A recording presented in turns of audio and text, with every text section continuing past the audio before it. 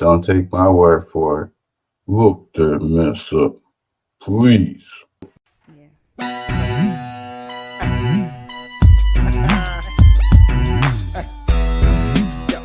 Yeah, you know what I'm saying? KCE, King Chaka. An educated and united public cannot be controlled. Get organized. Learn to be active.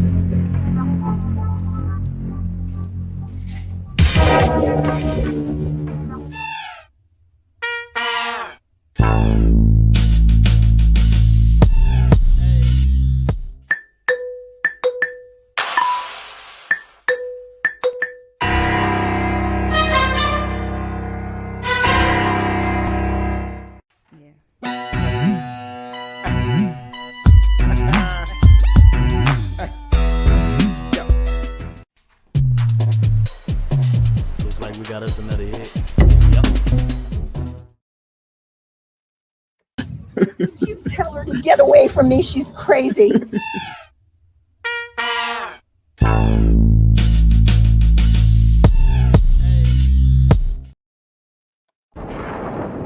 Choose your destiny.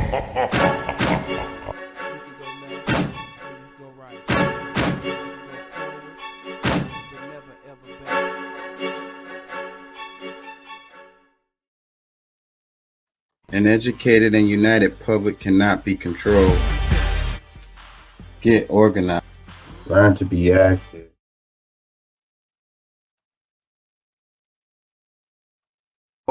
Investigate both sides of the argument. Come up with your own conclusions.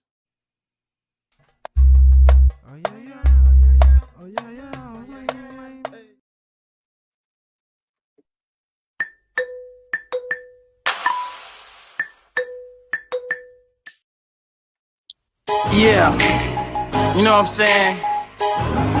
KCE, King Chaka.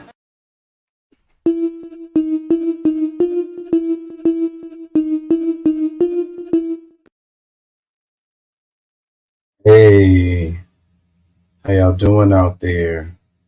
How y'all feel? Remember, an educated and united public cannot be controlled. Learn to be active.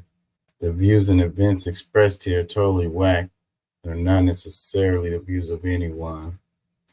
¿Cómo estás? Bien, bien, bien. ¿Podemos ayudarnos más?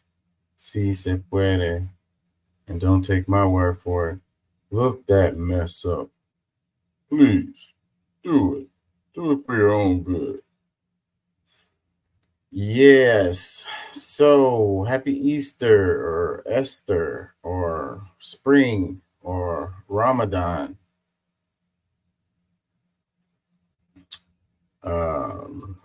Happy holidays. You know, peace and love. We're back for another installment. I can't be sure that I can hear myself. Let me see something, y'all. Okay, we're good. So, yeah, you know, it was midterms this week and it was my daughter's birthday week. I'm exhausted. I cannot tell you. We went to the beach last night and it seems like I did all of the work, no help from anyone. You know, it is what it is. Hopefully they had a good time.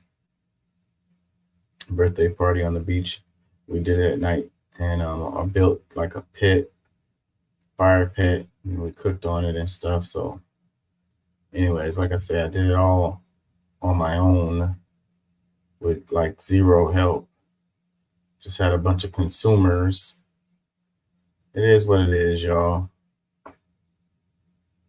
So with that said, I can't stay on here long. I don't have the energy.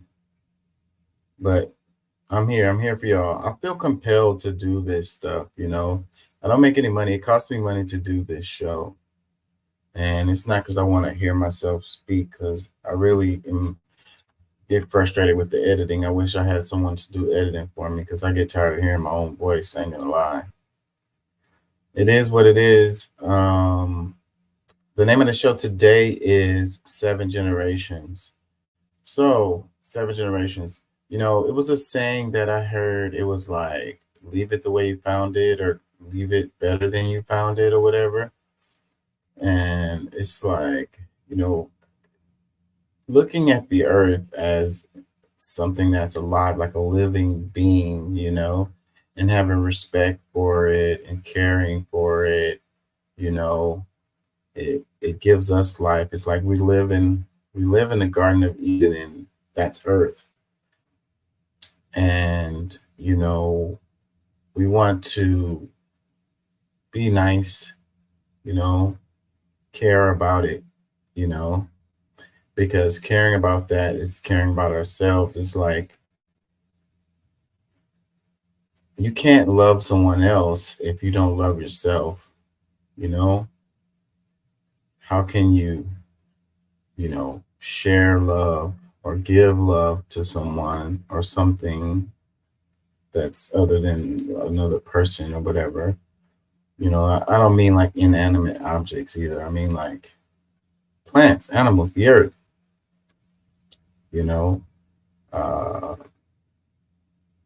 anyways, I'm losing my train of thought here. Let's just jump into it.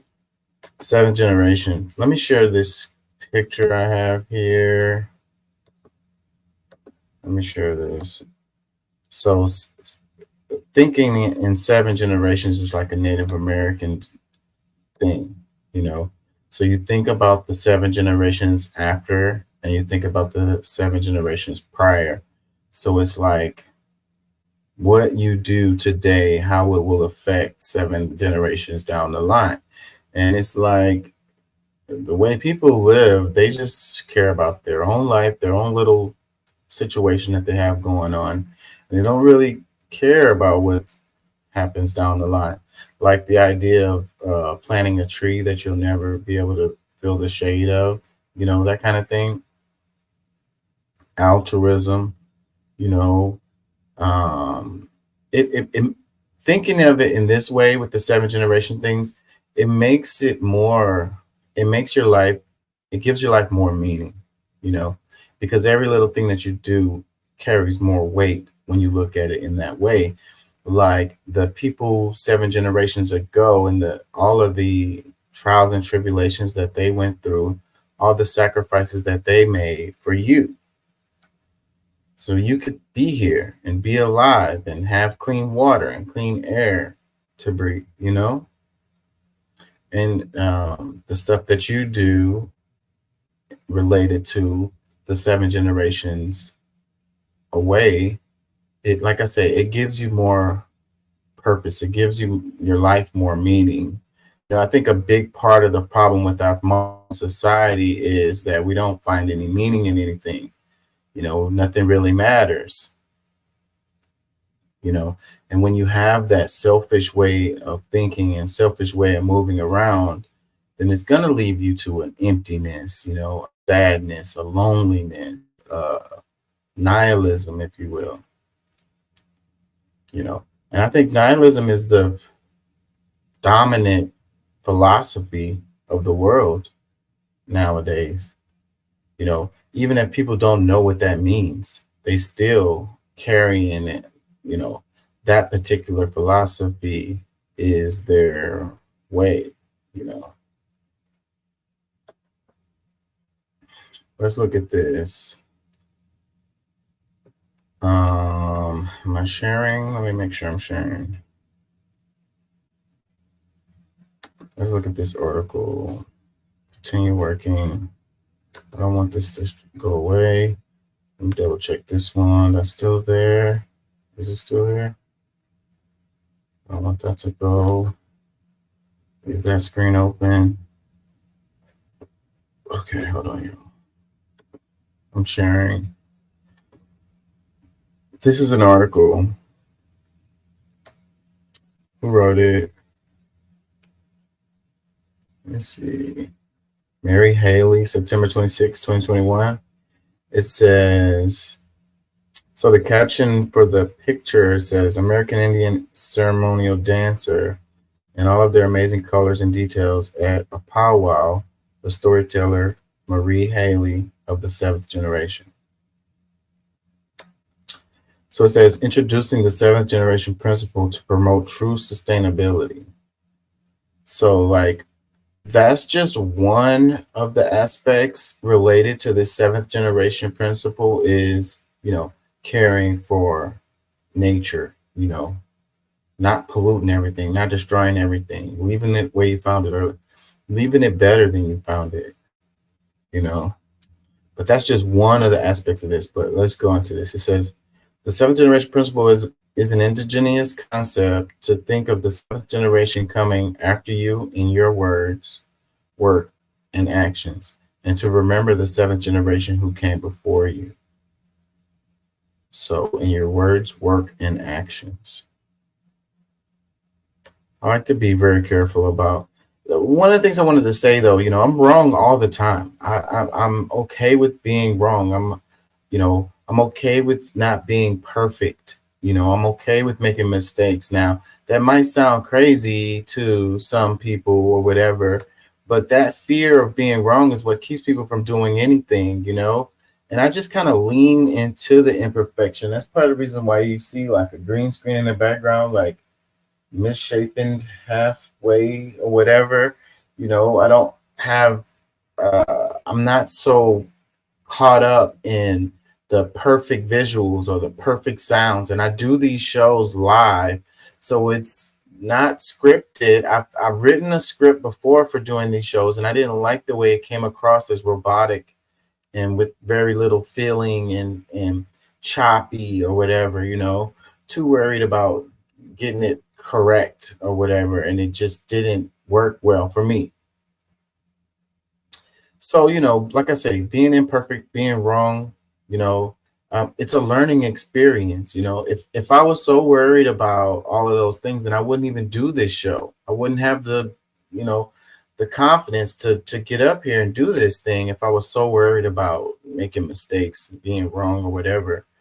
If we can learn together, and that's the point of this, we go through our mistakes and we try to get it right, and we grow and we learn. Like I say, I feel compelled to do this stuff. It's like everyone has something in them that they feel like they can contribute, and there's so many reasons to not do things, and that's what I tell my daughters all the time. It's like, you can always find a reason to not do something, So I think it's better to focus on reasons to do it. And if you're feeling compelled, you feel like you can make a difference, you feel like this is your way, my small little contribution to the world to try to make it a better place is this, what I'm doing here. Like, this is one of the things that I do that I just feel compelled to do because I feel like it can make the world a better place. So that's what I think I'm compelled. I feel like I'm here for that, is my reason for being on the planet. So let's read some. The seventh generation principle is based on an ancient philosophy of the Haudenosaunee Confederacy, Iroquois, which is recognized as the oldest democracy in the world and believed to be the model of the American Constitution, the foundation document of the most powerful and prosperous nation on earth. Most powerful and prosperous nation. Yeah, so a lot of people say that about the Constitution, and I don't know if people really like lean into that, because it's like the respect for the Aboriginal Americans is very low. So it says the American Indian culture, custom is central to their very existence. So that was the caption of this picture here. I love all the feathers and stuff. I love it. I love it. Like handmade shoes is like the coolest thing ever. It says Maori, the indigenous people of New Zealand, have similar concepts of the seventh generation principle in reciting Wakapapa, or the genealogy of all things, and is central to the Maori institutions, connecting people to the past, present, and future, and the non-human world. So as the American Indians believe, all things are connected: air, water, land, and animals. What do y'all think? Do y'all think that everything is connected? I do. I do. And I think, again, that's what will give you more meaning. It makes your life mean more when you can recognize how you fit into the big scheme of things. Let's read on. It says, for me, the seventh generation principle comes from the seventh generations of living on one piece of land, that we have stood here, breathed here, cried here, and died here. While I have had thousands of influences in my life from the many different cultures and belief systems, it is the land that has taught me. It is the truth of living in place that has taught me the seventh generation of principle. Because we are simply on a continuum. I belong only to this place. Native Americans never took a stance. We've always respected the earth. Anytime we do something that will affect nature, we ask ourselves, how will this affect 7 generations? The earth is our mother, the sky is our father, and everything in between is our brothers and sisters. Everybody deserves respect and the right to be listened to. You know, when we have these ideas of superiority, you know, that we're bigger, greater than everything else, then that's where we get these ideas where we can just treat animals any kind of way or the earth any kind of way, you know, because it's like we feel like we're greater, so that everything else is beneath us. But if we look at things as we fit in this picture and are no more important than anything else, then we can humble ourselves and we can move that way. It says, looking back over 7 generations can create an ecological baseline. My family were the first French settlers to Akoro, the first planned European settlement in the South Island of New Zealand. When they arrived to Akoro, it was a paradise with white sand beaches, abundant bird song, clean water, and giant forests. It was recorded by explorers and settlers of the time. The harbor was filled with fish to eat, and whales came inshore to breed. You know, they were talking about how you could walk across the whales. There was so many of them, you know. And you wonder about this because these people, these Aboriginal folks, lived here for thousands of years. So how come, you know, they lived here thousands of years and you had all this abundance around them? And then why have things changed? It says, all of this has changed. Now the hills erode into the sea with every storm, causing sediment-laden brown water and filling the harbor with sludge. It is difficult to ever catch a fish within the harbor, and we are battling against a plague of introduced predators, ship rats, cats, mustelids that kill and eat the bird life. The forests were felled, and within 90 years, only 1% of the original forest remained. It serves not only as a reminder of the wrongs of the past, but also the hopes and aspirations of the future 7 generations. So it seems like we can like learn from this stuff and realize what the hell and do different. But it seems like we don't. We're under control, under a freaking trance by these corporations and this idea of exponential growth and profit, you know, being the most important thing. You know, that we live on a finite planet. You know, at some point some of this stuff can run out if we don't keep it recycling. It says in Akora, so much has come to pass in 7 generations, from the bloody 1830 Big Elizabeth incident involving the first Europeans to enter tribal warfare, where 200 Maori were killed, leading directly to the first British resident to New Zealand and the Declaration of Independence that gave way to the Treaty of Waitangi that was first signed at Onuku in the South Island, and the first demonstration of British sovereignty over the South Island to beat the French in the race for Akoro, the establishment of Akoro French town, and the destruction of the forest. Man, They signed so many treaties. You can go back and look at them, and they freaking did not respect none of them.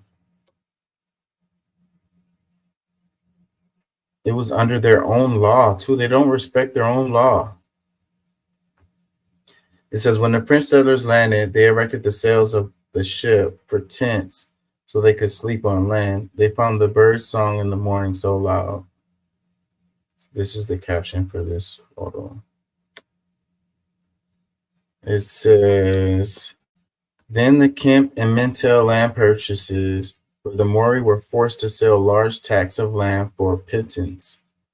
The influence and other disease outbreaks that decimated the already small population, urbanization from the land to the cities for employment, and the associated loss of culture and connection to place, and finally the resurgence of cultural identity and the language in the 1970s and 80s, leading to the Waitangi Tribunal and settlements of grievance claims. She's kind of going all around. Let's read this one. It says, the seventh generation principle in action in my life.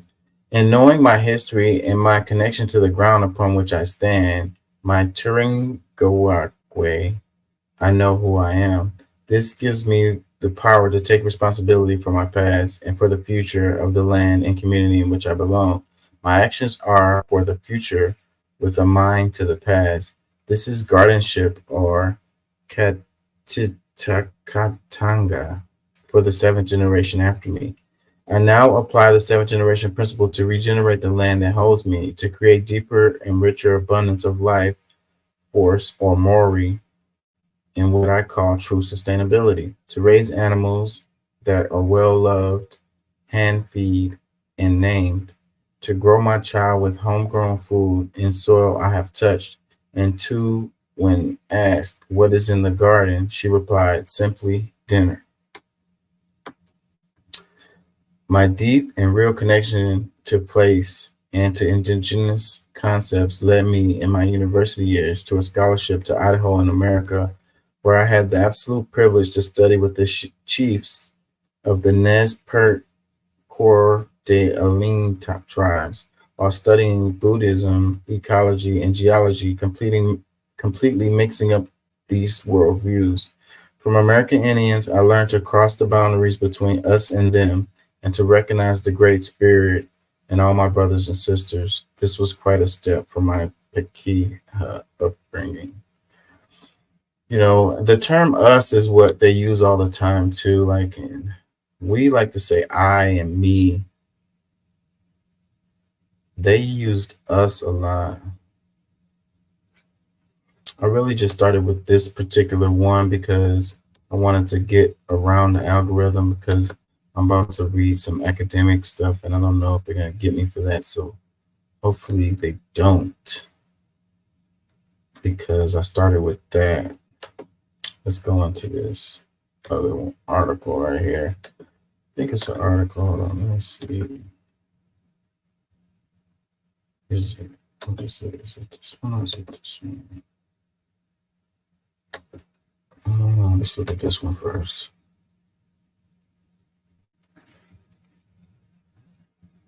Okay, let me make sure I'm sharing.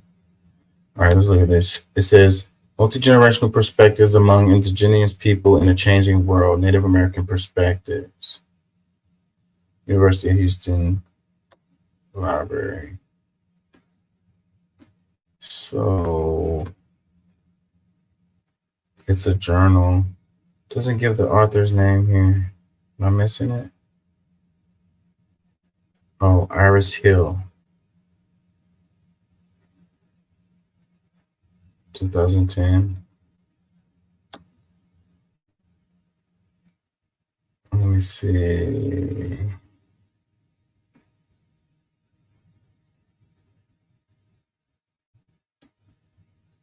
Hold on. This is really long. Okay, let's just jump into it because I'm not sure if this is what I was looking for. It says, we would like to begin by acknowledging the indigenous people of this land, the members of the Haudenosaunee Confederacy, beginning with the Seneca Keepers of the Western Door, the Cayuga Little Brothers, the Onondaga, keepers of the fire and center of the Haudenosaunee government, the Oneida, little brothers, the Mohawk, keepers of the eastern door, and the last members to join the Confederacy, the Tuscarora. We also acknowledge the indigenous people of Long Island, the Uncochug and Shinnecock. My name is Hillary Weaver, also known as Ganawashoshe. I am Lakota by birth and Haudenosaunee Beaver Clan by adoption. I'm very happy to be here with my daughter, Iris Hill. Hello, my name is Iris Hill. I'm also known as Awen Heyo. I am Lakota and a member of the Seneca Beaver Clan. Indigenous identity is very much rooted in the multi-generational relationships. Most of the indigenous groups of what is known as North America have a concept of the 7 generations. For some of us, this means that we can reflect on the 7 generations of ancestors that preceded us and know that they were planning for us and that their thoughtful planning has led to our continued existence. Likewise, we have a responsibility and sacred trust to be planning for the next 7 generations to come, those yet unborn. We must be conscious of the social and environmental choices that are made now so that there will be a future for ongoing generations of Native Americans. Some Native Americans picture the concept of 7 generations as the preceding 3 generations, the following 3 generations, and the current generations nestled in the middle. The core meaning of the concept is the same regardless of how the 7 generations are counted. Our identity is intimately linked to those who have come before and those who will follow. Multi-generational relationships are central to what it means to be Native American. Connections across the different generations. In order to illustrate some of the multi-generational relationships in our family, I'll begin with a description of my grandfather. Since he was born in the late 19th century, his story provides a good illustration of life at a time of great changes for Native Americans. Iris will then share her perspective on the 2 grandparents who were still living at the time of her birth. Let's move on. So they're given like a history. It's like, the Western world feels like you have to write everything down, and that's where, some groups are more modern or more sophisticated or organized or whatever. Like they measure it based on what was written down. But not everybody thinks that way, and you have the lineages that are spoken. They're memorized, and then they pass these things down generation to generation to generation through verbally. So then that's how they keep their history. Let's read this. It says, my grandfather was born in 1891, less than a year after the massacre at Wounded Knee. The massacre is often cited as the last major confrontation between the U.S. military and Native American nations. This was a very difficult time to be Lakota. My grandfather was born into a time of poverty and racism that ultimately shaped both his body and his life. As the oldest of 9 children at the time when food was scarce, he often went hungry. The government rations promised by the treaties were meager. As a result, he suffered from severe malnutrition that led to problems with rickets and bowed legs, physical markers of poverty and racism that would shape his body for a lifetime. Like many Native Americans, he saw one of the few remaining vehicles for being a warrior. He joined the U.S. military. As a combatant in World War I, he fought in Germany, and it was there on the battlefield that he was shot in the arm. His injury was not initially a major one, but ultimately had severe consequences. Although these events happened long before my time, even as a child, I remember clearly feeling the perspective of family members that my grandfather had been left with his injuries to rot on the battlefield for 3 days because he was not white. When he finally did receive medical care, it was too late to save his arm. After the amputation, he received a prosthetic arm that he rarely wore. The arm was white. This must have seemed a constant reminder of how once again his racial status led to a misshapen body. In spite of, and perhaps because of his physical limitations, he spent much of his life concentrating on the potential of the mind. After attending the Indian program at Hampton Boarding School in Virginia, he set his sights on higher education. Like many others of his time, he saw education as assimilation as the only roads to survival of any kind. Culture and traditions were things to be left behind in the modern progressive world of the 20th century. He did indeed do well in higher education, earning a master's degree from Harvard and pursuing a doctorate at Yale. In spite of aspirations for assimilation, he would, however, never receive the same rights and privileges accorded to those born white. When he completed and turned in his dissertation at Yale, he was denied the degree that he had worked so hard to achieve. In a fit of rage, he tore his dissertation to shreds. Once again, the family stories echoed the ongoing sentiment that he was not allowed to succeed because he wasn't white. In spite of his aspirations, racism was an ongoing force that shaped my grandfather both physically and emotionally. This was not uncommon for a man at that time. Let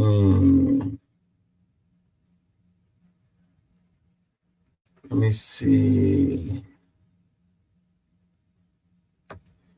Maintaining multi-generational relationships. It says, how are multi-generational relationships maintained? As the previous stories illustrated, they are often severed.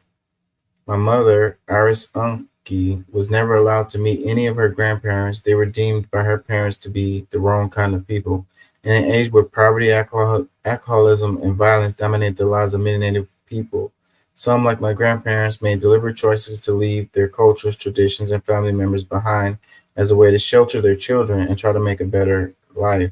Of course, leaving many of his family members and cultural traditions behind did not allow my grandfather to keep his arm or obtain the degree that he had worked so hard for. It ultimately left my mother with a large cultural void for much of her life. The boarding school policy that sent many Native children to residential schools far from their families and home communities was designed to disrupt Native cultures and promote assimilation into the dominant society. It has indeed been disruptive for many, including those in my family. But even when cultural relinquishment and assimilation are promoted, those who try to fit into mainstream America often find the door closed in their faces. A little bit more. It says the boarding schools and other mainstream educations institutions have led to a significant loss of language for many people, many Native people. My mother did not grow up speaking her language, even though both her parents were Lakota. Even Iris Rakshata and her siblings, once fluent in Mohawk, lost much of their language abilities after entering the American school system. After their mother died, they had no one left to speak to in Mohawk. Man, the languages are so freaking important to keeping culture alive. You know, I have to learn language, right? As an anthropologist. And what I've realized when you're learning a language, you're not just learning how to use the words, you're learning a culture. The language is a culture, like it's a cultural mechanism. You know, the meaning of the words is related to the culture, you know, the perspective of the culture, you know, like the way you look at gender or whatever, or the way you look at respect towards elders or whatever, all of that is in the language. So the language only makes sense within the context of the culture. So for you to truly understand the language and be able to use it, you have to understand the culture. So when they colonize or whatever, and they force people to use other languages, it basically severs them away from their culture.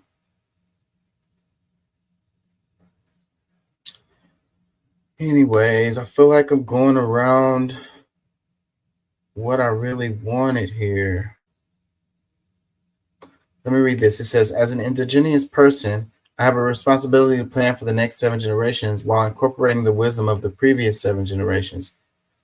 at the time of my grandfather's birth, shortly after the massacre at Wounded Knee, many in the United States did not expect that indigenous people would survive to this day. My grandparents lived their lives within the context of those expectations and made the only choices that they felt possible so that their children and future generations would live physically, if not culturally.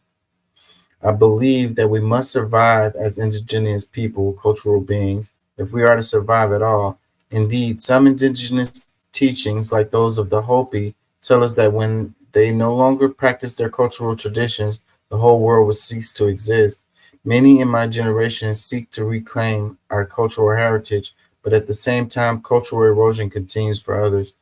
It's like almost impossible to bring, a culture that has been like lost to like bring it back, because cultures do change and shift over time, but when it's been severed, it's pretty much impossible. You can't go back to that point where the severance happened, because, like I say, the cultures change over time, anyways.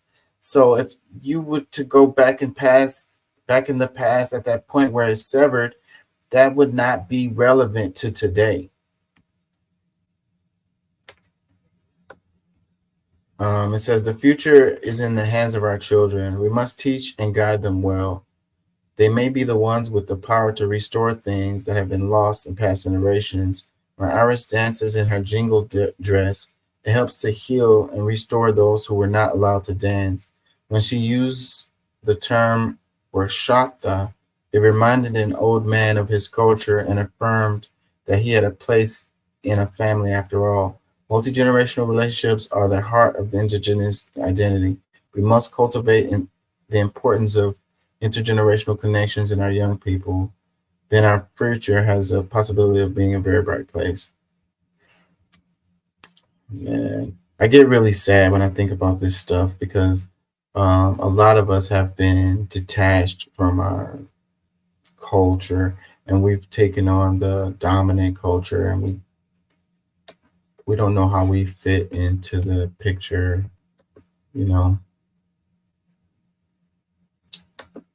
It's really sad. What is the answer? Being true to yourself, being good to your neighbors and friends, maybe we can create a new one. It'll always go back to what it was before, because what works is what works. That's the reason why they did it for thousands of years, because it works. So we have to go back and find what works.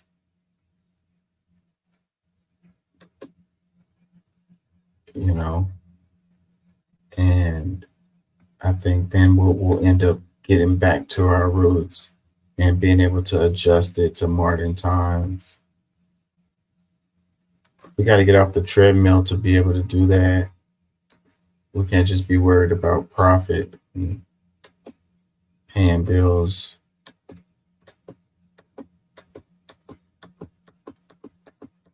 Why isn't this loading? I was just looking at this a minute ago. Where did it go? It says that the body stayed pure, African Americans, Native Americans, and the predicament of race and identity in Virginia. There was a really cool preface in here that I wanted to read. I think it was it in the introduction? And it's just saying loading. Why? It was loaded a minute ago. Anyways, I think I might have to come back to it because it's loading and I can't see anything. Frustrating. It just says loading.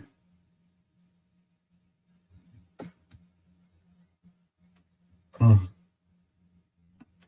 I refresh the page, will it do it?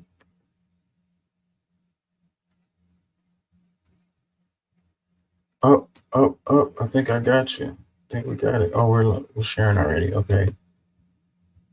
Let's see. That the blood stay pure. Erica L. Coleman.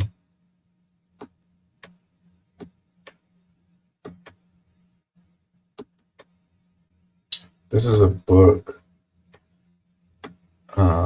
through the University of Houston Library. That's how I got access to this. What's crazy is the coolest stuff is not accessible all the time. Like some of these books is like only one of them, and there's no PDFs. You have to go to the physical place where that book is located to look at it. It's crazy. That's so frustrating to me, you know? And it's always the best stuff that's like that. The garbage, you know, is readily available. You know, people that do research like me, like, you know, we really appreciate access, you know, and everybody should have access to this stuff, man. Why would you want to hide this stuff? Let's read this. It says, I found that to tell the truth is the hardest thing on earth, harder than fighting in a war, harder than taking part in a revolution. If you try it, you will find at times sweat will break upon you. You will find that even if you succeed in discounting the attitudes of others to you and your life, you will wrestle with yourself most of all. Fight with yourself, for there will surge up in you a strong desire to alter facts, to dress up your feelings. You'll find that there are many things you don't want to admit about yourself and others. As you record shapes, as your record shapes itself, an odd wonder haunts you. And yet there is no more exciting adventure than trying to be honest in this way. The clean, strong feeling that sweeps you when you've done it makes you know that. Man, and I struggle with this, you know, and it's like there's the Dave Chappelle skit where it said, you know, keeping it real goes wrong. I swear that's like the story of my life. And I try to be honest, like as honest and truthful as I can be all the time about the most trivial things, all the way up to the serious things, like, and everything in between, because it's an integrity thing that, you know, nobody else knows, but I'm struggling with this within myself. You know, I want to be honest, I want to tell the truth, but it's a lot of times that there's like what they say, no good deed goes unpunished. You know, the way our society, the modern societies are set up, there's not a lot of benefits to being really honest, being truthfully honest. Like they call you painfully honest, they call you rude, or, you know, um, you don't go play well with others, if you will. You don't get along well with others or whatever. So it's like getting along well with others is being comfortable with telling lies all the time. You know, I was reading something somewhere and they were saying that your friends, your closest friends, are the ones that lie to you the most. And you think about that and you're like, man, that can't be true. Like, that's the reason why they're my friends, is because, you know, they're 100 with me. But no, the data shows that these people, you know, they care about your feelings. So they're trying to protect your feelings. So because of that, they tell you lies all the time. They tell you what you want to hear, you know, and they do it in a way that you believe it, you know, and that's, but see, without you knowing it, that's the reason why they're in your circle. That's the reason why they're getting close to you, is because you want that, you know, without you even really consciously thinking about it. But you want that stuff that is not true, that's not real, you know, because it's really lonely being truthful, you know. It's really hard to reflect on yourself and being honest with yourself about things that you suck at or whatever, you know, embracing your imperfections. That was a great little quote there.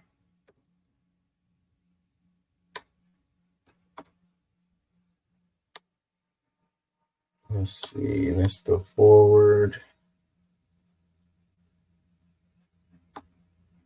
me see.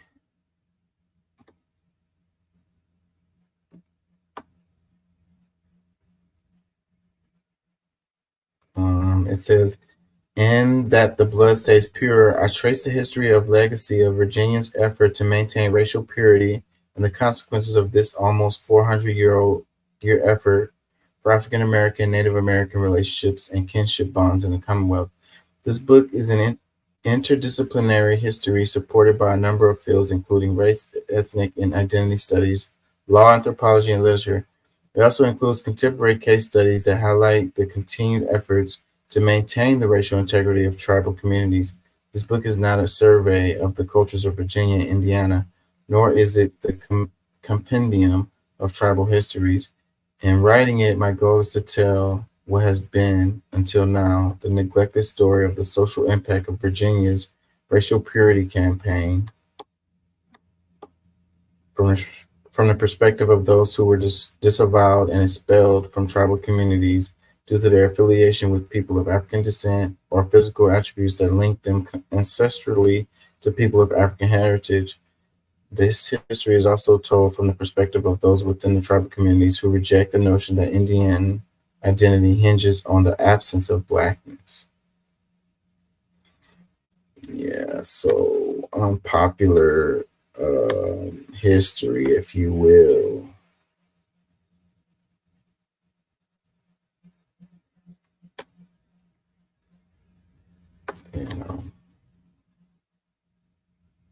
I don't want to bore y'all to death with this. No, I guess the nerdy people out there like me are probably happy to dig into it.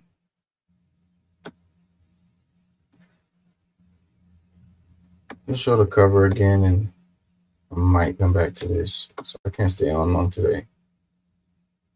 This is the cover. That the Blood Stay Pure. African Americans, Native Americans, and the Predicament of Race and Identity in Virginia.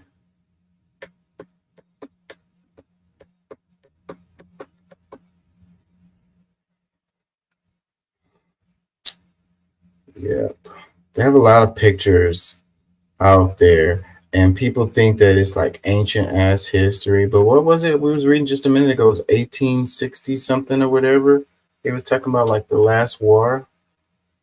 So the American, what do they call it? The Spanish American Wars or the Indian Wars? I forget what they called it. Probably similar to what they would call like the Israel-Hamas wars. Very, very similar. So, but what's actually happening is not what they're saying. It's kind of like when they say race riot. They call it a race riot when you look at it in history, but it was just a massacre on racial basis, racial lines. Anywho, I think I'm gonna come back to it. I want to do some news and stuff, and probably get out of here.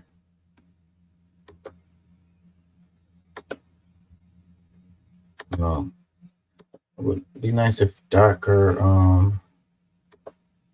Pat was in here. I've been watching this chick's video. I found this new page, and I really, really like it. It's academic stuff. Am I on the right page?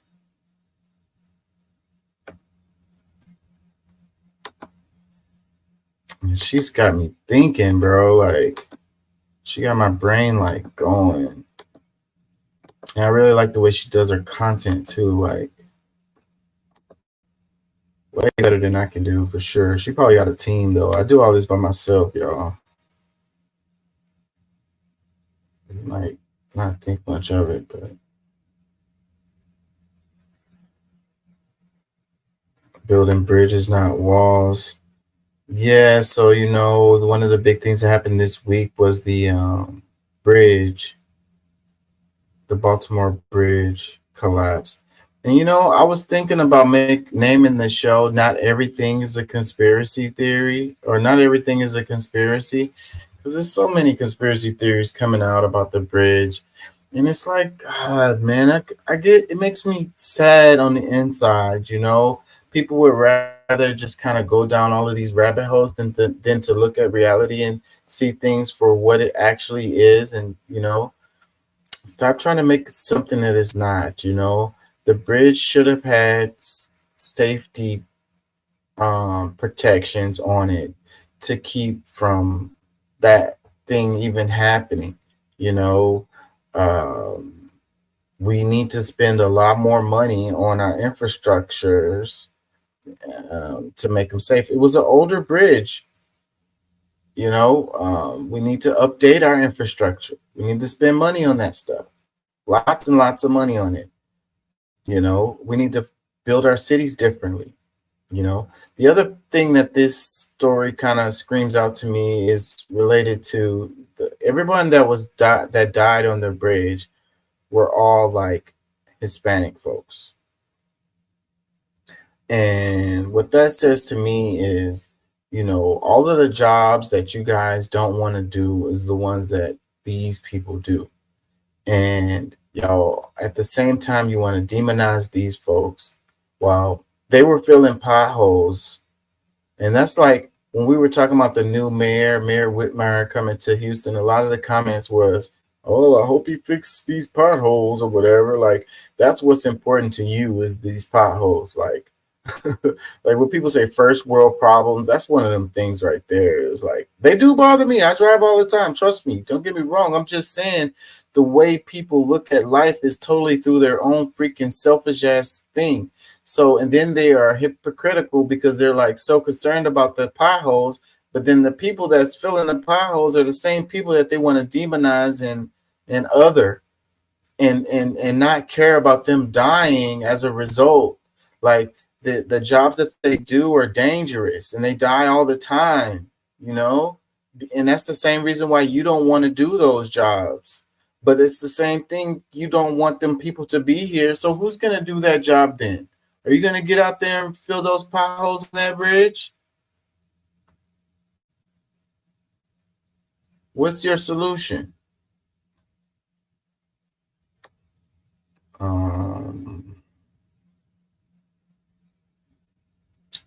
I might play a little bit of that video to give myself a little break.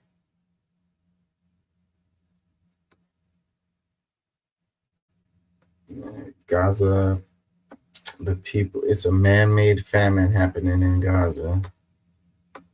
This is the chick I was talking about, Dr. Fatima. Her stuff is so like clean and well done. It's some of the best content I've seen in a while. Very well done. I might play a clip of her stuff. There was a clip, you know what? I left a message. Let me see.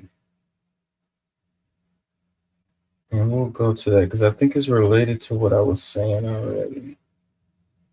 Let me find it.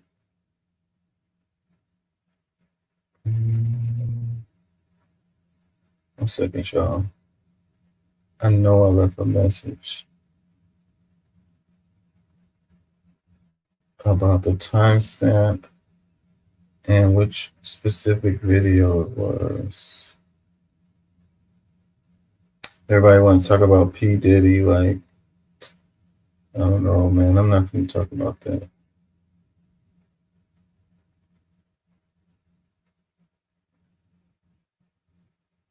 All the things that's going on in the world.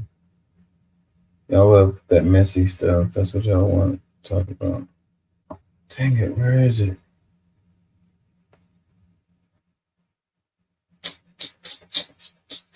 That's why I like to have this kind of stuff already ready to go.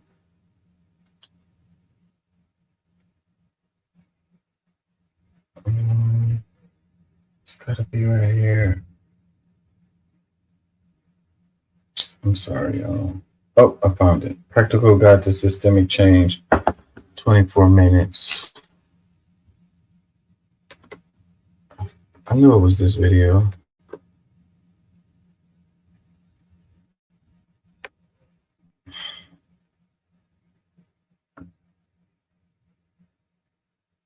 Let's do 23 minutes.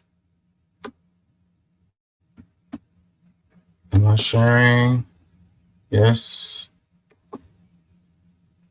Interrupted socialization process that conditions and Hold on.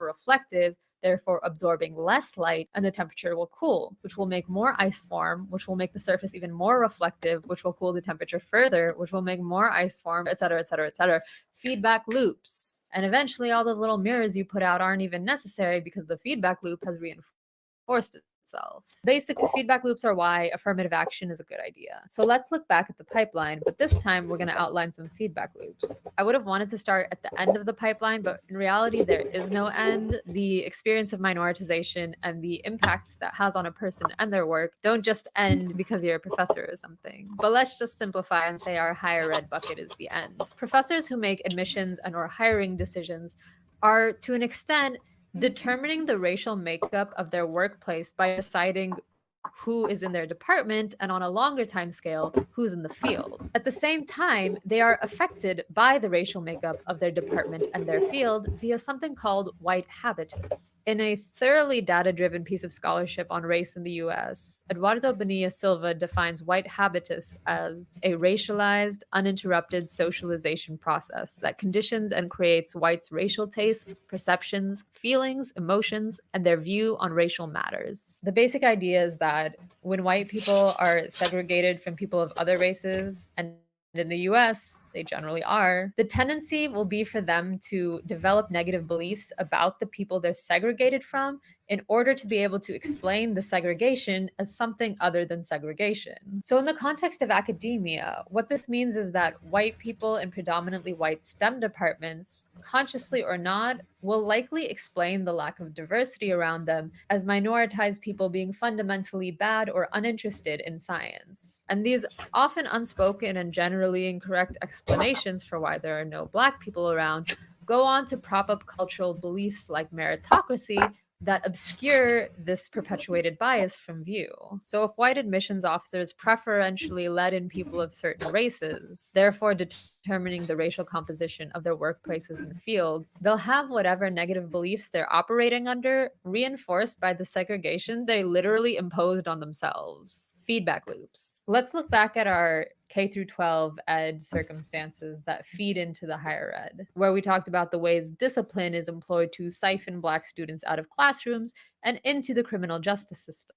One patch for this leak, so to speak, is hiring more Black teachers. A large body of research has shown that Black students having experiences with Black teachers produces a wide range of positive outcomes. For example, connecting back to our point about discipline, Black students who have Black teachers experience reduced rates of exclusionary discipline at every level from elementary to high school, which, in light of our school to prison pipeline, is a very good thing. Unfortunately, American public school teachers are mostly white, disproportionately so. It's like 80% in the teacher population versus like 60% in the general population. And So yeah, that's one of the things that I'm trying to do. I feel like you have to create, one of my professors said that you have to create spaces within spaces.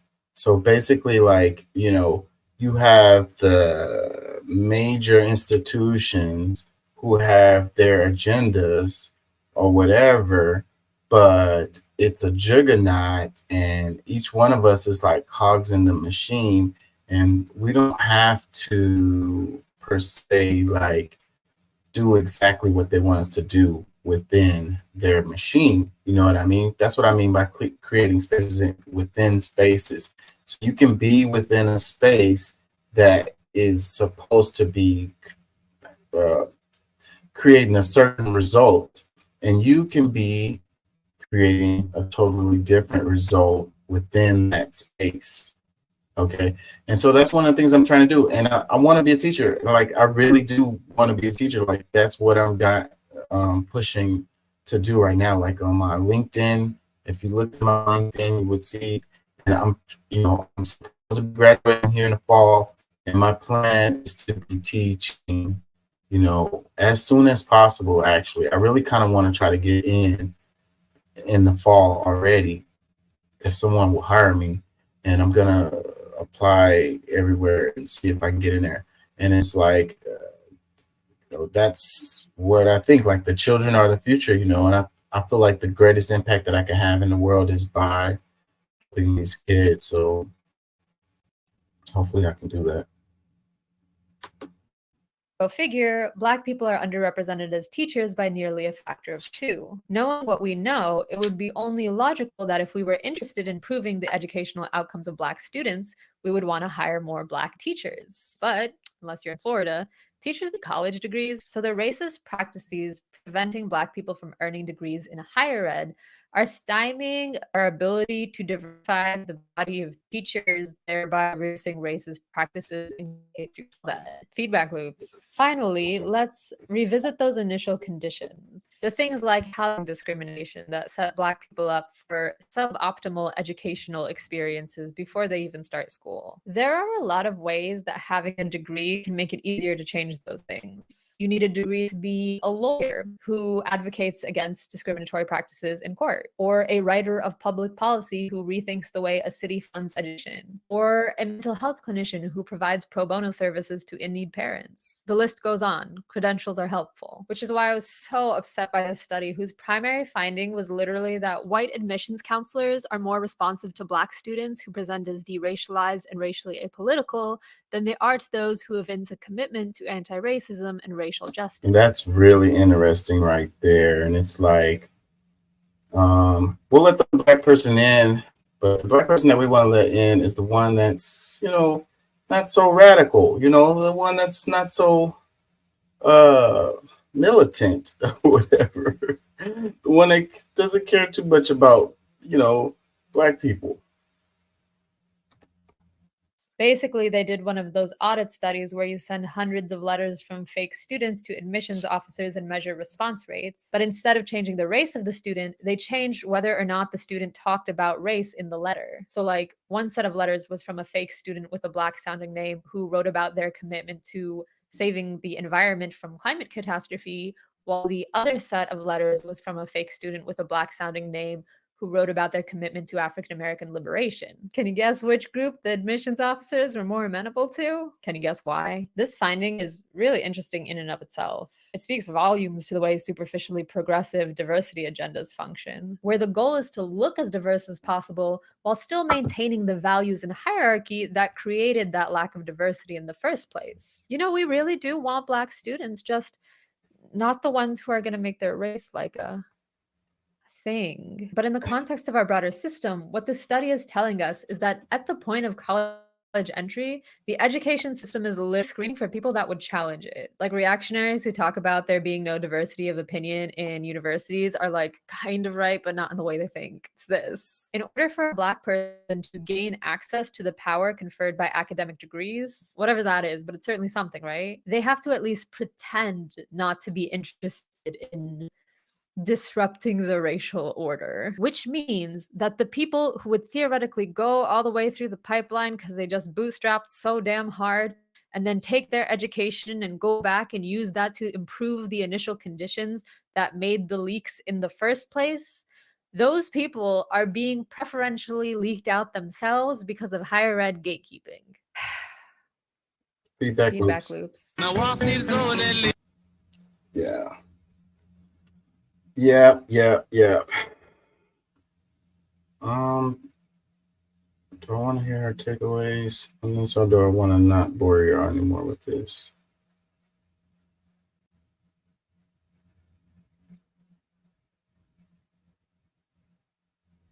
I don't want to get a ding for the music either.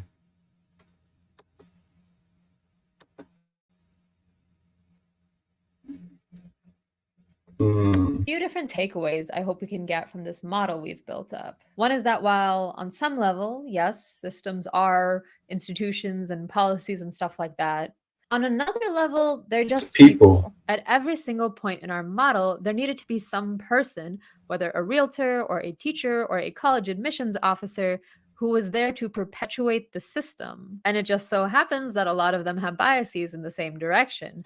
So a lot of these biases that people have, they don't even know that they have them. It's like, it's subconscious, and like she said, like institutions, or when we talk about institutional racism, at every level, there's a person that makes a decision that leads to the outcomes that we have. And like I say, I think a lot of these people aren't doing it necessarily on purpose, but some of them absolutely are. But I would say that majority of them, it's more of a subconscious thing. A lot of it has to do with how, like, them preserving themselves, like for selfish reasons, to propel their career forward. And it's kind of like when we talk about journalism, and journalists get to choose what stories they want to write. But the editor doesn't tell them to stay away from these particular stories, like over here in this box. But the journalists know from intuition to stay away from these particular stories that are over here in this box, because they're not going to propel their career forward. So then they cover these stories over here, the ones that, upholds the status quo, if you will. That is a direction that disadvantages Black people over white people, puts people like me somewhere in the middle, depending on how we behave. This is one of the points that Bonilla Silva uses to describe what it means for racism to be systemic. It emerges from the collective effect of many people's potentially unnoticed but nonetheless default racist tendencies that seem just like the normal way of doing thing and not any particular choice. Hence the title of his book I keep citing, Racism Without Racists. The other point that Bonilla Silva uses to describe what makes racism systemic is that it reproduces itself and therefore doesn't go away with time. In terms of our model, this means that the system creating racial disparities in education isn't a one-way flow. It reinforces itself.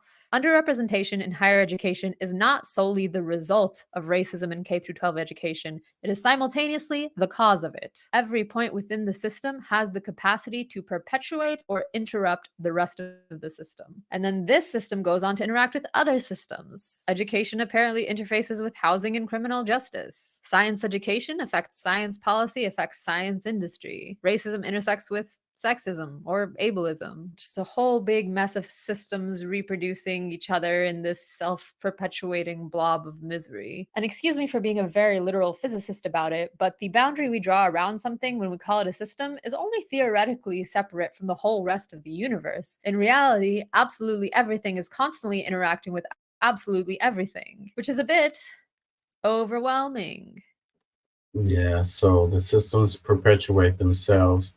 But what's important about what she said was, each person along the way has the power to perpetuate the system or disrupt it.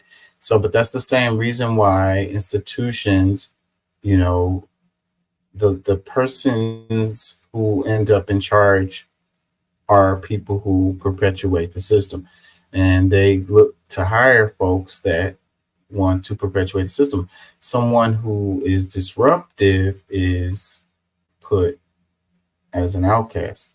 They get fired, or they don't even ever get hired.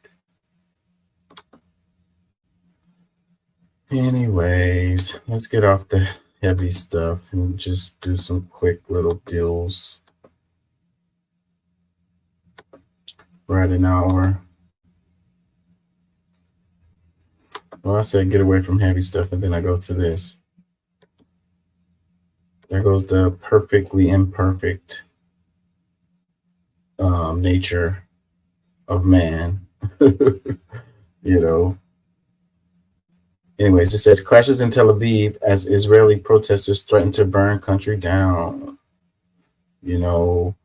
I think that as this situation continues in Palestine,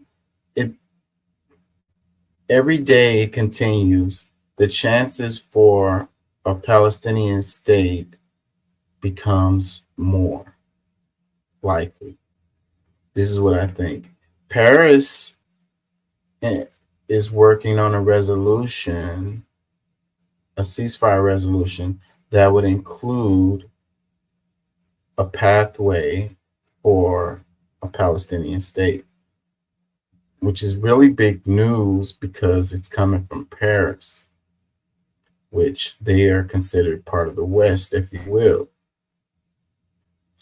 So that's really interesting. And so this particular story is talking about the internal turmoil within Israel and its folks not being happy with the situation, you know. And it's kind of weird, right? Because it's the Palestinians who are really going through it, but at the same time, the Israeli people, you know, they're not happy. The hostages, lots of hostages never came home, you know, and they're still bombing and stuff. And it's like a lot of these people are worried about their folks, you know, wanting to get them back.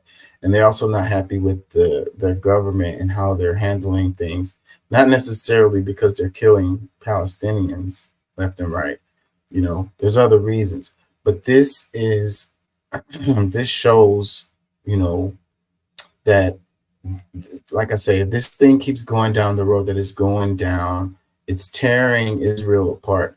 And, you know, some of that damage, the United States is getting some strays related to this situation also, because we are internally torn as a result also.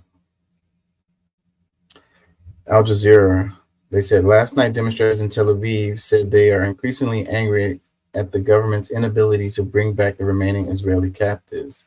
Al Jazeera Hamda Sahut reports. A rally was held by the family members of those being held in Gaza, and they say they are tired of holding peaceful rallies. They are calling on Israelis to take to the streets and burn the country down. Previously, they were calling for Prime Minister Benjamin Netanyahu to resign and for elections to be held immediately. And now they're saying he needs to be overthrown. And until that happens, those protests in massive size and scale will continue. We saw a lot of violence between protesters and Israeli police as they attempt to clear roads. In Tel Aviv, protesters tried to block a major highway known as Ayalon, something that was a reoccurring theme during last year's anti-government demonstrations over judicial changes and policies have come out in force in order to try and prevent that. Netanyahu wasn't very popular. He looked like he was going to go to jail too for some of the stuff, you know. So a lot of people are saying this war is partially like Netanyahu has selfish reasons for it, to kind of keep himself in power, you know, keep himself out of jail.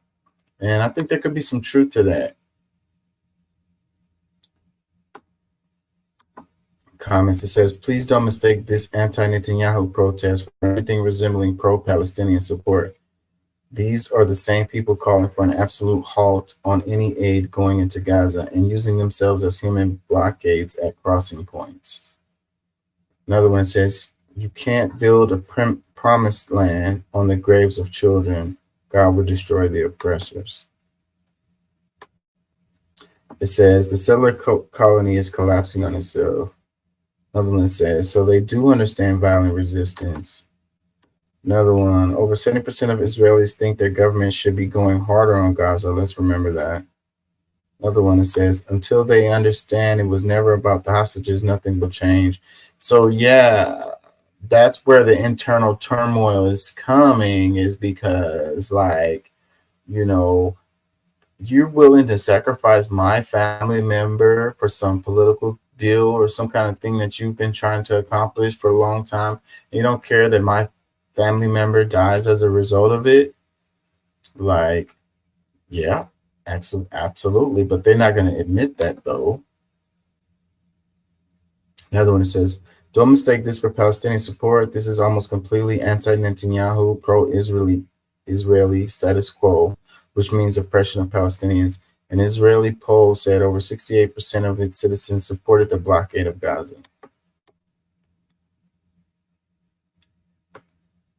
Another comment, it says, burn the country down. Isn't that anti-Semitic? Another one, the hate is turning inwards as it was always going to. Indoctrinated ethno-supremacists taught to hate and resolve all disputes with violence. The snake eats its tail.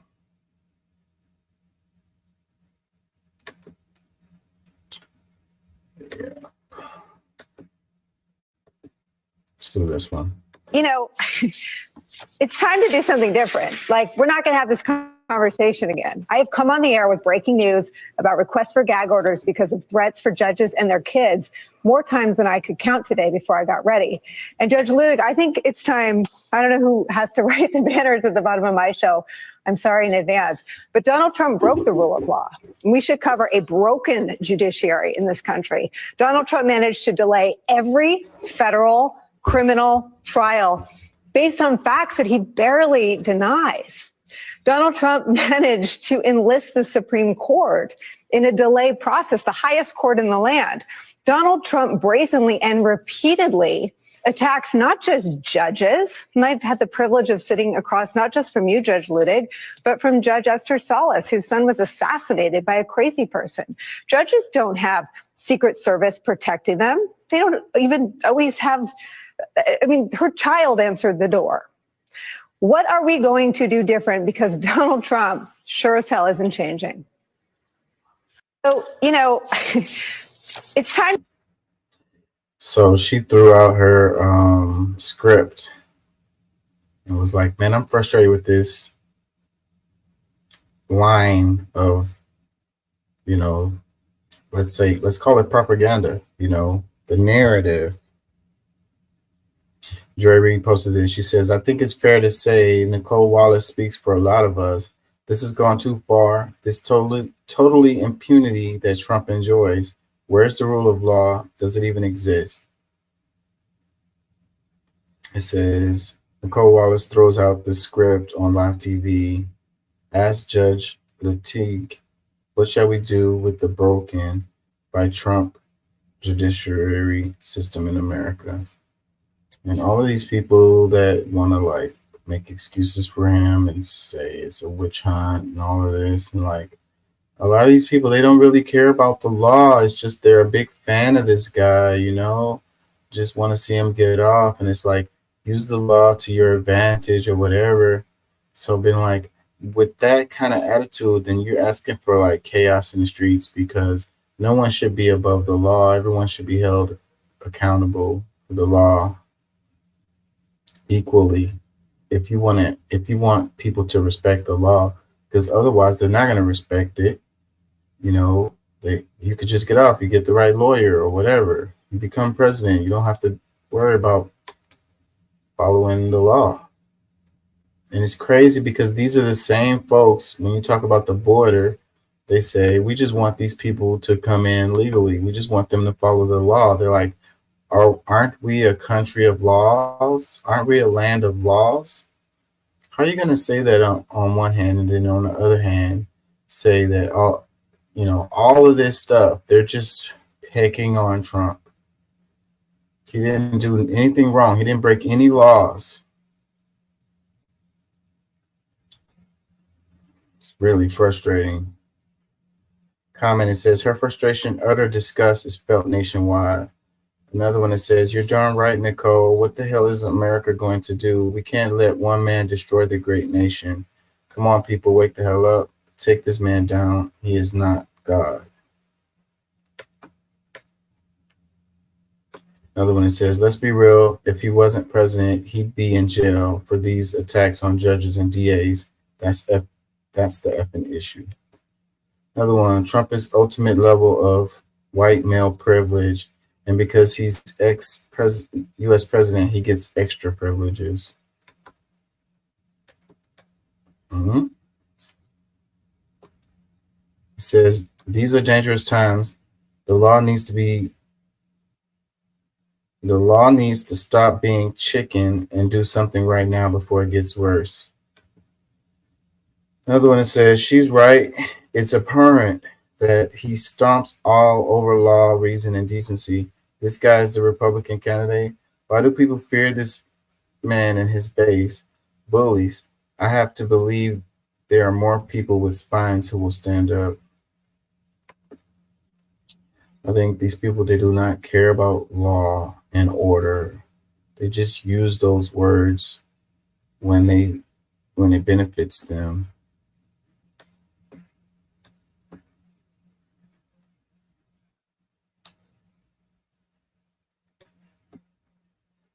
What a time to be alive. How did we get here? This one, it says, I don't want schools fully funded. I want schools overfunded. I want school closets overflowing with resources. I want teachers to have extra supplies.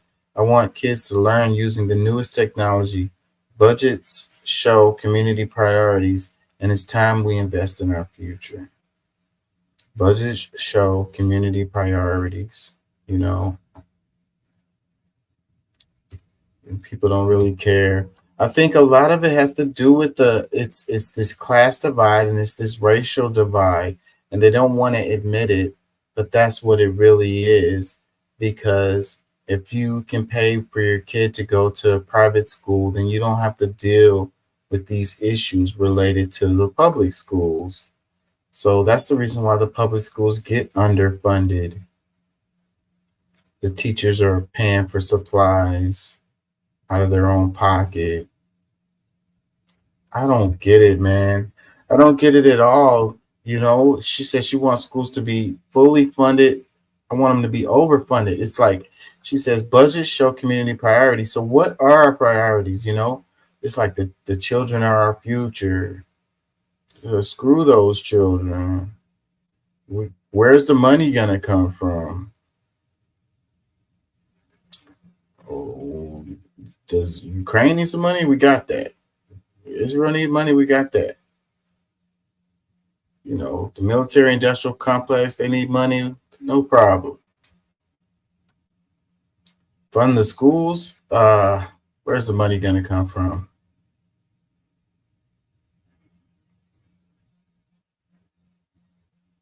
There's a certain demographic that's just inherently bad, and we don't want to waste no money on them. They're just going to be criminals.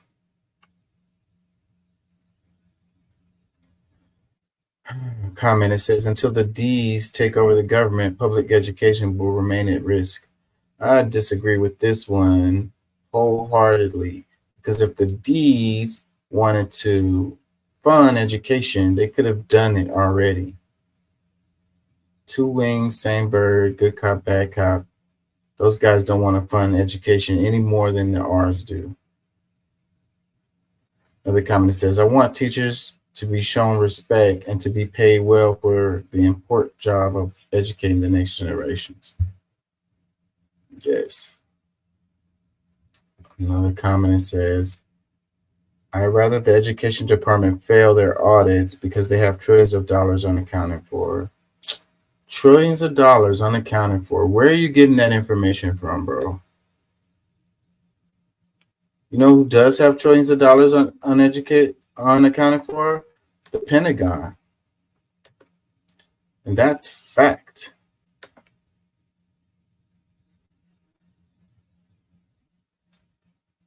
I don't know where you're getting that information from. You just pulled that out of your wahoo, your woo-ha. Another comment says, I want the support staff to have better pay and hours so we can keep quality people on campus. Support staff, so not just the teachers, the rest of the people involved in the school who are important too, you know, the janitors. You want clean restrooms. You don't want overflowing trash everywhere, you know. Safe and clean environment for the children. That's important too. Another comment says, I want teachers owning nice ass houses and driving Mercedes. Another one says, we need more teachers to get class sizes down, and we won't get more teachers without better working conditions and more money. But class sizes are a big part of working conditions. Exactly. So if it's fewer teachers, then of course their class is going to be big, you know. And if you want the kids to get the attention that they need, I mean, it shouldn't be more than 12 kids in a class. They be having 24, 30 all the time. And there's no way that they can freaking keep up with what's going on in the classroom when you got 20 plus kids in there. Impossible job you're trying to get them to do. And then you don't even want to pay them properly. And like I say, I feel like this comes from a racially biased stance is why these schools are underfunded. They're like, if you can't afford to put your kid in a private school, then you don't care about your kid. So that goes back to the exponential growth, profit over everything, money over everything. They're like, get a better job, work 2 jobs, work 3 jobs. 3 jobs not enough, sell some plasma.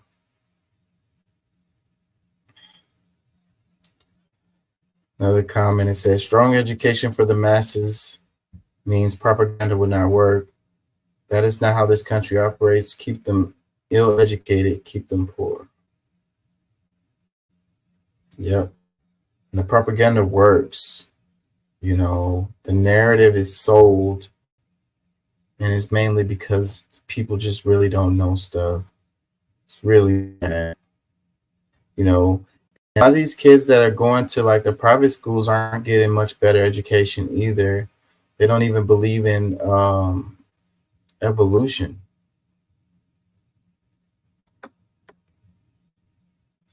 You know, it's a real thing. It's a real thing, people. It says, I want 1 adult to 6 kid ratio in schools. That would be fantastic. Another comment says, sorry, that is reserved for the Army only. Another one says, and vouchers are not the way to do this. Support the public schools. Vouchers are a scam and just a way to freaking siphon off funds from the public education into private, which is what they do in all sectors. They want public money to go into private hands. So it's like we pay taxes for the common good, you know, that's the intention. And then they find a way for, instead of it being going to the common good, like helps everyone, it only helps a select few. And then people are like, well, just take advantage of the situation, you know, be that select few. I mean, I guess, or whatever, but still, majority of people are getting screwed. I could position myself to be in the position to be in the select few to get those benefits, but that's not how the system should work. And meanwhile, we should care about our neighbors. We should care about having an educated public. You know, it matters. It does affect us. We can't avoid it. If everyone around us is freaking uneducated, it affects us. It says in Las Vegas, there are, according to reports from last year, each child in Clark County, Nevada used $92,000 worth of funding, but the total tax revenue allocated to each child was nearly $12,000. So in essence, leftover funding goes to pay the superintendent's $300,000 a year salary that he had increased from $150,000 when he left Vegas and went to Lee County, Florida, to drive down our school even further. Even though more than 60% of the nearly 330,000 students in Clark County, Nevada, fall below the poverty line of disparaged. You know, this is a part of it, you know, the convoluted bureaucracy related to education, you know. So yeah, if you want the teachers to get paid better, you need to look at, you know, how much these people that are in what is the name for that sector?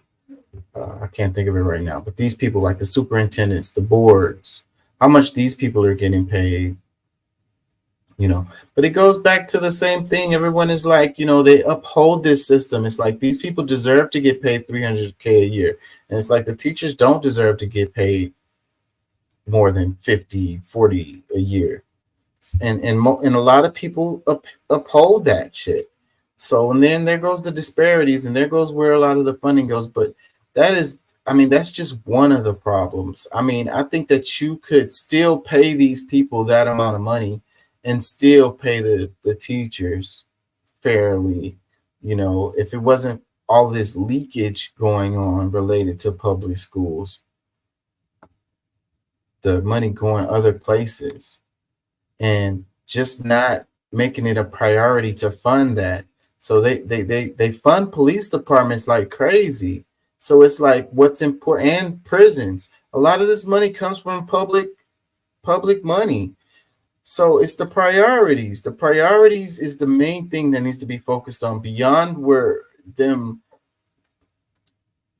misallocating funds. You know, first, I mean, I don't know what you do first. I really don't. But the priorities needs to be what you focus on. You know, the priorities, it's like, I want to make sure I got plenty of police to handle these dumb people who are going to commit crimes because they're ignorant. Or can we get ahead of that situation and spend money on making sure these kids are educated so they don't commit more crimes? Like, it's backwards. You know, it's a Band-Aid. It's a, you know, it's treating the symptoms. It says we need that money to bail out big companies so that billionaire board members don't lose a dime.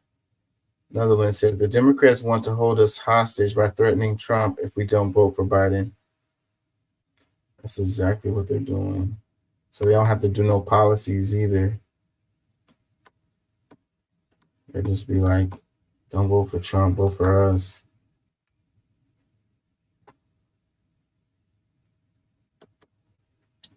Let me see. Vietnam, 1973, U.S. withdraws from Vietnam, March 29th. It's kind of interesting. On this day in history, March 29th, 1973, the U.S. withdraws from Vietnam. My brother, some darker people, some poor, hungry people in the mud for big, powerful America, and shoot them for what? They never called me nigger. They never lynched me. They never put no dogs on me. They never robbed me of my nationality, raped and killed my mother and father. Well, I'm going to shoot them for what? How can I go shoot them? Them little poor little black people, little babies and children and women. How can I shoot them poor people? I'll just take me to jail. My conscience won't let me go shoot my brother, some darker people, some poor, hungry people in the mud for big, powerful America, and shoot them for what? They never called me nigger. They never lynched me. They never put no dogs on me. They never robbed me of my nationality. In 1967, Muhammad Ali refused the draft to serve in Vietnam War. Here he explains why.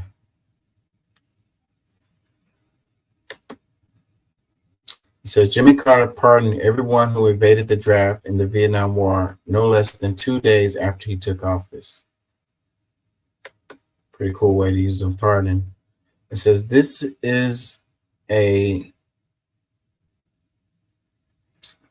map. I guess they missed the word there.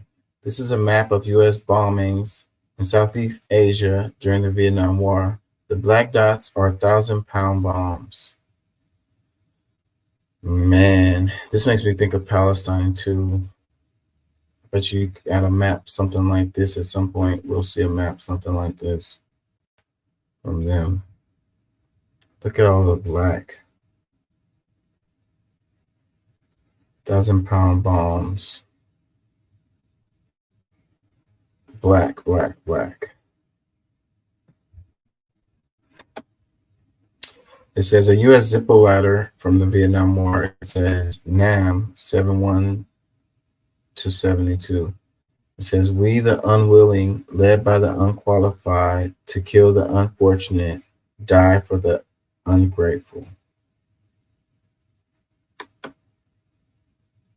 Vietnam War started with just the U.S. sending 700 troops to South Vietnam on an advisory level. And that even though the U.S. partitioned Vietnam and sent a bunch of aid to South Vietnam, as well as sent them weapons and trained them, the U.S. ended up fighting the North Vietnamese. And who's to the north of that country that shall not be named? That's right, Hezbollah. I just want to remind everyone that the Vietnam War started with just the US sending 700 troops to South Vietnam on an advisory level. And that even though the US partitioned Vietnam and sent a bunch of aid to South Vietnam, as well as sent them weapons and trained them, the US ended up fighting the North Vietnamese. And who's to the north of that country that shall not be named? That's right, Hezbollah. I just want to remind everyone that the Vietnam War started with just the US sending. Basically, he's saying that we're going to end up fighting Hezbollah. I think he's right about that too. I think that we're already actively fighting them. A lot of times it's already happening before we, they don't really tell it the way it is. They'll be like, private contractors, or we're there to advise and all of this, but you're already in direct conflict with the people. And then you don't even get congressional approval. I mean, they've changed that. They've found their way around that. It's supposed to be Congress who approves war. It's not so anymore. Accurate. While the Geneva Convention did partition Vietnam into two, it was only supposed to be temporary for 2 years, and then afterwards there would be an election that would reunify the two countries. The US, on the other hand, was afraid that communism would win because it was wildly popular. They then decide to install their own puppet regime, making the partition permanent, and thus the Vietnam War was necessary for Vietnamese people's self-determination. Yeah. This is inaccurate. While the Geneva... So it says the US didn't split Vietnam, the UN did. And he's explaining that that's not true, that it was really the US influence.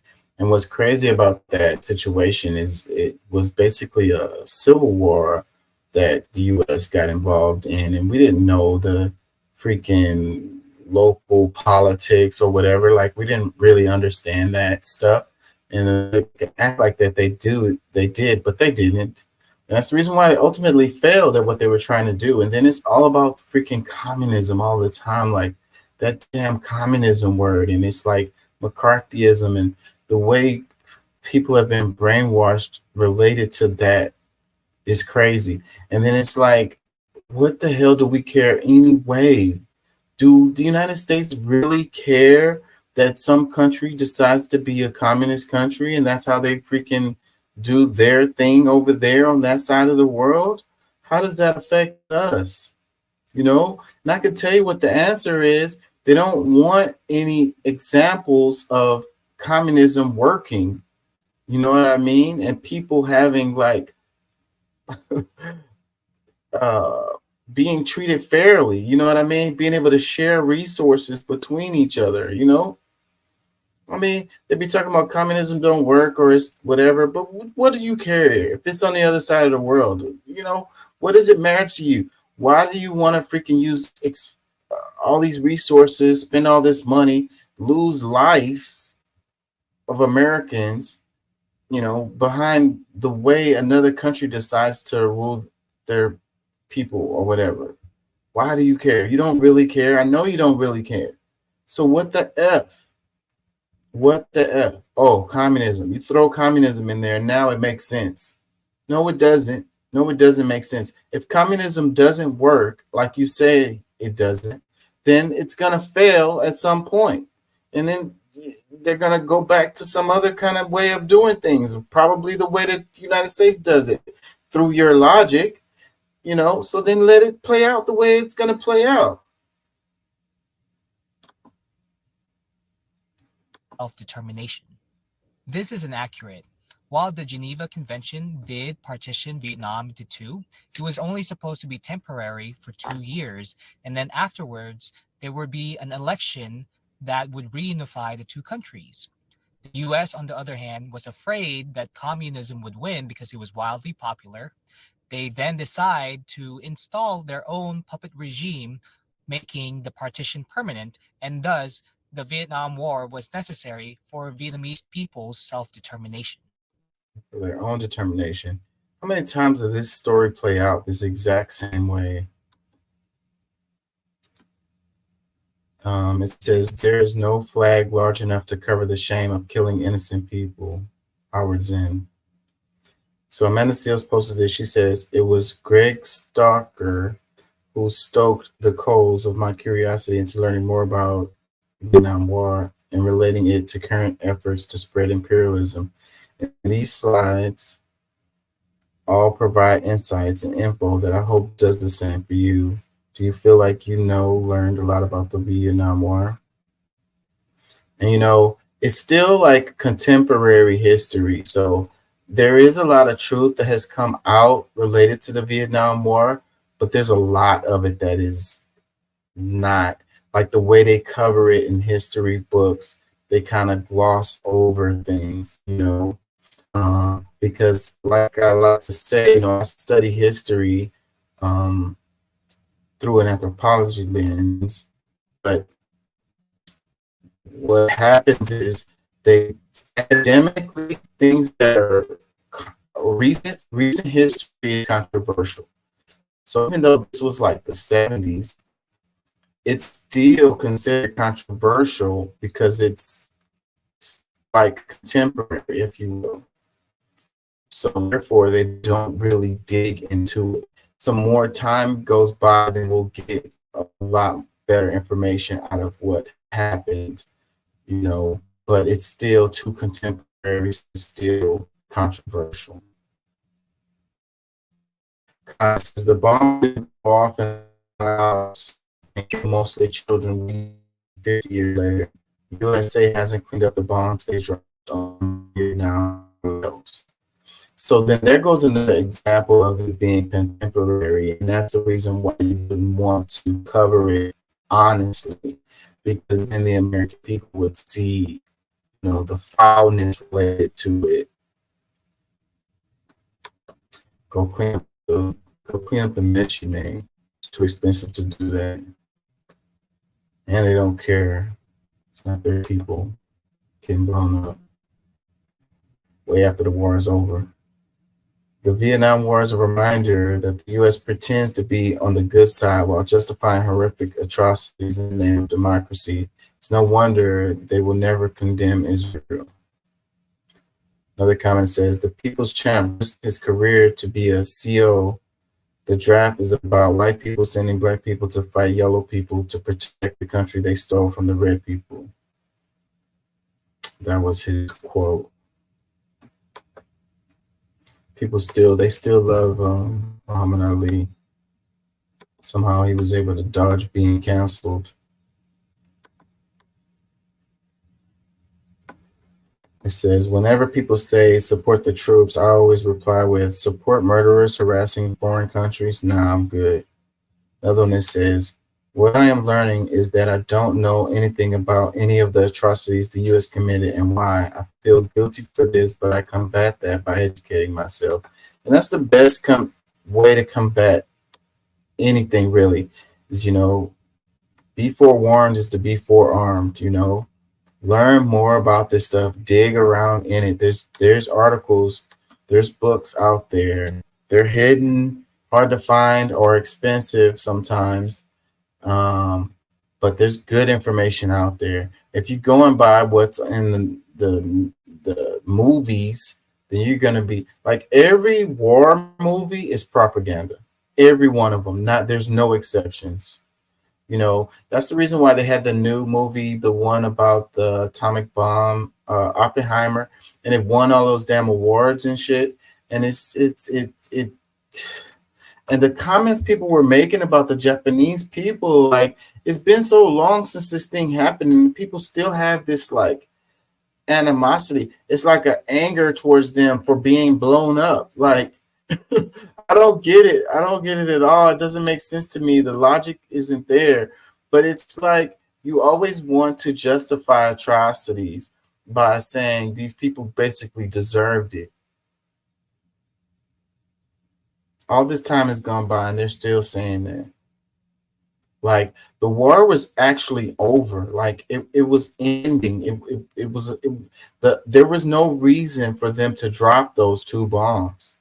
They just wanted to test their weapon, and they wanted to send a message, and it also it sparked the arms race. you know. So it's just all about making money. That's it. They killed all those people so that they could sell some weapons. It wasn't about the war. The war was ending. It was over. If they hadn't have dropped those 2 bombs, the war still would have ended with the same outcome that happened. They killed whole cities of people, bro, for no reason.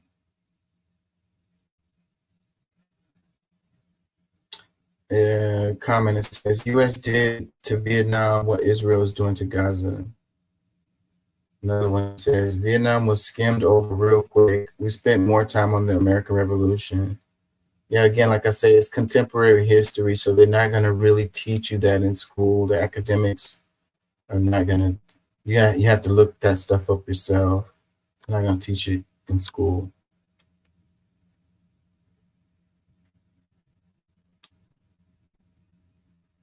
It's crazy. American Revolution is way long time ago, you know. I mean, I guess it's important to history, but for us to understand the world that we're in, one thing I hate about the way that they teach history is they don't give it context. You know, they tell you dates and names, you know, events, but they don't give you the context around those dates, names, and events. So you just memorize the dates, names, and events, but you don't have any real understanding of how things happen, you know, what led up to those things and how we got to where we are today as a result of those things. You know, World War II pretty much set up the present situation. I mean, things have changed a little bit, but for the most part, you know, the way of the world, like the politics of the world, the positions of the world, like the borders, the names of countries. I mean, the vast majority of the setup that we have presently happened after World War II or as a result of World War II. Like who are allies and who aren't, and who trades with who, and all of that stuff. You know, who had to pay a lot of money, like which countries are prosperous, and which ones are not. A lot of that stuff was set up then. Another comment says, I've read so much about this and still can't grasp why we were there. The only thing I learned was how many war crimes this country has committed. I ended up going down a rabbit hole and was just devastated because we are legit bullies.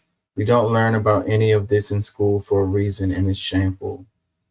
Another comment, Muhammad Ali was a king. May he rest in heaven. A couple more, it says, I know that my dad came home messed up from that war. Another comment, it says, I learned about the war, but never truly understood the brutality of it until I visited the Vietnam War Museum in Ho Chi Minh City. I was shocked and devastated by the level of depravity. Truly something to see and visit if in Vietnam. You know, I could possibly have a sibling in Thailand. I think it's true. I've never spoken to this person, but I think it's true. My dad was in the Air Force and he was deployed in Thailand for a while. And we think we have a sibling out there. So there goes what contemporary history leads up to present day. You know, my brother was in the Air Force also. And even as a kid, I was like, I'm not interested in going to war. Like, I don't see the motivation. I'm not feeling it. And if it was a draft, good thing they got rid of that after Vietnam. But if there was, I would have been dodging it. No, I don't want to go there and get killed for what?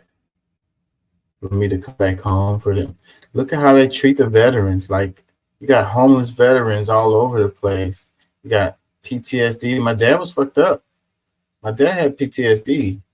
I mean, I could tell some stories.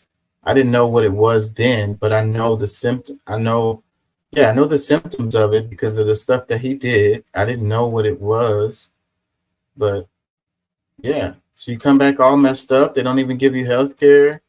Not really. I mean, they do have the VA, but it doesn't go far enough. A lot of horror stories related to people who are veterans and not getting the care that they need. They don't care about these people. They're using your body as a freaking, like you're selling your body. You're whoring yourself out for these people, and they do not care.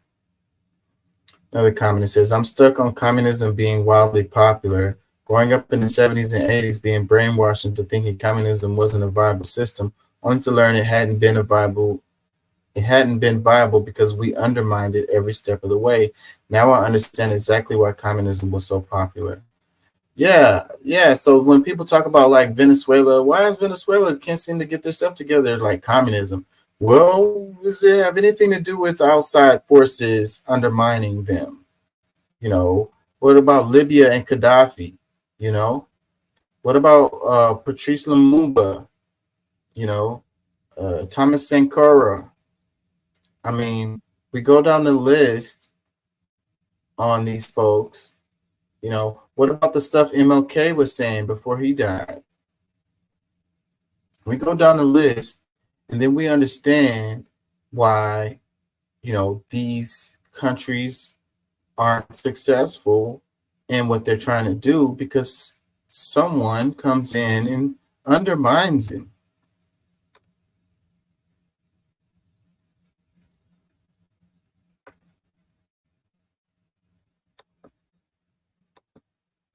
A couple more. It says, the real learning I received about the Vietnam War was from Black and indigenous hospice patients who trusted me to hold space while they shared the impact of their lifelong trauma and betrayal.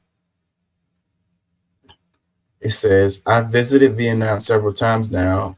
It's one of my favorite countries, but to go there and see those who were affected by Agent Orange and their deformities, learning that the effects of Agent Orange is still showing up in births, to learn there are still millions of landmines and hundreds of thousands of tons of unexploded bombs still killing people to this day, yet we're sending money to Israel. Yeah, so the other thing related to the movie Oppenheimer and the atomic bomb, you know, it wasn't just the bomb that killed people. The radiation killed people and deformed people and made the land toxic for years after that. Like that was a crime against humanity if there ever was one. Like, and not to say people like to say, you know, Japan did some horrible stuff. Not to say that they didn't. I'm not saying that they didn't. That still don't justify dropping those atomic bombs. Like that don't justify them.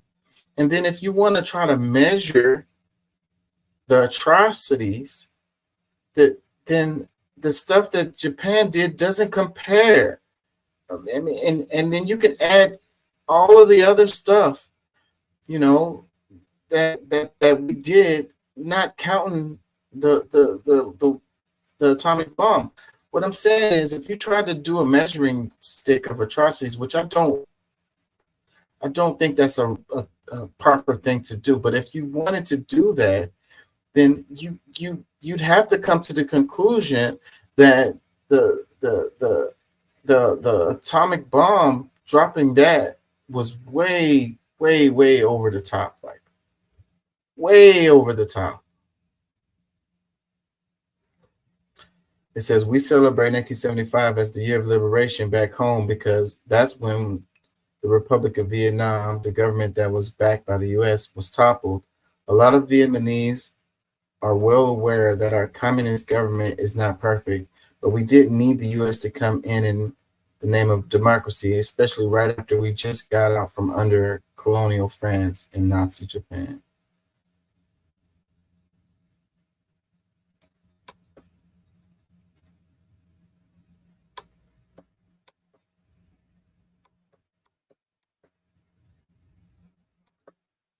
Oh yeah, let's do. Have you ever wondered?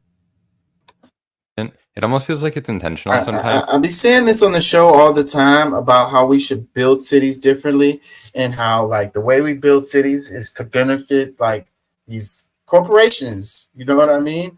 And it's not to benefit humans, people. You know, and we don't have to build the cities the way we build cities. Like, okay, I'm missing a comment. How long ago was it? 141, about 20 minutes. I'm sorry. It says send your kids to school in China. They way smarter. I know. I guess if you have enough money to do that, I guess you could. You know, but for most of us, that's just not an option.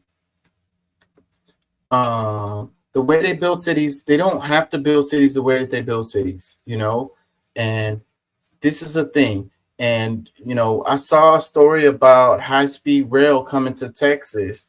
And, you know, I hope they do it and they do it well. I mean, like people were talking about the triangle, do like a trilateral high-speed rail that connects 3 major cities or whatever in Texas.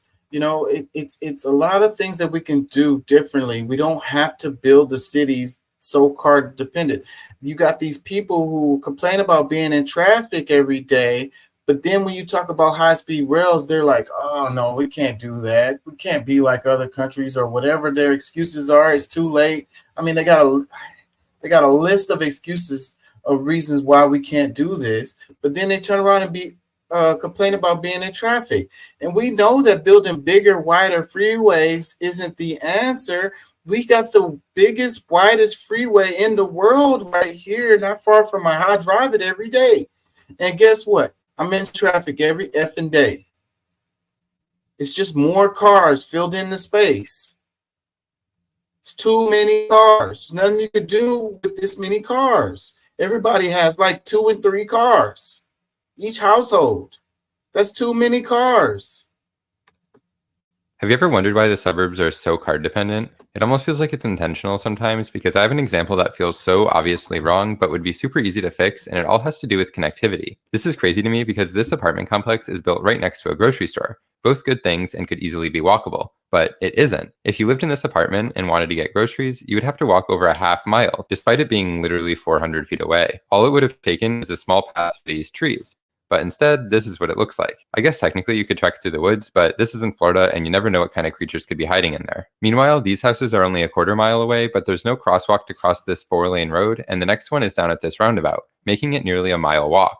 A sidewalk and crosswalk would give all of these people in these houses a way to walk or bike not just to this grocery store, but to all of the other stores and restaurants over here and not have to drive. Suburbs are often built in pieces that don't make up something whole, and this is why it exists like this. They weren't trying to make a convenient and connected neighborhood here. They were trying to make a subdivision, an apartment complex, and a shopping center. All separate things you can get to by driving. Have you ever wondered why the suburbs are so car dependent? It almost feels like it's intentional sometimes because I have an example.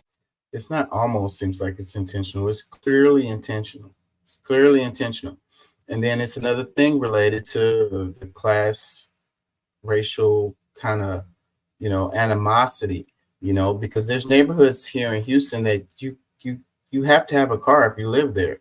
So people that don't have as much money, they don't have a car, living in those neighborhoods is all the way off their agenda. Like they can't do it. You know, we do have buses, but they're not as efficient as they could be. And they don't go to certain areas don't have any buses at all. You know, that's it. And it's like I say, it's intentional, you know, They don't want it to have accessibility, you know. It's to separate people, you know. People who have lower incomes, they don't have a car, they can't access these areas. Simple as that, you know. So how much are we willing to suffer so that poor people, you know, don't have things, you know? How much do we spend on gas? How much time do we spend in our car commuting?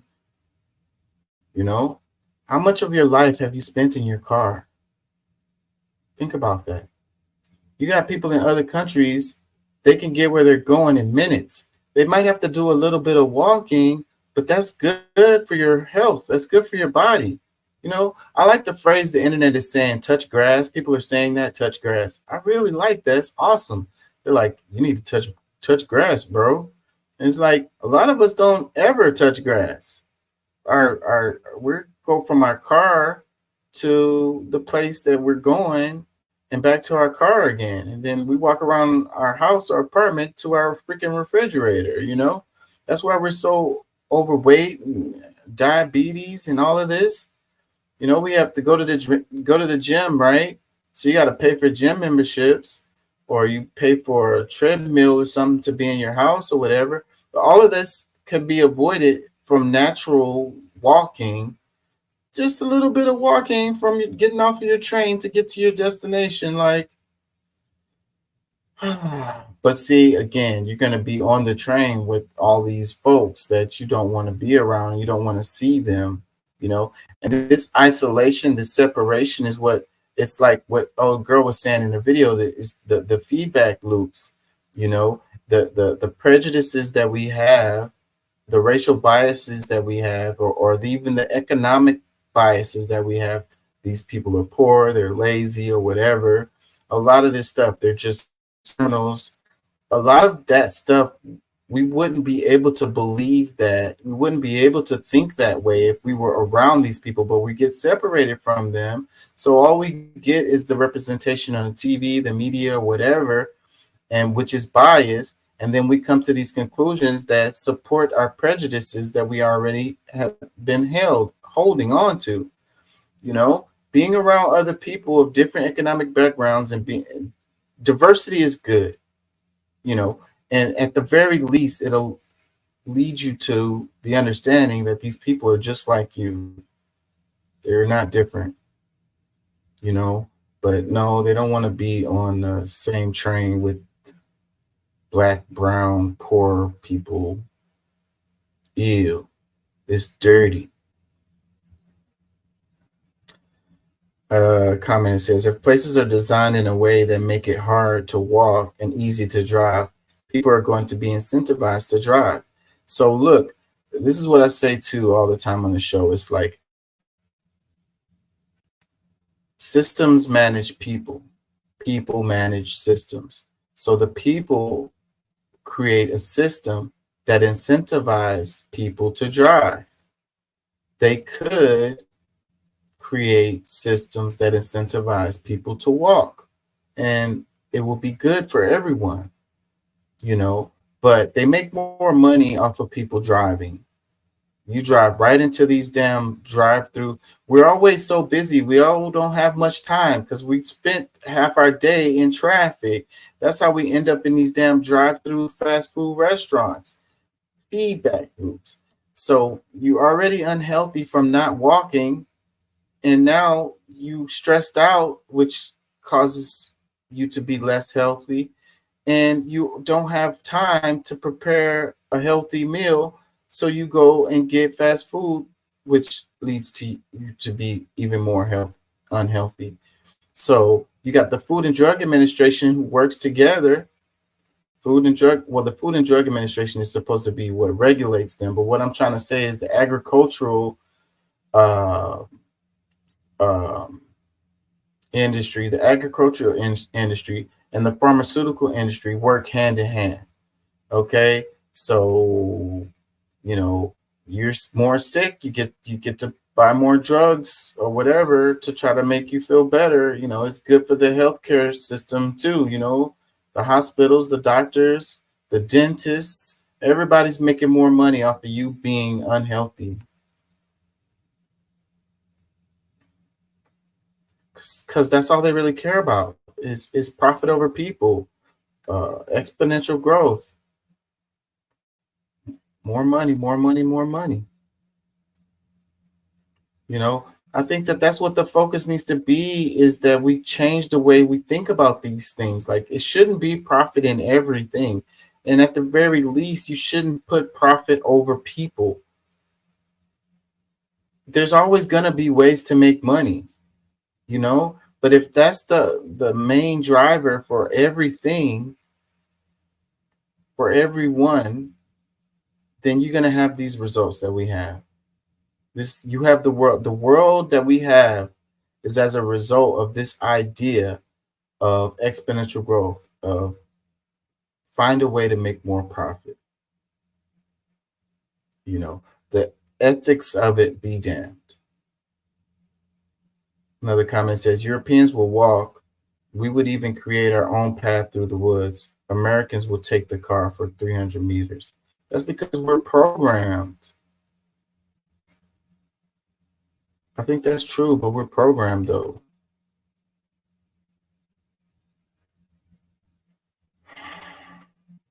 Another one that says maybe it's because not everyone wants to live right next to busy shopping centers. There you go, making freaking excuses. No, you don't have to have busy shopping centers. You can have a little, you can have just a grocery store, just the things that you need, like you need a pharmacy, you need a grocery store. What else? I mean, that's all you really need to be in your neighborhood, I would say, as far as businesses. I mean, I don't know. You definitely don't need a busy shopping center next to your neighborhood for your neighborhood to be viable and you walk to it. So there goes your excuses. People always make excuses like this is the only way that things can be done. You're not facing reality that they're screwing over you, bro. You want to be in traffic, basically. That comment just pissed me off. There's 100 replies. I must not have been the only one that got triggered. It says, did that stop the grocery store from being built beside the subdivision? Nah. Now you have a store and a house separated by roads when you could have connected them with paths. Is logic illegal in America? Another comment says, I don't understand how this was your takeaway, but telling you. It says, they live next to one, LMAO. Yeah, that dude's comment was stupid. It says, plus who is paying for this path and maintenance? The house builders is only there for you to buy the house, and the plaza or mall only there to make money off your purchases. Well, I mean, that's kind of a fair thing to say, who's paying for the path and the maintenance. Well, look, they could have just been thinking about people and built it, but let's say they didn't. We pay homeowners association fees. They're supposed to be building parks and sidewalks and stuff. This is money that you have to pay. Shouldn't it go towards stuff that you would benefit you in your neighborhood? Well, what problem would anybody have with the homeowners association paying for the path and maintenance? They're like, we build parks. It's like, there's only so many parks you can build in the neighborhood.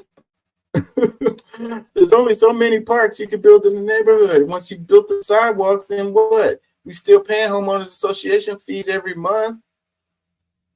They find something useful to do with that freaking money. It says, who wants to walk or ride a bicycle to a store on Florida weather anyways? There goes the damn excuses. It's beautiful weather in Florida all the time. Beautiful, beautiful weather. Florida has beautiful weather. That's why people retire there. Like, what are you trying to say? Like, you know, I guess you're trying to say, you know, you got to carry a bunch of stuff. But if the grocery store is right nearby, then you don't have to get a bunch of stuff. You can go there every other day. One bag on your bicycle, enjoy the weather, enjoy the view, get a little bit of exercise, get some fresh air. That sounds like a win-win-win. Spend some time with the kids or your dog. Another comment says, so how do we fix this sort of situation? 300 replies. Well, you fix the situation by building the cities differently, you know, having different motivations for doing it. But see, the corporations run the show here in the United States. So the building it this way is good for the oil and gas folks. It's good for the car manufacturers. Like I say, it's good for agriculture and the pharmaceutical industry. They all benefit from this stuff being like this. So you think that they don't have incentives to make sure that things are this way, and they influence Congress, they influence your representatives, they write the damn bills, like they probably, you know, influence how the city came about the planning for this every step of the way. And we just like unplugged, scrolling on TikTok or whatever, like watching our streaming show or whatever, and they're planning your whole ass life while you sitting there freaking watching TV or whatever, playing video games.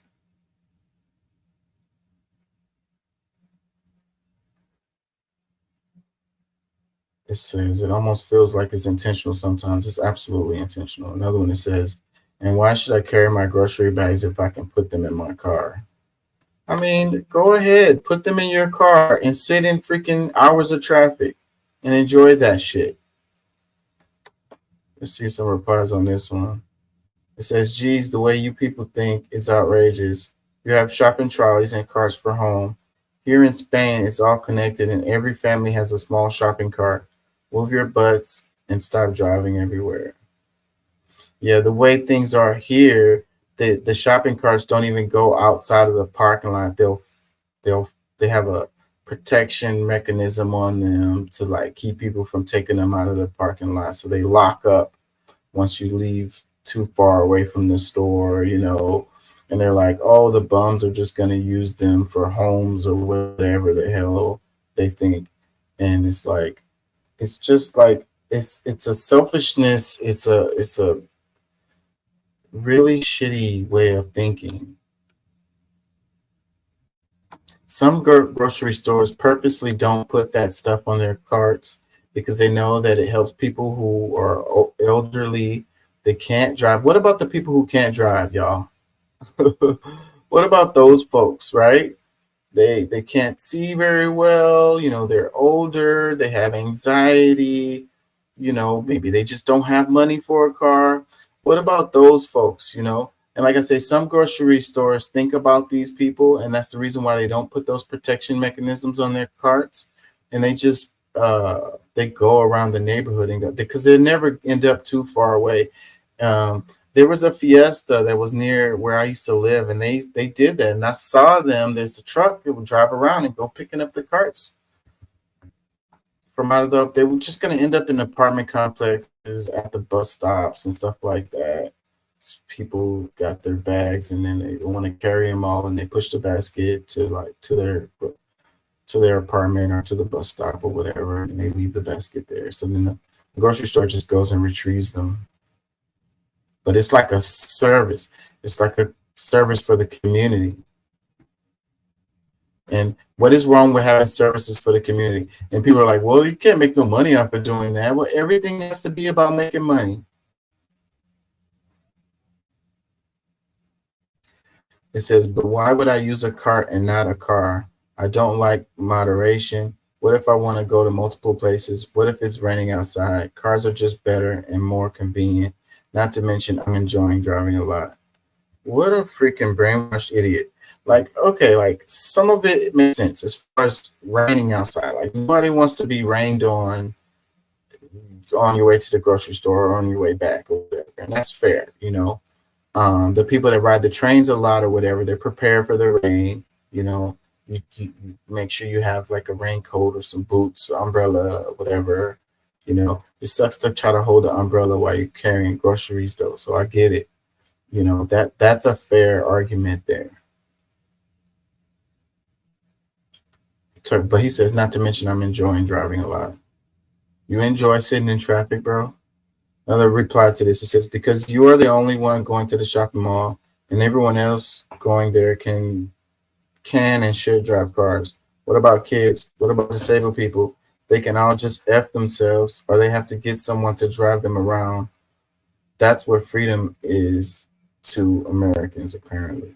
That's what the argument people make all the time about the cars. Just like, you're going to take my freedom away by building trains. Like, take your freedom away, bro. Like, Your freedom to be in traffic, huh? You want to be free to be in traffic. That's that argument they make all the time. Whenever you make a common sense argument for improvements in the world, like progressivism, they say you trying to take our freedom away, or they say communism.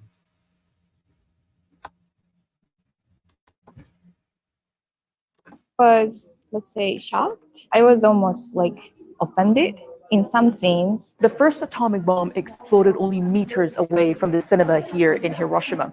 Oppenheimer, a film about the man who invented the bomb, has only just been released today. So what do people here think? オッペンハイマーっていうのは、結構その偉大な人物として描かれてたけど、やっぱりその心の中にはすごい後悔とか罪悪感とかがやっぱ隠しきれなかったっていうのがすごいはっきりと描かれてて、すごい面白いなと思いました。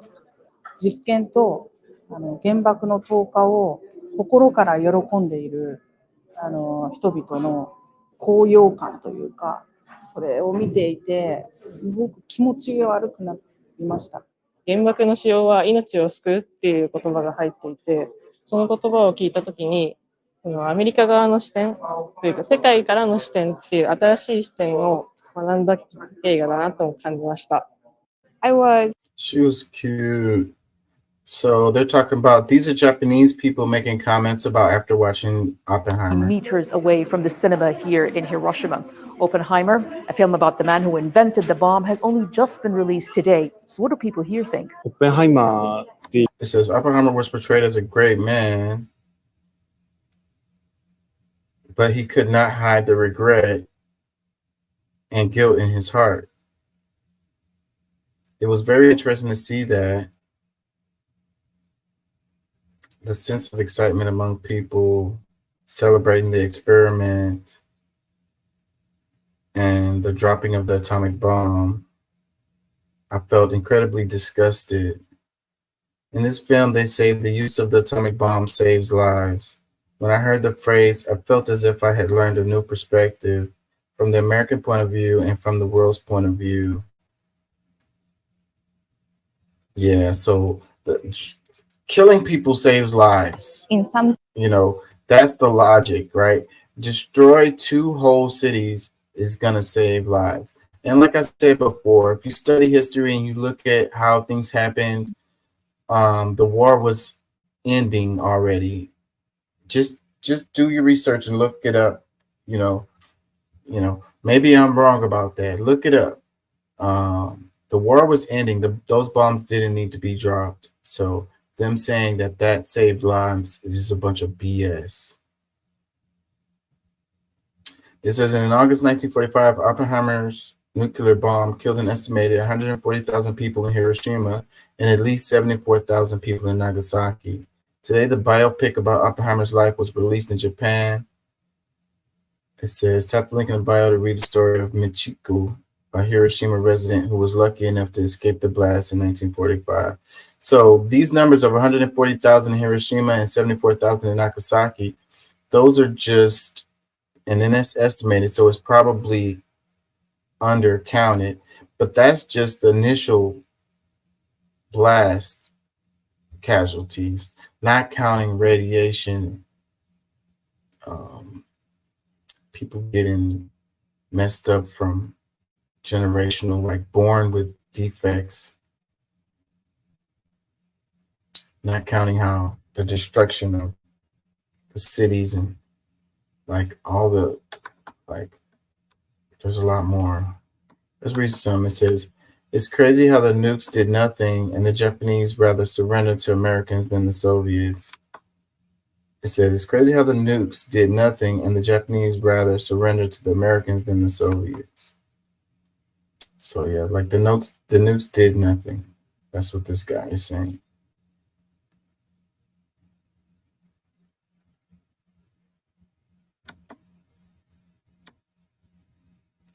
Wait a minute, the Soviets wasn't even fighting over there. If I remember correctly, they weren't.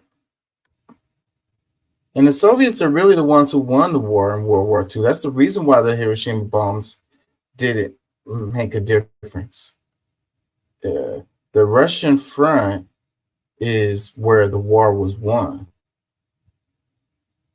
Yeah. So Americans don't want to freaking look at that. They want to be like, America, you know, we're the ones who did it. No. Another comment says they should show them a movie about Japanese war crimes. See, there was somebody making that argument that, you know, the horrible stuff that the Japanese folks did, you know, justified dropping bombs to destroy 2 whole ass cities. And like I said before, not to say that the Japanese didn't do horrible stuff. You know, it's wartime. People are doing horrible stuff. That's what war is. And I'm not giving them a pass on it. I'm just saying the reaction was destroy 2 whole ass cities. You know, it's kind of like the Palestine Israel thing. You know, they did take hostages and kill some Israelis or whatever. October 7th, you know, and I'm not belittling what they did, but the reaction is basically eradicate the whole people. That's over the top. Comment says people in the comments trying to justify a nuke is crazy. Another comment says Japanese people acting like they didn't do mass war crimes.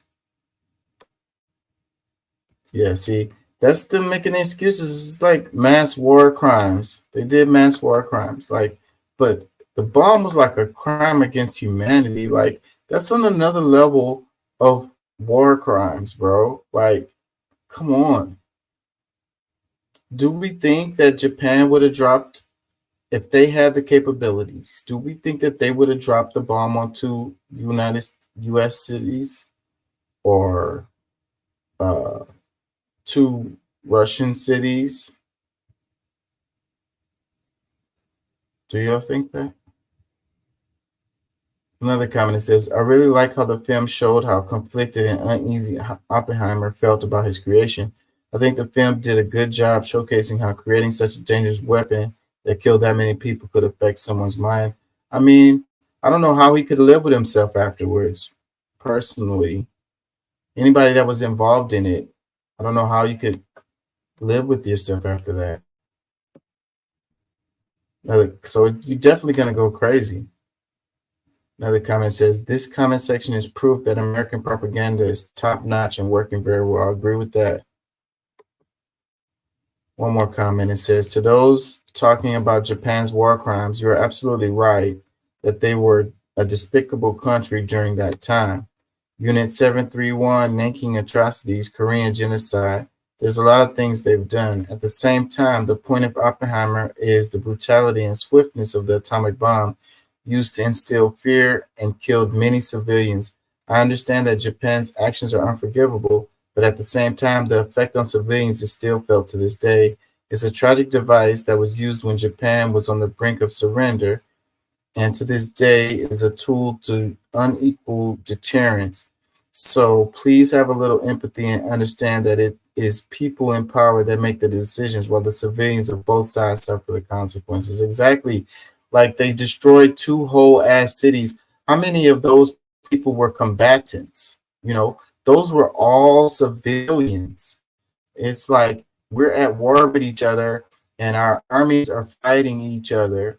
And then we go away from the front line and go and destroy all the civilians, like exactly what's happening in Israel, Palestine right now. Like, that's not war, that's slaughtering innocent people.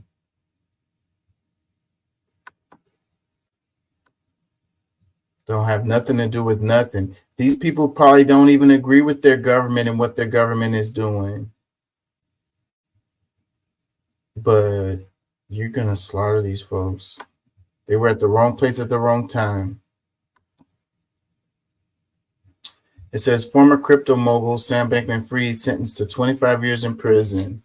25 years. So that's a lot lighter than it was making it look. They were talking about 100 years or some shit. They were talking about giving this guy. So he got 25. So, you know, I'm sure he's appealing this. And with all the money that he had. If he was smart at all, I'm sure he stashed some money somewhere, and can help his way he lives while he's in prison, and also probably get out before that 25 years.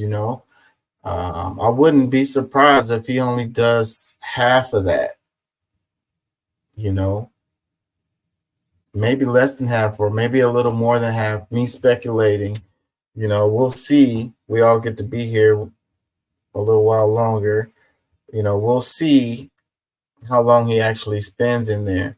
But this guy, he's like, he is the scapegoat or whatever. Like, he's like, what's his name? Skrelly. Like, when you go over the top and you kind of screw over rich folks or whatever, then that's where you've gone too far. And you have to be made an example out of. Don't do this particular crimes. Don't do these particular crimes. Or don't be so visible when you do these crimes, Don't let it be so in the face of everyone, like a celebrity, like you're a celebrity criminal. Like, no. Keep it quiet. Keep it, keep it cool, and don't go after rich folks. That's a no. This guy right here, man. And all his pictures, he has that look. I saw him. They showed pictures of him in prison, and he basically looked like he was smiling. Got that look on his face right here in this picture, like, yep, I did that shit, and I'll do it again. I'm sure they're gonna. He gets out, he's not gonna be able to. They're gonna have all kinds of restrictions on this guy and make sure that he's not able to get into position he was in before. This guy was so powerful not that long ago, so powerful he was thinking of running for president.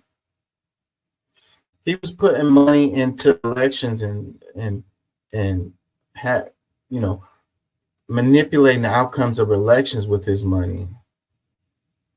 Crazy. You got to say this guy lived his life, huh? Even though he's young, this dude lived a life.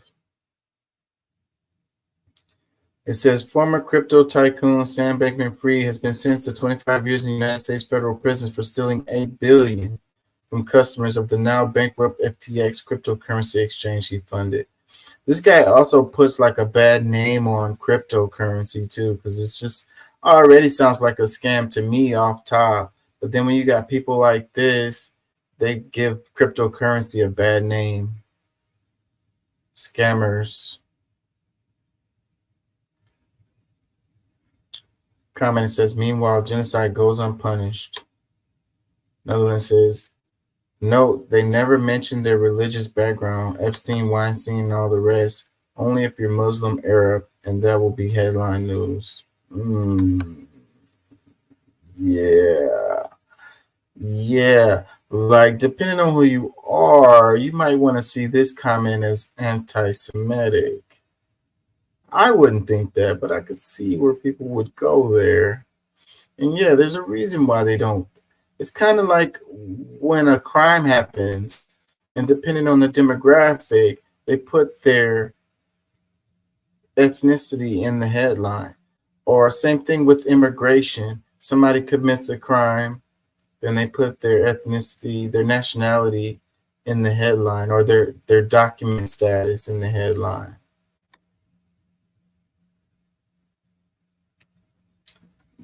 Let me see. Another one that says, how easy is it to throw him in jail while it's so difficult to sentence Donald Trump and arrest Netanyahu? But we don't have the power to arrest Netanyahu. Well, maybe we do, because we've assassinated leaders of other countries time and time again. So, I mean, look at what they did to Gaddafi, Did we have the jurisdiction to do that? There was another name we did something like that too. It was a guy, who am I thinking of? Basically, like, arrested somebody in another country for doing stuff to their people or whatever. Like we're the world's police. Yeah. Well, Donald Trump, you can't really compare Donald Trump to this guy. But whatever, let's move on. For a guy who has Bankman in his name, he sure wasn't very good at banking. He was a scammer. Another comment says, how did he waste 12 billion? Yeah, I know they froze up a lot of his stuff, but I bet you there's money floating around somewhere. That was way too much money. You know, if he had half a brain, he stashed some of that money, knowing that he was scamming. I would have had a couple of stash spots. You know, you put some of that money in like some Swiss bank accounts or something, and they can't touch that. It'll be there when he gets out. Or he could tap into it or have somebody else tap into it. Make sure his commissary is over the top. It says, this was the quietest court case ever. Yeah, I didn't hear that many freaking stories coming out of his court case. It's like I heard him going to court and then the sentencing. Like we didn't hear nothing like, I don't know. They didn't want us to know about the details related to this case. Maybe because they didn't want people to do the same kind of scams or what. Another one that says, okay, he has committed a crime, but money carries more of a sentence than killing people. All the people being massacred around the world, and they are not held accountable. Crazy world we live in. Because the way our laws are set up, it's about protecting property.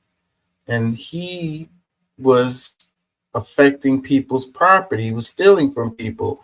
And our system is a system that protects property.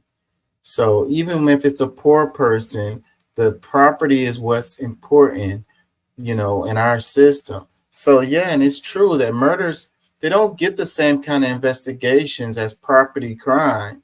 That's the reason why murderers get away with it. And, you know, what do they say? First 48, if they don't solve it in the first 48 hours, most likely it's not going to get solved because they're not going to continue to put resources into that because it doesn't make money. You know, the property crime situations make money for the system. It's all about the money. A murder, there's no economic benefit from solving murders. You know, other than the lawyers, even that, I mean, it's the system is not designed in that way. It's designed to protect property and make money. And murderers, solving murders don't make money. Another one says 25 years, damn, there's people in jail doing more time for weed. Another comment says another finance bro goes down, good riddance. It says he must be a Zionist. Another one says he looks Jewish. Another one says he's gonna come out in 7. I bet. Another one says thought this was the weekend for a second. Oh, that's mean. Another one that says won't be shocked to see him get bailed in 2 years. LOL. It's gonna have to be more than 2 years, or it's gonna be people really, really upset. So you got to do more than 5.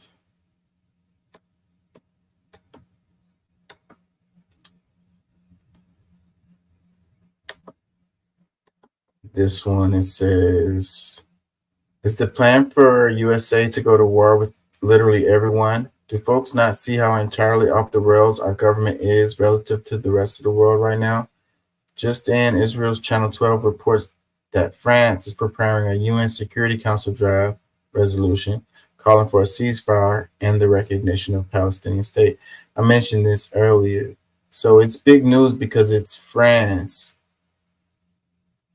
you know, but it's a draft resolution. So, you know, those things go through all kinds of changes before they actually make it to be a resolution.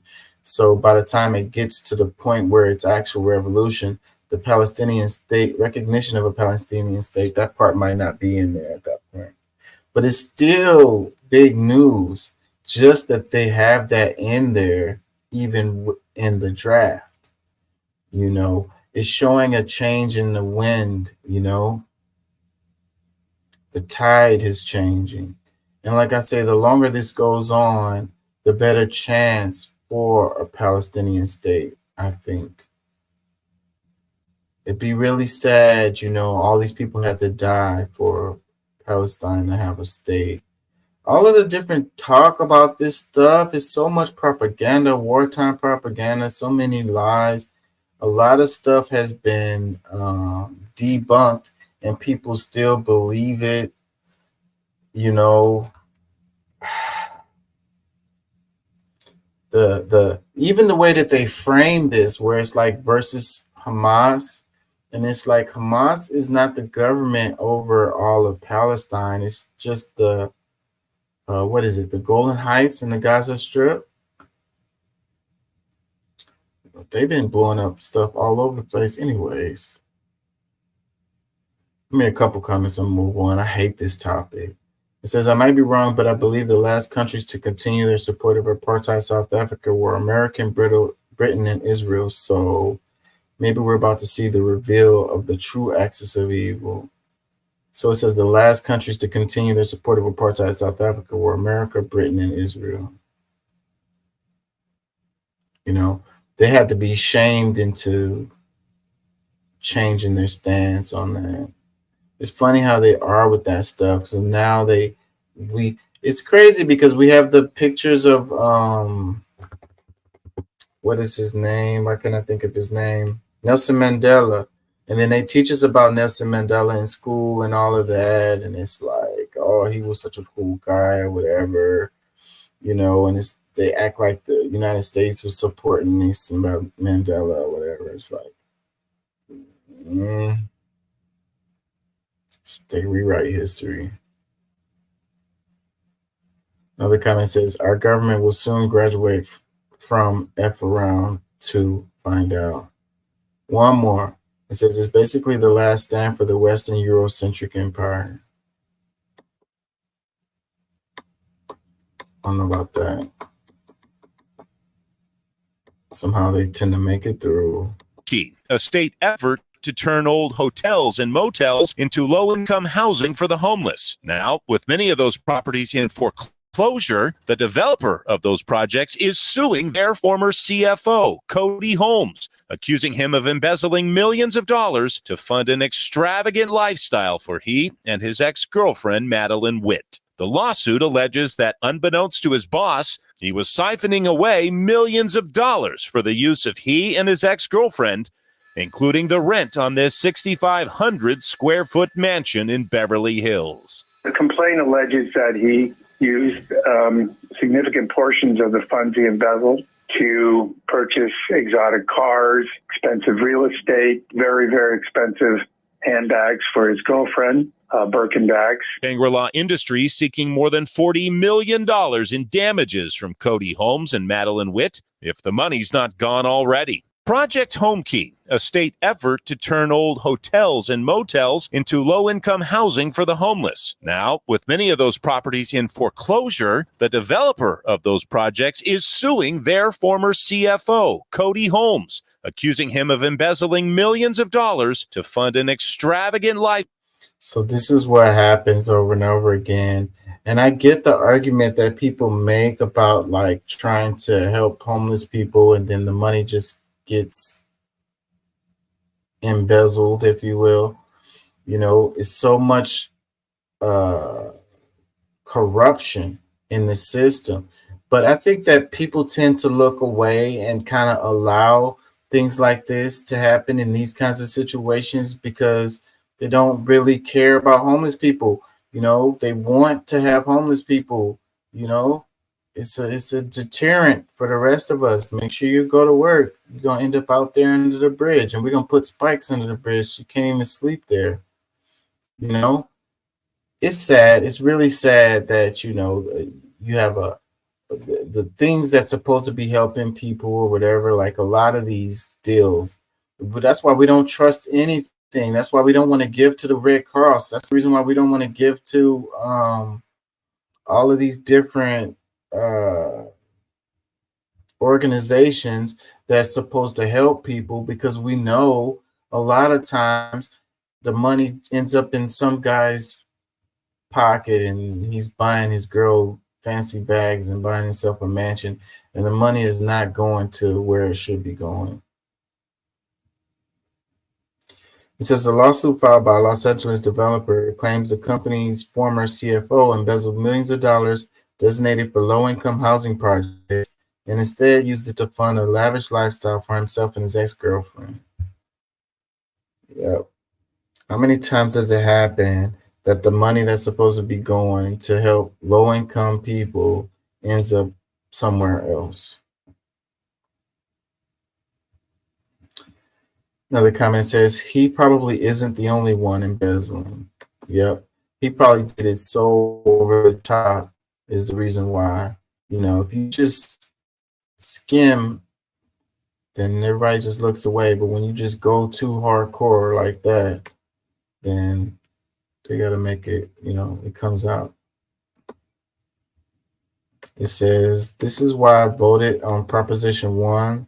They never do what they say. Thanks for sending my tax money to pay for dates. And it's really unfortunate because it leads people to not want to, you know, vote for or support legislation that's going to help homeless people, because they're going to think about this. And then that's a whole nother reason why to make this news story and to make it go viral, because the intended or unintended consequence leads to less money going in that direction. I remember the stories before. It was coming out of California too, where it was like, it's like a homeless economy, if you will, where all of these people are making money off of supposedly helping with the homeless situation, but it's really just kind of like a feedback loop, like we said earlier, where they don't want to solve the homeless problem because then they will be out of a job. They just want to scream about homeless people and then make a check. Really unfortunate. Everybody loses in this situation. The taxpayers are paying money for some dude to freaking buy it. Meanwhile, the homeless people still don't have where to go. Another comment says, and wonder why homelessness isn't fixed. They don't want to. They would lose their positions if they did. That's just basically what I just said. Another comment says, handouts to the rich do not help anyone. I'm telling you. Another one that says, I bet all friends of the Democratic elite like Gruesome pay to play.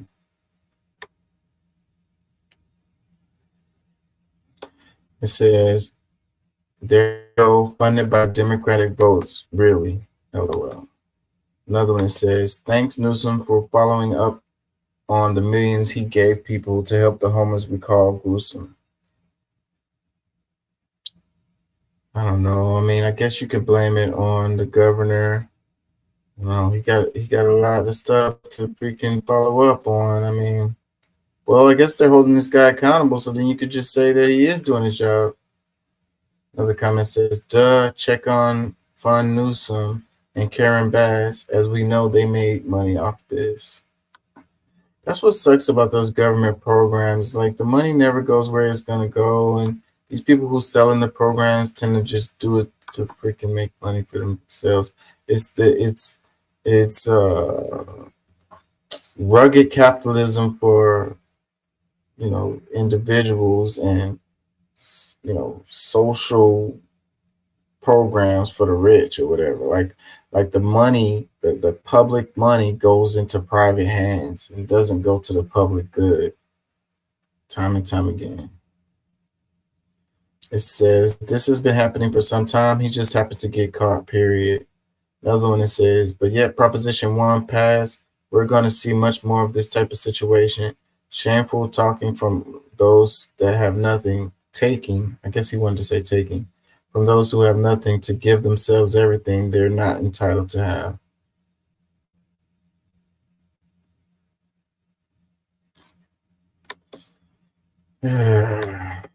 Unfortunate. for everyone except for that guy and his girlfriend.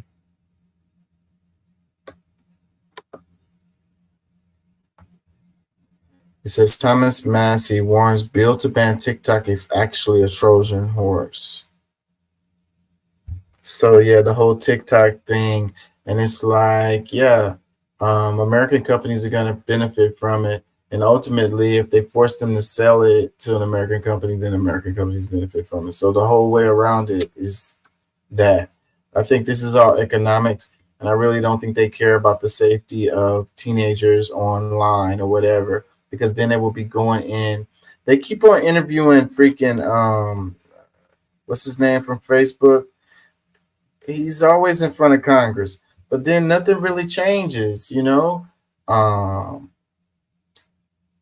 Is Instagram any less detrimental to teenage girls than TikTok, or more? You know,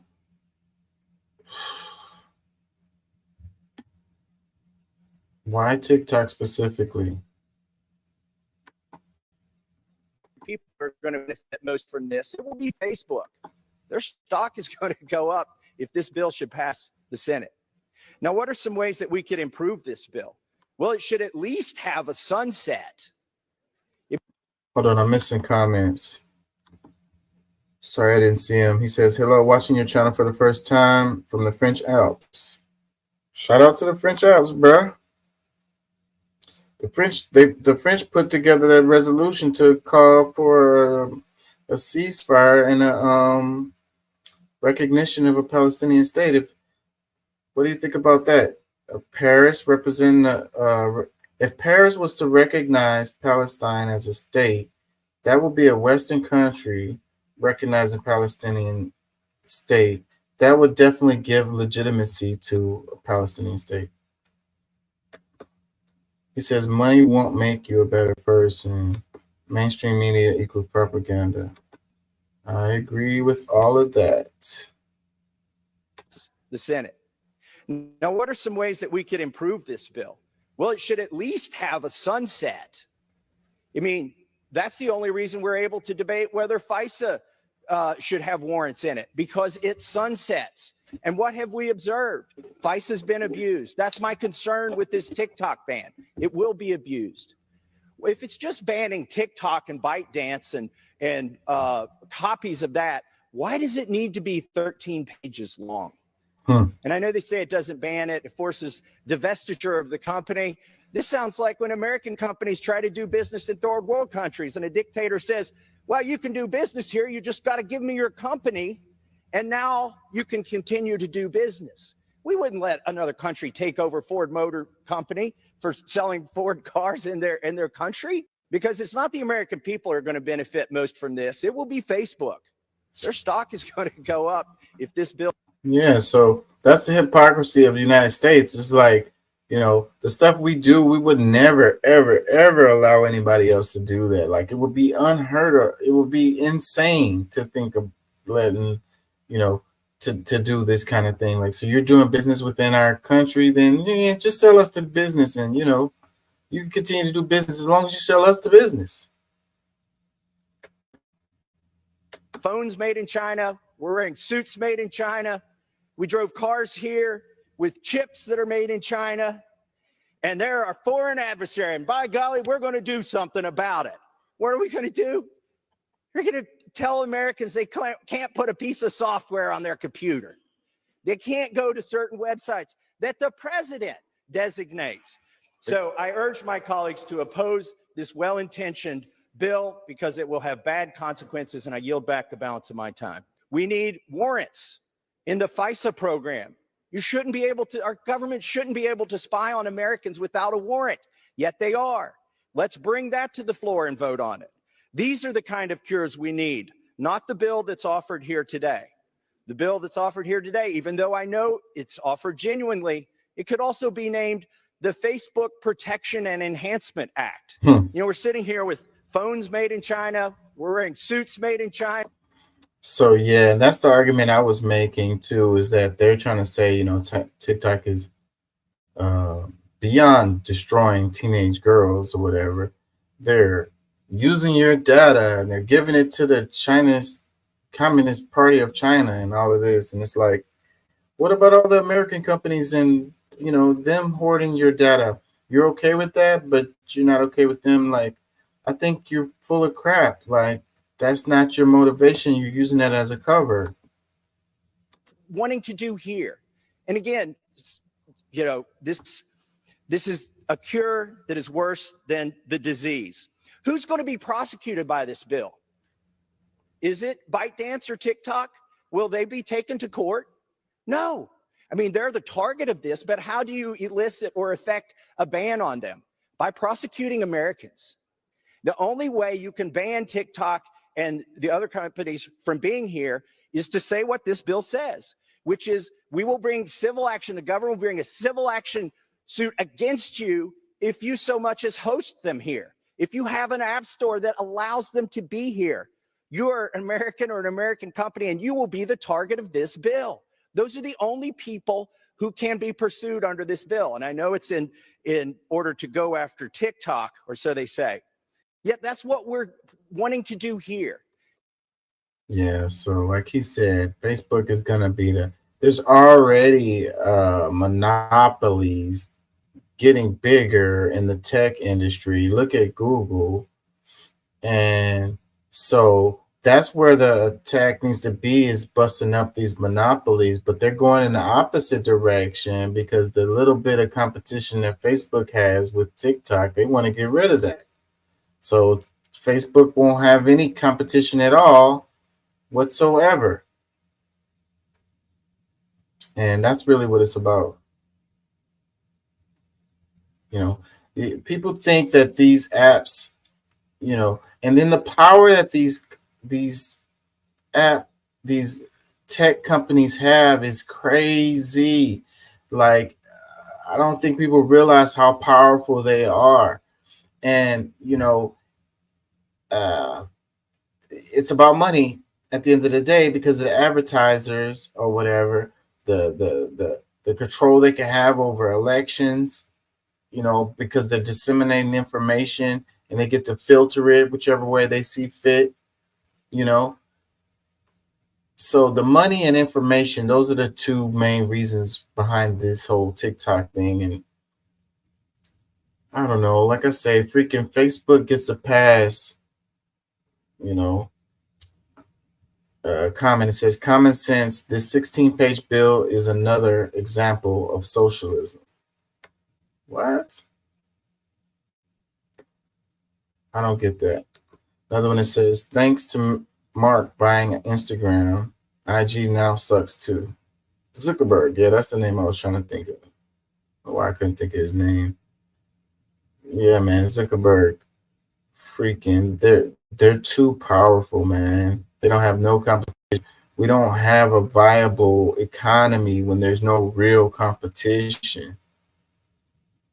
You know, some kind of bug gets into Facebook, some kind of virus or whatever, then it's going to be in everybody's stuff. Another comment says, yes, it is. It's being used to justify banning free speech. It's all about control, Banana Republic vibes. Yeah, I'm against them banning TikTok on the basis of free speech. It says they banned TikTok because they want to spy on us 24/7.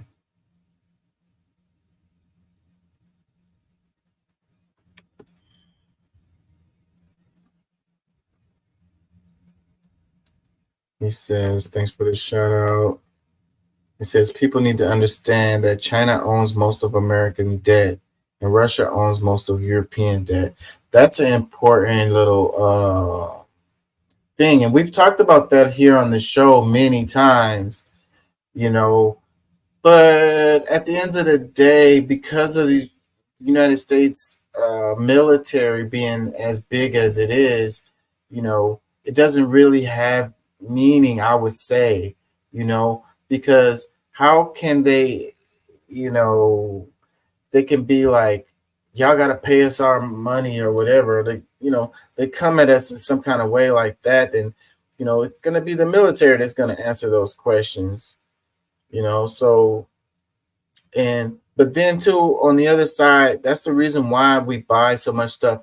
I don't know why, the US has two faces all the time, because it's like we want to say China, China, China, China, and they're so horrible or whatever, but they're a major trading partner with us. So China benefits from the relationship. So, but when the time comes where China doesn't benefit as much with the trading partner of the United States, then that's when I think things will change. It'll come from their side, because you've got emerging markets that's happening. People are coming out of poverty like never before, in human history. Lots of new markets are opening up in China, India.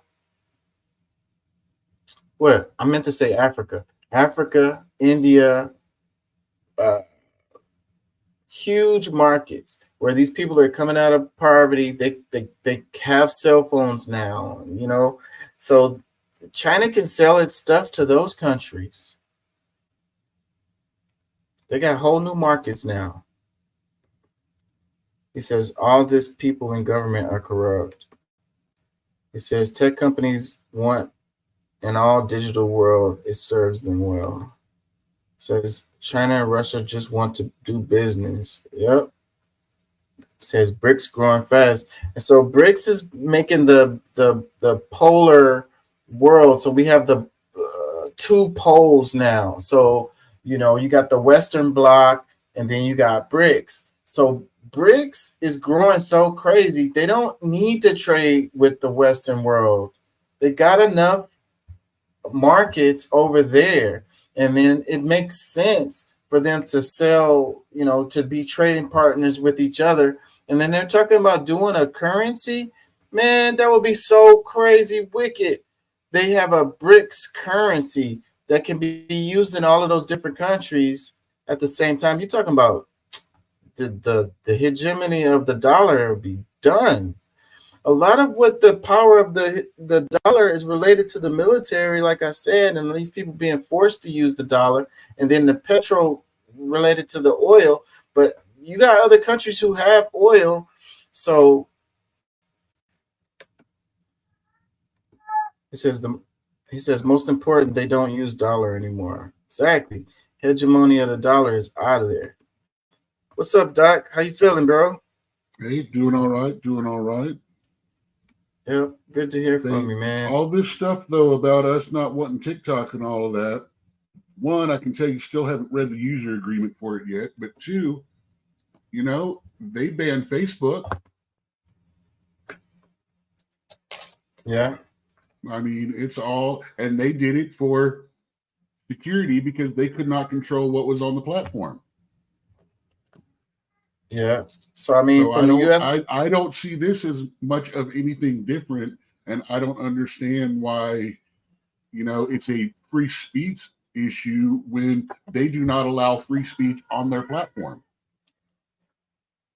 Well, I mean, what do you mean they don't allow free speech on their platform? You're talking about TikTok? Oh my God! Do you know how many people get banned and pulled off for not following user guidelines on proper speech and hate speech and this, that, and the other? And my God, try to be an old white guy that criticizes anything on there and see how quick you get banned. Well, you got to know I'm sensitive to that because I freaking deal with that doing this show, and I have a TikTok, and they've gotten on my ass on TikTok before too. TikTok is actually worse than Facebook right now as far as the ban stick goes. He says, sorry for the chat box, but it looks like I'm the only one here. There's probably others here. People just don't be wanting to talk, but I don't mind you leaving comments, bro. That's what this is about. So no, we want people to pitch in. Yeah, flood away. Dang it, I lost what I was gonna say. A lot of this is just like window dressing, just like some shit is BS because the kids using VPNs like crazy now. Like my daughter's put me on VPNs. Like, that's what she was saying about TikTok. She was like, it ain't gonna matter. We're just gonna use a VPN. And you are not live on Rumble right now. I'm not. Well, that sucks. I'm not gonna mess with. I don't feel like Yeah, going through changes. This is second time I've been. I missed the last couple of shows, but the show before that and the show before that were also not being. They're posting, but they're not live broadcasting. I don't know. They're hating on me. Yeah, so they're actually one of the better ones as far as letting people get by with stuff. Yeah, that's why I'm on there.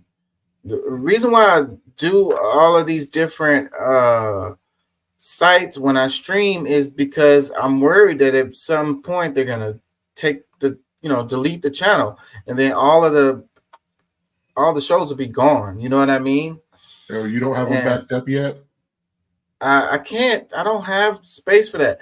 But that's why I do it the way that I do it, because I got all of these different sites that it's going to. So I always have it on one of them, no matter what happens. How much space does a 4-hour episode take? I'd have to look at that. I can't tell you. Just rough guess. Rough guess is fine. Yeah, I don't have it. I could look at it right now, but it's a lot of space, and I do my schoolwork on the same computer, so. Well, I understand that. I'm also trying to figure out what kind of what kind of hard drive that we can get where we can back you up. He says next step is justified censorship.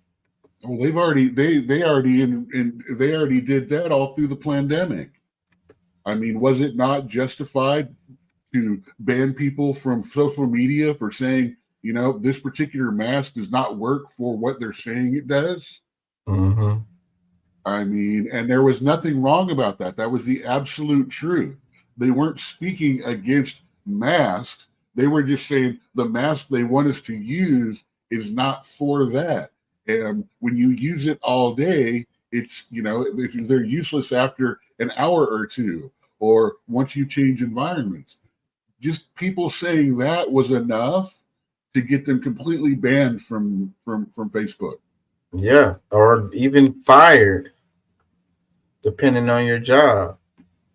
Let's do this one right here. It says, the greater part of the population is not very intelligent, dreads responsibility, and desires nothing better than to be told what to do, provided the rulers do not interfere with its material comforts and its cherished beliefs.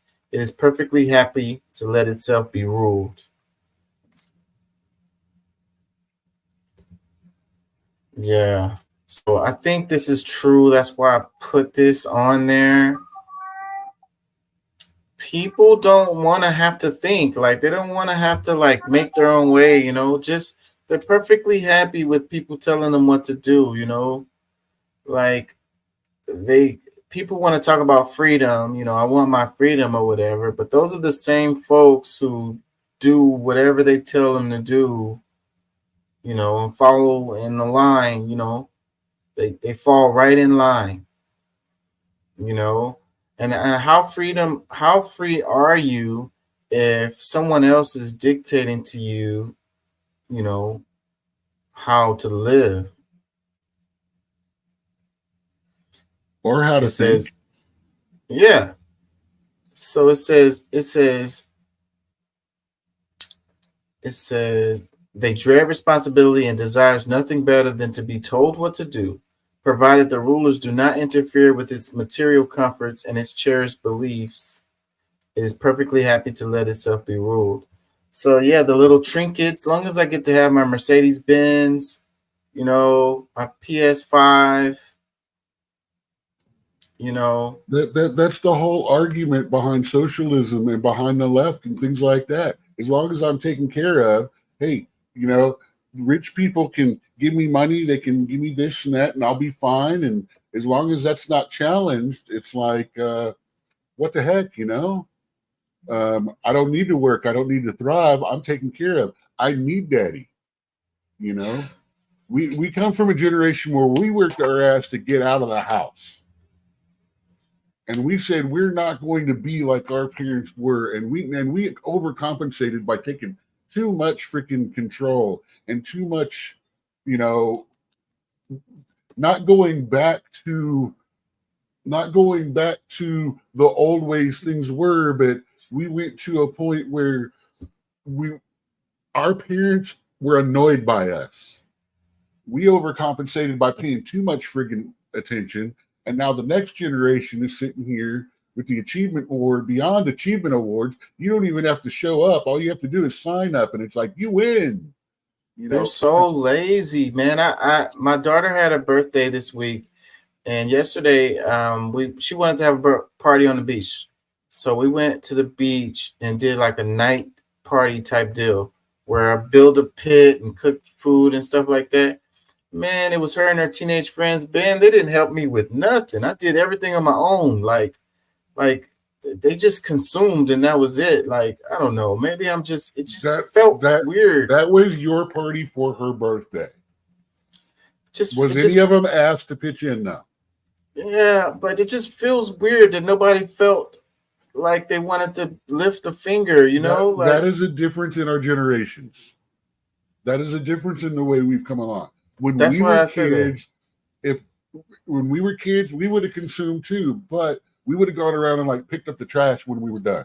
Yeah, stuff like that. Didn't do nothing like that. Gathered stuff, or at least kept the amount of trash to an area that was easier for mom and dad to clean up.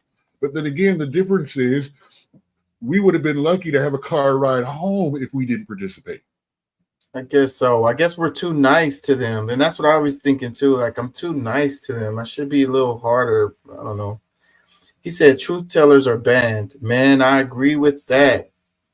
All over the board. And he said, just look at Julian Assange. And Julian Assange is a perfect example of someone just doing journalism. And this guy, they're trying to extradite him to the United States. And the people were like, we'll let you extradite him, but you got to tell us that y'all not going to execute him. It's like, damn. I'm like, seriously at this point surprised he hasn't gotten food poisoning and didn't make it, you know? That this other country is worried that the United States is going to execute him is a story. That's something. Down to your people, Cat. And all he did was try to like inform the public, like he really didn't. What laws did he really break? Like, he was doing journalism. I mean, it's common that information. No. Be fair. He broke laws. He violated encryption. He did some stuff that wasn't right. However, on the other side of that, the information that he pulled and stuff like that, is he a journalist or a hacker? Technically, he's a hacker and or hired and conspired. I get it. I understand what he did wrong. But most of the time when that happened previously, and it was a journalist that brought it out, an actual journalist, we would lean toward the protection of the journalist in favor of what was exposed being the real crime. Because they're like, yeah, so the whistleblowers, it's you're ruled by criminals when they prosecute the person who blows the whistle, and not the people that the information showed that these people were doing crimes, and it was like they always want to protect their sources. It's like, that's the history of government right there, though. He says, I believe that every generation has to fight for freedom or else it's lost. I agree with that too, man. You have to continue to maintain your freedom, or at some point, they're going to take it away from you. So you got to fight. The funny thing is, Gen X did both. We made a lot of social changes in the 80s. In the early 90s, Gen X, a lot of stuff. The boom of Black music, Black culture becoming more mainstream, and people seeing that. That happened. That was Gen X, man. Fight for your right to party, all kinds of fun stuff like that. But We also tried to stay out of politics. We kept that social. We didn't get that into politics. We didn't do that. And because of that, the other part of Gen X, who was fanatically tied to boomer mentality, got a hold of the corporations. So you've got two types of Gen Xers. You got the ones that fought everything and didn't want to be like their parents, so they went and took over the freaking corporations. And then you got the ones that are just like, dude, leave us alone. Let us make our money, buy our house. Let us actually enjoy the American dream and leave us the frig alone. You locked us outside till 10 o'clock. You actually had to put things on TV to remind our parents, it's 10 p.m. Do you know where your children are? And every major star in existence got into that. Why? Because our parents didn't know. They didn't care. All they cared was we got home within 15 minutes of that sound. And every Gen X knows the sound of the generator of the street lights going on. I was just gonna say the street lights. Yep. As soon as it crossed from that high to that low sound, man, boom. We need to go. It's time to go home. We got 15 minutes to get home. If that. Let me read some comments on this one. It says, a very sad state of affairs in America. It says, hope lies with the pros. It says, the world is no longer brave. It's no longer new. The people are fearful of tyrannical governments and self-serving elitists. Dude, I keep talking about 1984. You know, how it's not just prophetic, it's almost a blueprint. You ask a kid about 1984 now, have you read 1984? It's like, yeah, I didn't know it was so bad back then. Yeah, they are ignorant. It says, as long as I have 15 types of cereal from the same factory. It says, good thing the vaccines seem to be killing that grouping off. I'd be careful with some of these comments. Yeah, all kinds of great cereal. Yeah, that's what's important. Different cereals. Like I got some Peeps last night. Cereal. It is every bit as disgusting as you think it would be. It's like sugar-coated sugar bombs with marshmallows. Yeah, and some added sugar sprinkled on top. It says the Pope breaks with tradition in annual ritual by washing the feet of women only. Pope Francis on Thursday washed the feet of 12 women at a prison in Rome during a ceremony emphasizing humility. It is the first time the Pope has washed the feet of women only during the special annual service.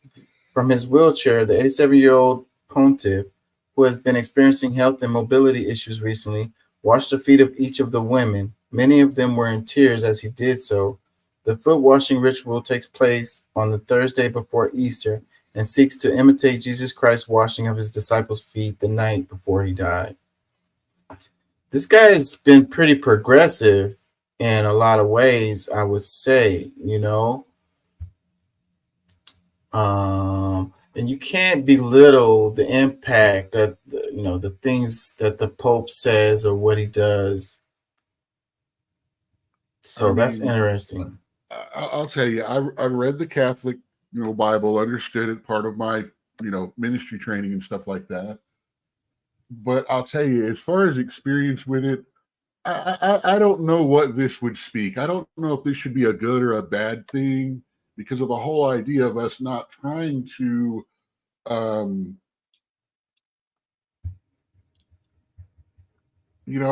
don't know if it's a progressive step or a ooh yay women or a oh bad men, the message. My main experience with the Catholic religion is I actually went a few times because, and all I know is by the time I left an Orthodox Catholic service, I had done so many deep knee bends and stands and stuff like that. I was ready to go home and take a nap. I was tired. He says, ignorance is by design. He says, I heard most American teenagers can't use cursive writing or read it. It's coming to Europe too. That's true, man. The way that they're using these Yeah. emojis, But they you don't, know, they but can't you know spell. why? We don't need cursive writing anymore. Cursive writing Yeah. was brought in so people could, first of all, read the general writing at the time. But since we've gone away from it to 98%, 99% of our communication being print, we don't need to teach the kids that anymore because they don't need to learn that fine manipulation as we were bringing them into factory jobs, like was so important back, in the day. Now, with all the PlayStations and games that everybody plays, our eye-hand coordination compared to an average kid, even in the 80s, is almost like the difference between a normal driver and a NASCAR driver. Our reaction times, our thoughts, our speed, our ability. So we're ready to take these factory jobs that we need if we can bring them back to America.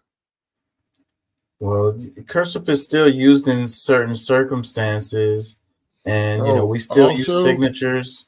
Stopping people from learning how to read cursive stops them from reading the Constitution, the Declaration of Independence, and the Federalist Papers, and the important documents that framed history, to be able to read them without having a typed translation who somebody typed without an agenda, missing commas, changing words because this word isn't used anymore, which changes the meaning of some of this. Sometimes you've got to get etymologic dictionary to figure out what some of these words are to try to understand how they were framing these statements. Let me read a couple more. It says, "Love that he's breaking tradition with a fitting move. Pope Francis washed the feet of 12 women in honor the women that washed the feet of Jesus." It says, "Why the hell he can't speak to Israel genocide of Palestine? What kind of pope?"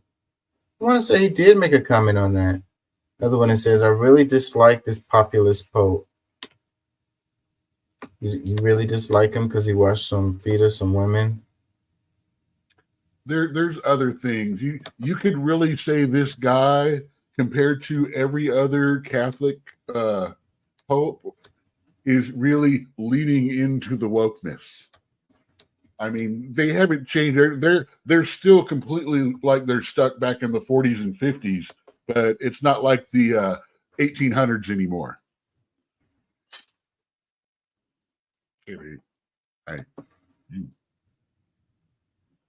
He says people could read to inform themselves and, most important, express ideas.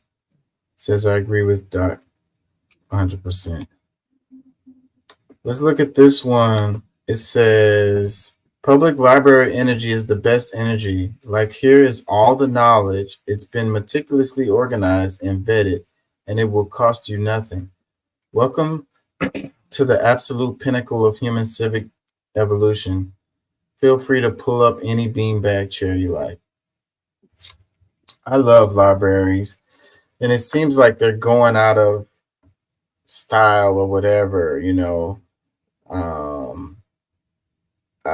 it's like I be saying though, it's a lot of attack. It seems to me that it's attacks on social programs, stuff that helps everyone, that kind of levels the playing field, if you will.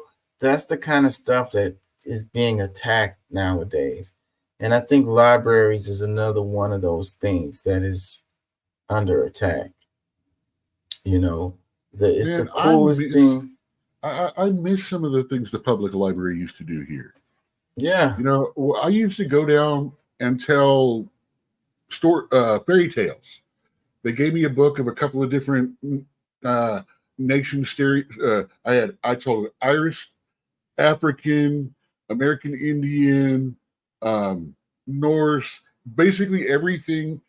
I would do anything except Aesop and Grimm because everybody did those. So I would do these things, and I went on right after a drag queen who read for the kids. And this is one of the reasons why I'm not completely against Drag Queen Story Hour, was because yes, it was a drag queen and all their fabulousness telling the story, but they completely removed any sensualized or sexualized content or from their act. It was just like reading kids to stories dressed up fabulously. Yeah. And I got no freaking problem with stuff like that. He says people don't read books anymore. They read PDFs. Well, a lot of the books aren't PDFs. And besides that, physical place is important for community, you know, bringing people together or whatever, you know. We need physical spaces for community. Like we don't communicate very well face to face anymore. Like everything is through, you know, our digital devices. Yeah, You know, I mean, a number one bestseller that sells maybe 1 million copies right now, there's a good chance that only 15 to 20% of that are actual physical books or actual physical copies. mhm. Yeah, but the older books aren't in PDF form. You're gonna have to go find the book and pick it up and put it in your hands. Oh, not only do you have to deal with that, is I have noticed a lot of books because I'm getting audiobooks a lot because I have time to listen. I don't have time to take my attention away from what I'm doing to read, but I can split my attention to listen.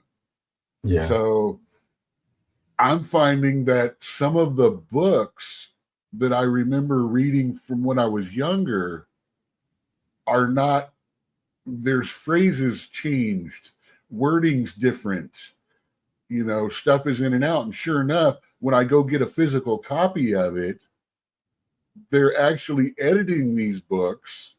Now, mind you, one of these was Charles Dickens' Tale of Two Cities. Mm. And they changed some, just some minor stuff that if you didn't know the book or maybe only read it once when you were a kid, you wouldn't really catch. Yeah. But like me, I was dissecting it to use to write a Champions game, which basically superhero Dungeons and Dragons game. And I was deconstructing it to turn it into a series of stories for them to adventure through. And I noticed that some of the changes and some of the meanings were different between the two of them. And in truth, there was, I think, a total of 3 pages less when I put them to the same words per page. There was like 2 or 3 pages missing from the newer version. Yeah, so the original is the way to go. Let me read a couple comments. It says, LMAO, unless you're in a major city, because they're going away. Another one, it says, the beanbag chairs are full of homeless people finding refuge from the cold, while the computers are booked by folks who don't have one or simply need access to a printer, etc. And the library staff are compassionate enough to know the library welcomes everywhere. It's a magical place run by lovely people with services that help everyone. It's not just about books. Like I said, it's not just about the books. Physical places make a difference. I am 100%, you know, with my background, having grown up with my dad in the military, moved all around, I am 100% behind keeping libraries open. Mm-hmm. Physical copies of books, like Pedro. He's talking about he collects dictionaries. Good man, because things like all through the pandemic, if you were going online, you could go day to day and watch places like Merriam-Webster Dictionary and Oxford Dictionary changing the meaning of words in real time as the narrative drove along all of the media and everything going on. They literally were changing BLM movement.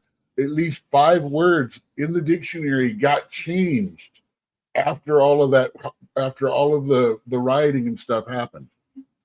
My they dad also added irregardless to the dictionary, which disgusts me. My dad bought me an Encyclopedia Britannica, the full thing, when I was a kid, and that shit had a huge impact on my whole life. I think, you know, that And was the a 1986 version of the World Book Encyclopedia. that was I read great. that book. I read every single one of them, front to back. Yep, I used to just read the freaking encyclopedias like I was a weird kid. But we didn't have all the distractions we have now with the internet and all of this. Like I was bored, so I'd pull up those books and just random shit. I'm aardvark. I'm reading about aardvarks and shit. Yeah, Pedro, Wiki is screwed, but the good thing about Wiki is it is a baseline. It gives you a good place to start. It gives you a nice little outline. Here's an outline, trust it or not, got a little bit of a timeline. And with the resources at the bottom and a couple of other things, you can actually turn Wiki into the great first step or foundation of finding something out. Just don't trust it it's another one you can't trust in real time, because anybody can get on there and edit it. That's the reason why. And at school we can't use Wikipedia as a source. They were rickrolling people with the with some wiki page during the elections. They were sending people to the "Never Gonna Hold You Back" song. Yeah, so I thought it was like brilliant, you said, but that's me. I agree with you though. You can still use Wiki as a jump off point, and then you go on from there. Check this out. It says Harvard University removes human skin binding from book. BBC posted this. It says Harvard University has removed the binding of human skin from a 19th century book kept in its library.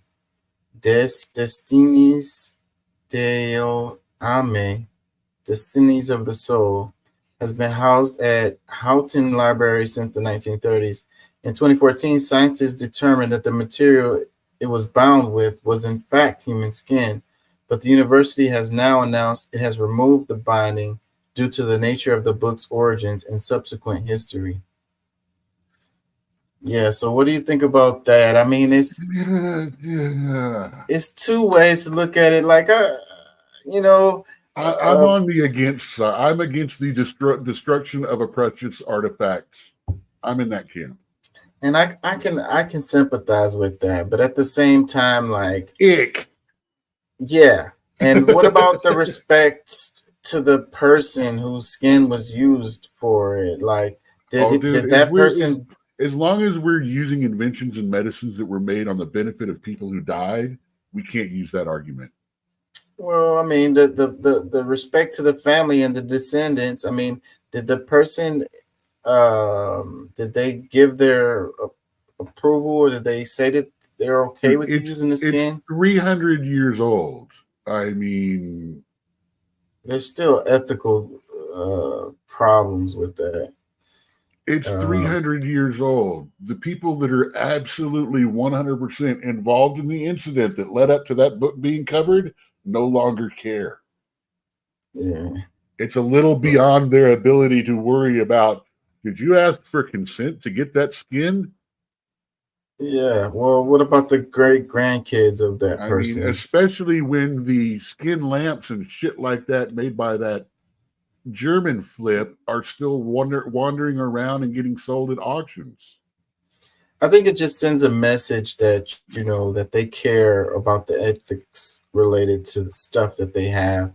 And it's a turn in the tide related to that, because in that case, let's take everything out of the museums and return them to their original country of origins, including the crown jewels, including all the stuff that we've got looted from Maya and other places. It all just needs to go back then. I think a lot of that stuff does need to go back to the people that rightfully own that stuff, especially if it was. At this point, if shit like that goes back to the original countries, it's just going to end up in private collections and stolen and to be used. I mean, that's why a lot of it got removed in the first place. Yeah, a lot of it was except the crown stolen. jewels. That was just pure fucking looted. Yes, a lot of it was straight up stolen. So let me read some comments. It says, please read the article. It wasn't what I thought it was. They are researching ways to properly restore dignity to the legacy of unidentified women the skin belonged to. Great thought and care is going into this. It's not an issue of erasing history. Another comment, it says, didn't expect such foolery from Harvard. It's history. It doesn't have to fit the ideologies of today. Destroying a piece of history that doesn't resonate with today is as good as not evolving at all. Yeah, so you can look at it different ways. It says Harvard is not erasing history, but showing some respect to the person deceased whose skin was taken without consent. It says, don't judge a book by its cover, they said. Another one that says, wow, I wasn't expecting the comment sections to be pro-human skin book covers. Well, I guess you overestimated people. Yeah, actually, the Pedro, the lampshade thing, there was one that was made and on display. There never were really plans to make them as like, you know, here, let's put them at Sears kind of model kind of thing. They were never meant to be mass produced. There was one, and it got bounced around museums a lot for a while, and then it vanished and possibly is in a collector's hand now. But yeah, and then you're talking about how if it was brought back to the country of origin, the museums would be empty. Yes, none of that culture would really be on display. No one's going to travel the world to go see it. It's not going to be on display. People aren't going to be able to learn from actually seeing it. I mean, you got to understand how much more I learned about Egyptian culture, mythology, and things like that when I was able to go to a museum and take it off of being a textbook or off of being a picture on a screen or in a book or something like that, and actually see it with my own eyes. I mean, it makes a difference to the reality and it not being in your mind. That's why half the kids can't friggin' read these days, is because they don't have the ability, because of all the screens and everything being shown to them. They don't have the ability to create an image in their mind as they read. Because to me, and I've discussed this with people, some people can't see it, but when I read, I see it. I see the movie. I hear what's going on. I hear the sounds. I smell the smells. I make it all is in my head as I'm reading this thing, which is why I've always loved to read. And a lot of kids can't do that today because from the time they're barely able to see, they're shown everything. Their creativity doesn't become, this is what I see on my own. It becomes an amalgamation of everything that they've seen up to that point. And they go, well, that's kind of like this and this and this and this. Instead of a thing, it's kind of like what AI art does. It smashes stuff from everybody together into one picture instead of like drawing any real creativity out. So let's talk about the bridge in Baltimore. And a lot of the, conspiracy theories related to it. And like I was saying at the beginning of the show, like not everything is a conspiracy, it was an unfortunate thing that happened. We should have had protections on that bridge. That bridge should have been updated. It's an old bridge. It should have had, what do they call them? It's like these bumpers on the support to, if it was hit, it wouldn't bring down the bridge like that. I think it shows that the infrastructure needs attention, but all of the stories, all the conspiracy theories related to it is really freaking kind of bothering me because, instead of looking at the facts of the situation, it's going into, people were saying DEI is the reason why the freaking bridge came down. I have a couple of clips on it. Let's do this one first. If you choose to do so, to respond to the tomfoolery and attacks on you for having the nerve to be Black and also a mayor? Well, I think, listen, I know, and we all know, and you know very well, that Black men and young Black men in particular have been the boogeyman for those who are racist and think that only straight, wealthy white men should have a say in anything. We've been the boogeyman from them since the first day they brought us to this country. And what they mean by DEI, in my opinion, is duly elected incumbent.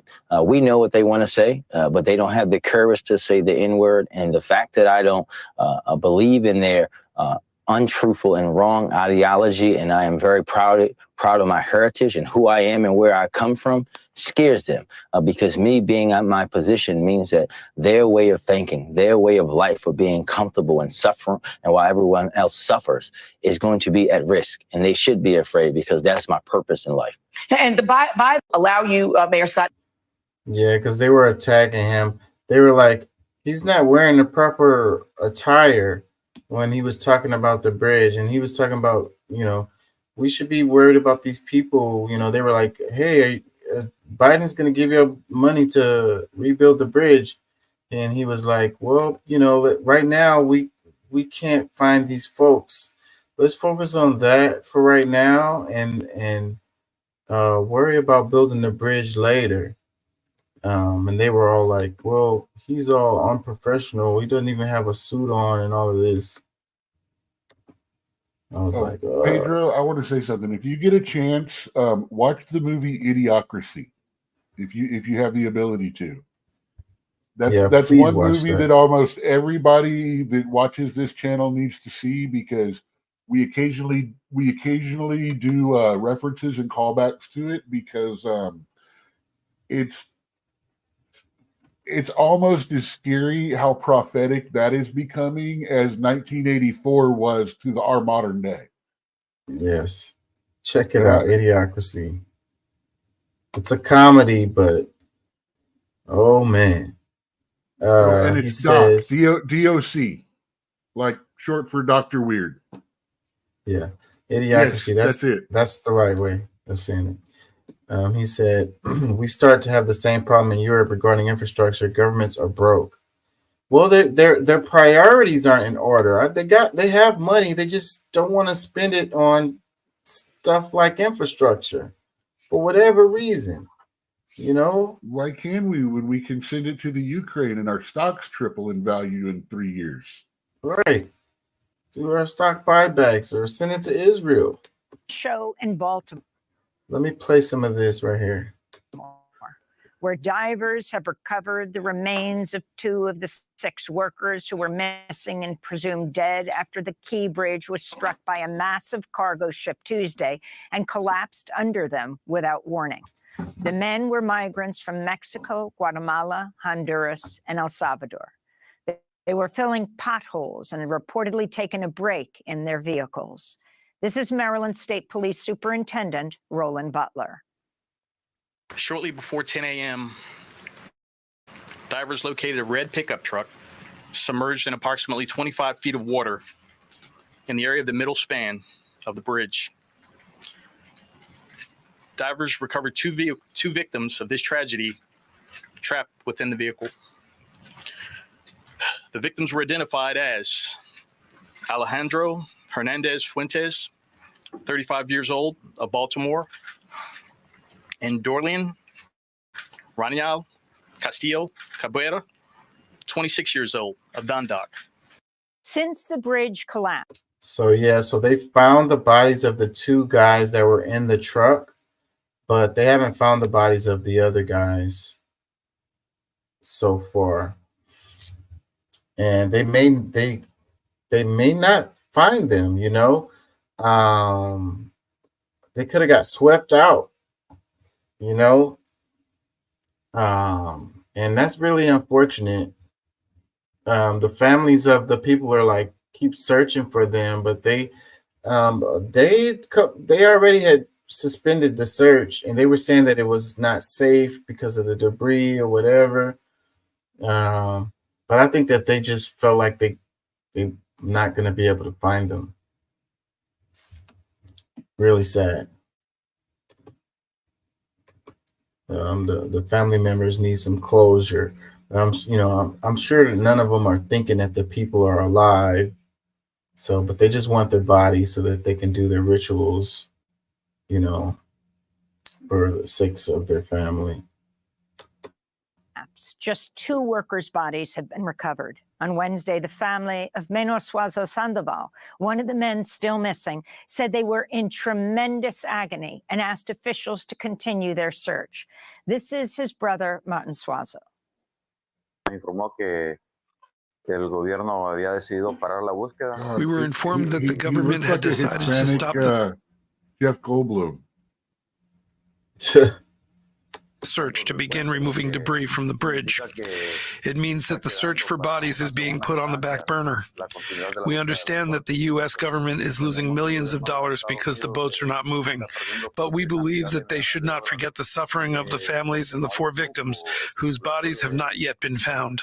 Nosotros seguimos esperando con fe, con esperanza de que We're still waiting with faith and hope that they will find the body of our brother so that we can start the repatriation process, which is what we are most interested in. And I think that we should try to focus on the human impact when it comes to these kinds of things, because, everyone's concerned about the shipping. They're concerned about, the bridge and people being able to travel back and forth. But, like these jobs, these guys were filling potholes on the bridge. They're Hispanic folks. And it's like these people are doing the jobs that no one else wants to do or whatever.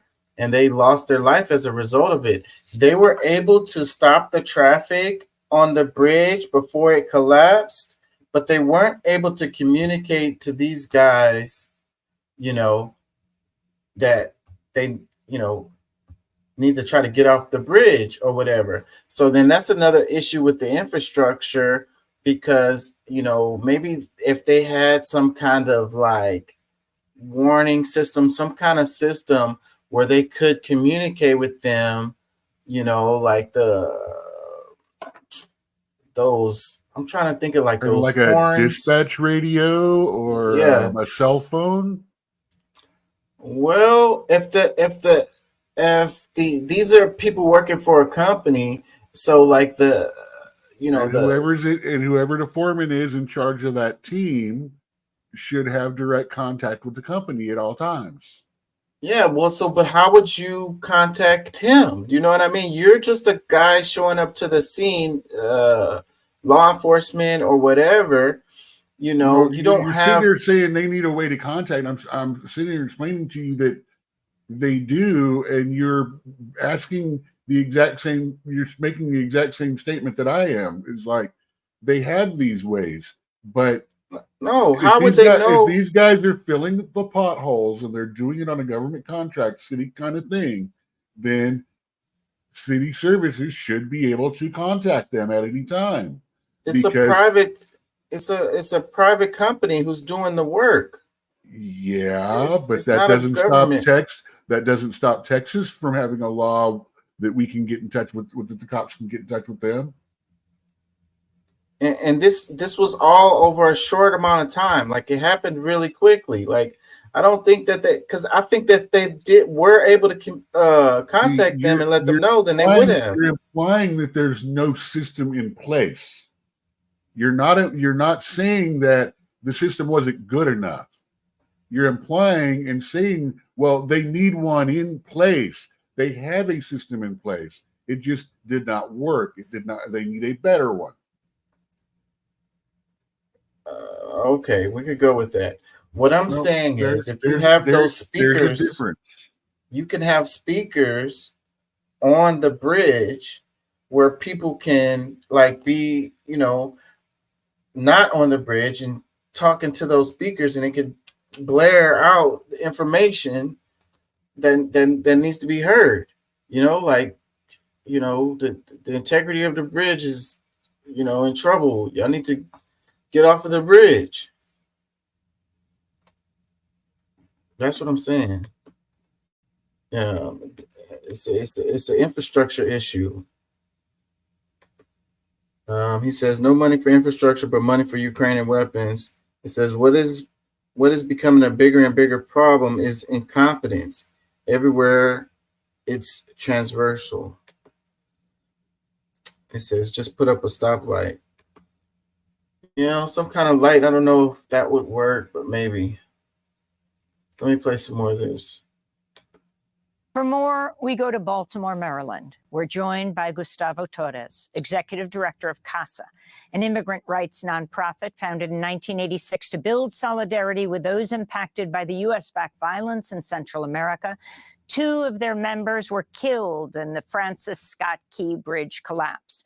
A Salvadoran father of 3 named Miguel Luna, and a Honduran father of 2 named Maynor Yasir Suazo Sandoval, whose brother you just heard.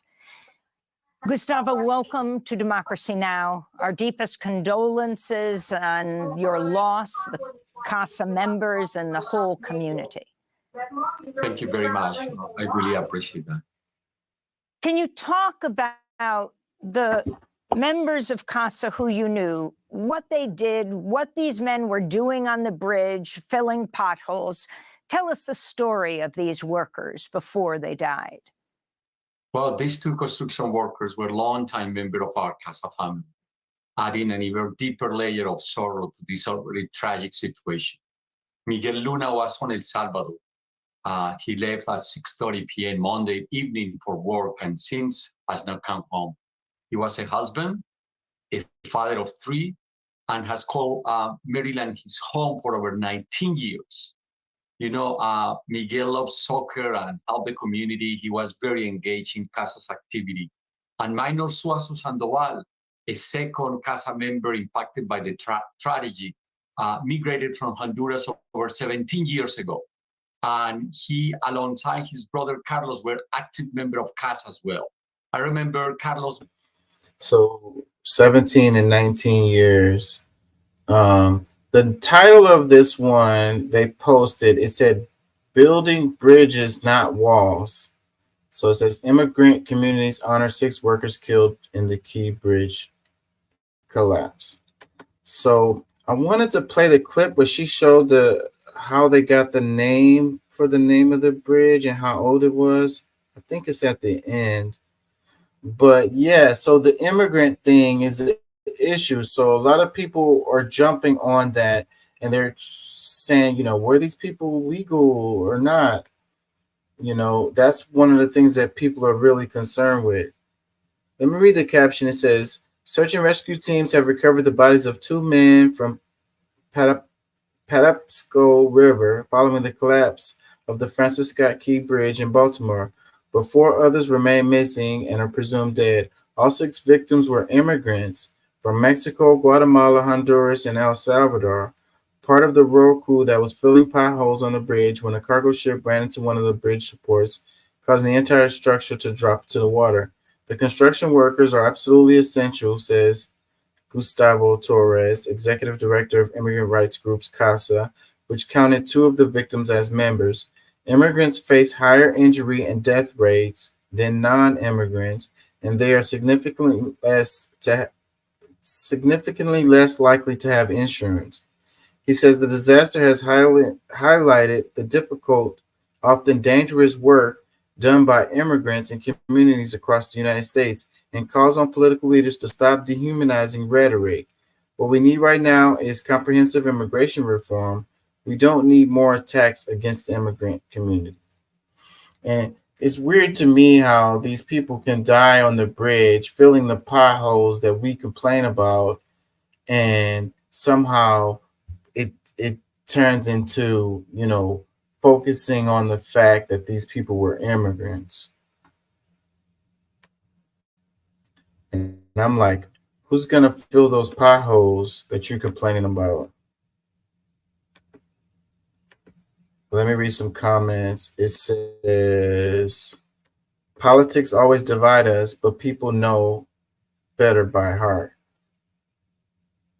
because that title kind of rubbed people the wrong way. The title saying building bridges, not walls, like focusing on infrastructure, internal issues like domestic stuff, America first, if you will.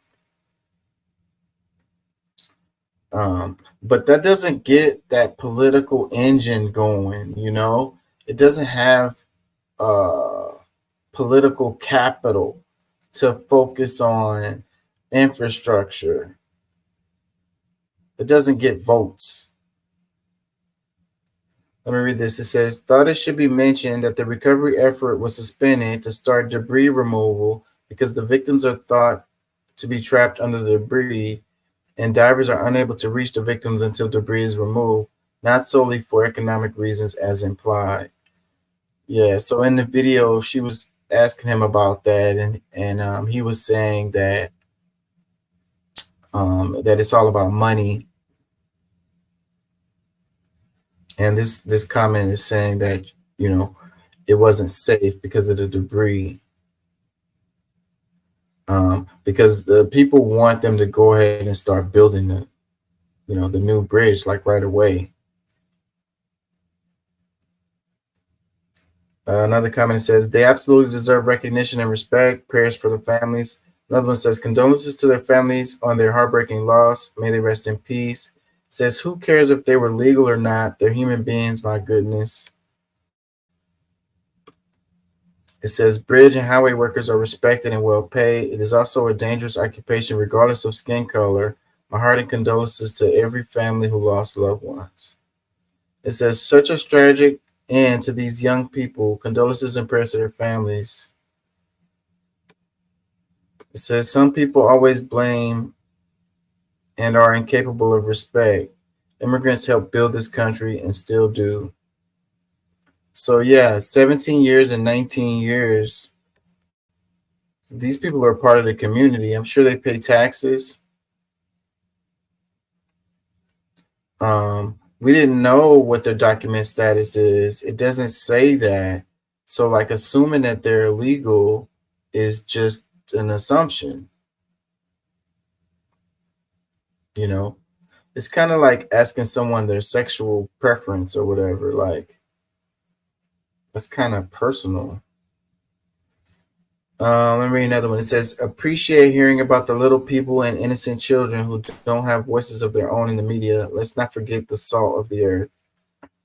It says, a timestamp, a minute 48. That's unfair. Officials stated they stopped looking because it's too dangerous for the divers because of the debris from the bridge. It's likely their bodies are trapped under the bridge pieces as well as inside their vehicles. They haven't stopped looking. They won't stop. They just have to make sure it's safe for those looking. I'm always flabbergasted at the comments that people make about a video and them obviously not hearing the details that they shared because they're talking about a minute 48. Maybe they didn't make it as far into the video.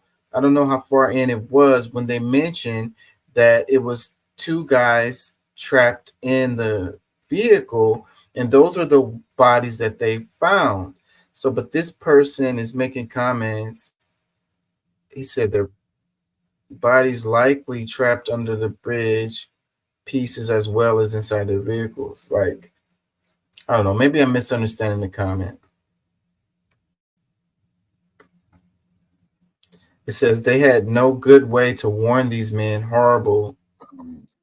So sad. That's what I was saying. What the guy is saying is at this point they believe the bodies are trapped under rubble. So they need to clear the rubble to keep looking for the bodies. Yeah. It's not about, the other guy was saying it's not about it was too expensive to look for them or anything like that. It's that they're just saying at this point in time, you know, the two guys that were found, they found them above the rubble, but they think the rest of them are underneath. He says, did they find a passport? He says, I agree, King Chuck, anti-distractions. Yeah, from the distractions from the reality, because all of these conspiracy theories floating around this thing is dodging the reality that these infrastructures need investment. And like I was saying, they could have had a safety deal on there. So what if the ship was to hit, it shouldn't have brought the whole bridge down. It was a unfortunate series of events that came about. It shouldn't have been able to, though. It shouldn't have come to that point. That's the thing. This is another one of those. That hit should not have taken that bridge down. That falls under the steel beams don't melt at 2,200 degrees. Kind of questions. Yeah, but I saw it's an engineering question, and we're looking at friggin' Facebook warriors. Right. I agree with you on that. I saw a story, and it was explaining that they didn't have those safety barriers on those beams. They wasn't present. They should have been there.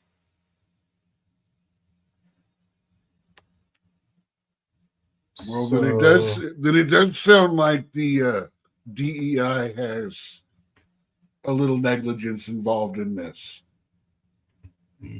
How do you get there? If you're mayor of a city whose major transportation system does not have proper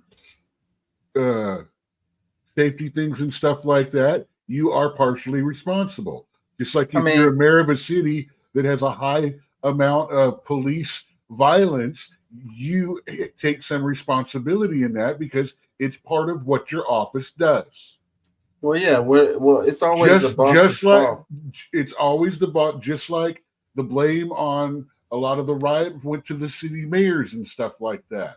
A lot of the other things go straight to the Republican mayor. It doesn't matter what side it's on. This is an infrastructure problem that he either knew about or was kept completely out of the dark in, which is a whole nother system of, mayor not knowing what's going on in the city kind of thing. So, yeah, is it like, oh, it's all his fault? No, absolutely not. But is it reasonable to say, this is something that should have been addressed, or that is this something that he had the ability to address and went, not important enough yet? I can agree with all of that, except for the part where, what was his skin tone have anything to do with that? You know what I'm saying? That's the only part I have a problem with. I mean, the boss. I never said anything about skin tone. As a matter of fact, the only one I saw talking about skin tone in any of that was him. It was because of the comments that he was responding to, all of the comments that came out after that first press conference, and the internet was going crazy with the DEI. Duly elected incumbent. That just means the guy that was elected for the job. He was they were incumbent and elected. That's his definition of DEI. They were talking about diversity, equity, and inclusion. Oh, is he one of those mayors? Let me read this. It says, from the Hill, published 3/27/22/24. It says, on Wednesday evening, Maryland State Police announced a red pickup truck was found among the underwater wreckage. Inside were two of the trap victims, 35-year-old Alejandro Hernandez Fuentes from Mexico and 26-year-old Darian Ranel Castillo Cabrera from Guatemala. 4 others were still missing and presumed dead. 2 of the victims were Mexican nationals, and 2 were from Guatemala. 1 was from El Salvador, and 1 was from Honduras, all employed by Browner Builders. So Mexican national, that doesn't mean that you're illegal, right? None of that says illegal immigrant. None of that says illegal. Yeah. That just says immigrant. That means They were not born. Immigrant means you are living and working here, but we're not born here. That's what an immigrant is. Yeah.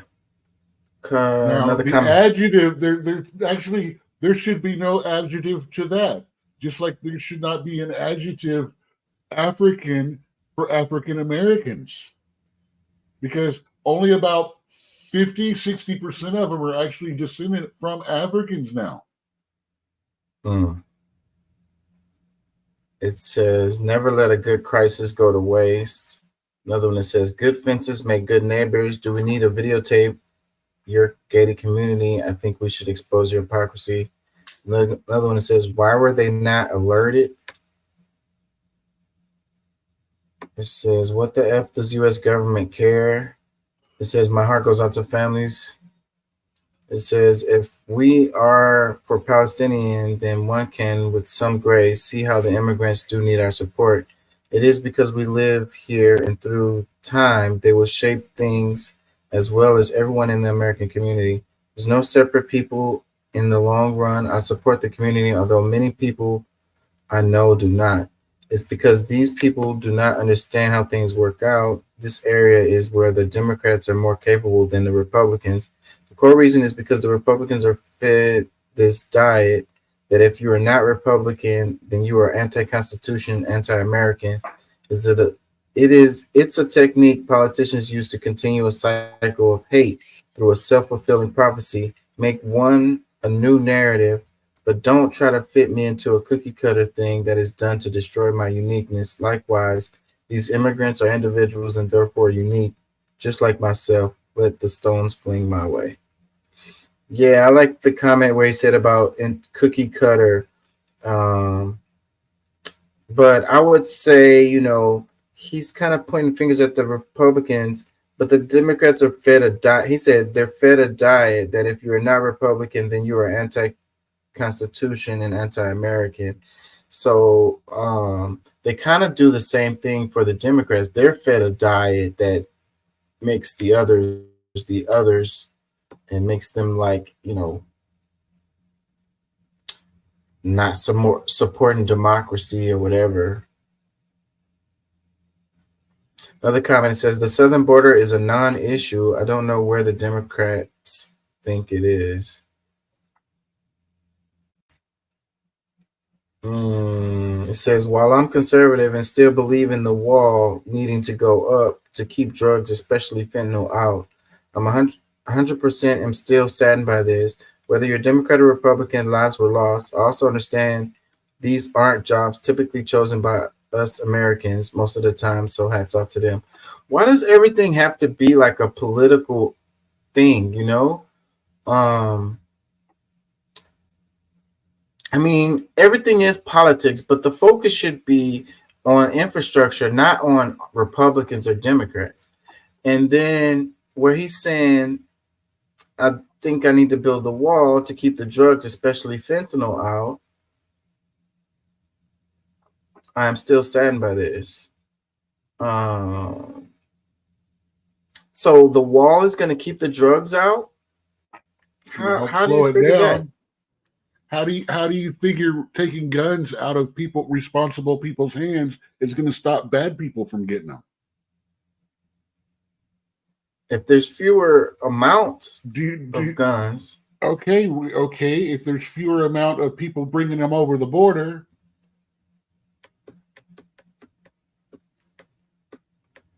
The cartels are hiding mules amongst them. Reduce the amount that can come through, you reduce the amount of mules. Will they find other ways? Yes. I think difference being, of course, one violates the Constitution and the other is supported by it. He says shipping business is shady. He says, what flag was on the ship? Where was it registered? And insurance from where? Those are good questions. I think it was just unfortunate. There was a short on YouTube that's got all that information. I saw yesterday. Yeah, I think it was an unfortunate series of events. They were losing power and have control. They tried And to they're pull hiding the name anchor of the captain. I saw the name of the captain on a post that went down my they finally driveway. got it. My They finally timeline. got it. Okay. Yeah, because it's a white dude. He is. I don't remember the name. Yeah, for what we're talking about, as long as CP's clean, we don't care. Yeah. Well, if you don't have power on your ship, you can't control it. Captain was Ukrainian, Pedro says. Yeah. He was Ukrainian. Oh man, I gotta dive into the conspiracy theories on this. Yeah, I saw that about him being Ukrainian. I saw that. Give us the That's true. money you said you would, or more bad stuff is gonna happen. This is kind of related. Let me do this right here. Check it out. It says Boeing just appointed a woman exec to replace an embattled CEO. But is this just another example of the glass cliff at work? It says, after years of controversy and PR issues that began with the 737 MAX series of aircraft, Boeing has shaken up its leadership structure. The head of Boeing commercial division, its CEO, and its board chairman will all be replaced by new leadership. At Boeing commercial division, the epicenter of the crisis, Stan Deal, will be replaced by Boeing veteran Stephanie Pope. There were originally whispers that placed Pope as their apparent to the CEO job, but this appointment complicates that. Critics have been quick to seize on this as an example of Pope being put off on a glass cliff, an idea that says women and people of color are placed in leadership roles in times of crisis, often crisis which they had no hand in creating. These appointments, while good for representation, set the individuals up for failure by forcing them to shoulder unrealistic expectations and win the unwinnable. In many cases, their futures are seized on by critics and authorities to return to business as usual, as if to say, look, we gave them a shot and they didn't deliver. Pope now faces an inevitable task of improving relations with Boeing's clients, government regulators, and most importantly, the public. She takes over amid growing criticism that cost-cutting replaced proper business practices and took Boeing from a one-time leader in commercial aviation to what many see now as a liability. So there's a lot of angles with this. So the monopoly part is a part, the deregulation, okay? And that's kind of what ties in with the previous story about the bridge. Putting money into infrastructure and, not wanting to spend money and deregulating everything. So, and monopolies. So these are the little components that lead up to what we're dealing with today. And so, Boeing, they bought out their biggest competitor years ago, and then the leaders of that particular company became the leaders of Boeing, because that company, the way that they were doing things was making a lot of money, but it wasn't good for the viability of, the industry in the long term.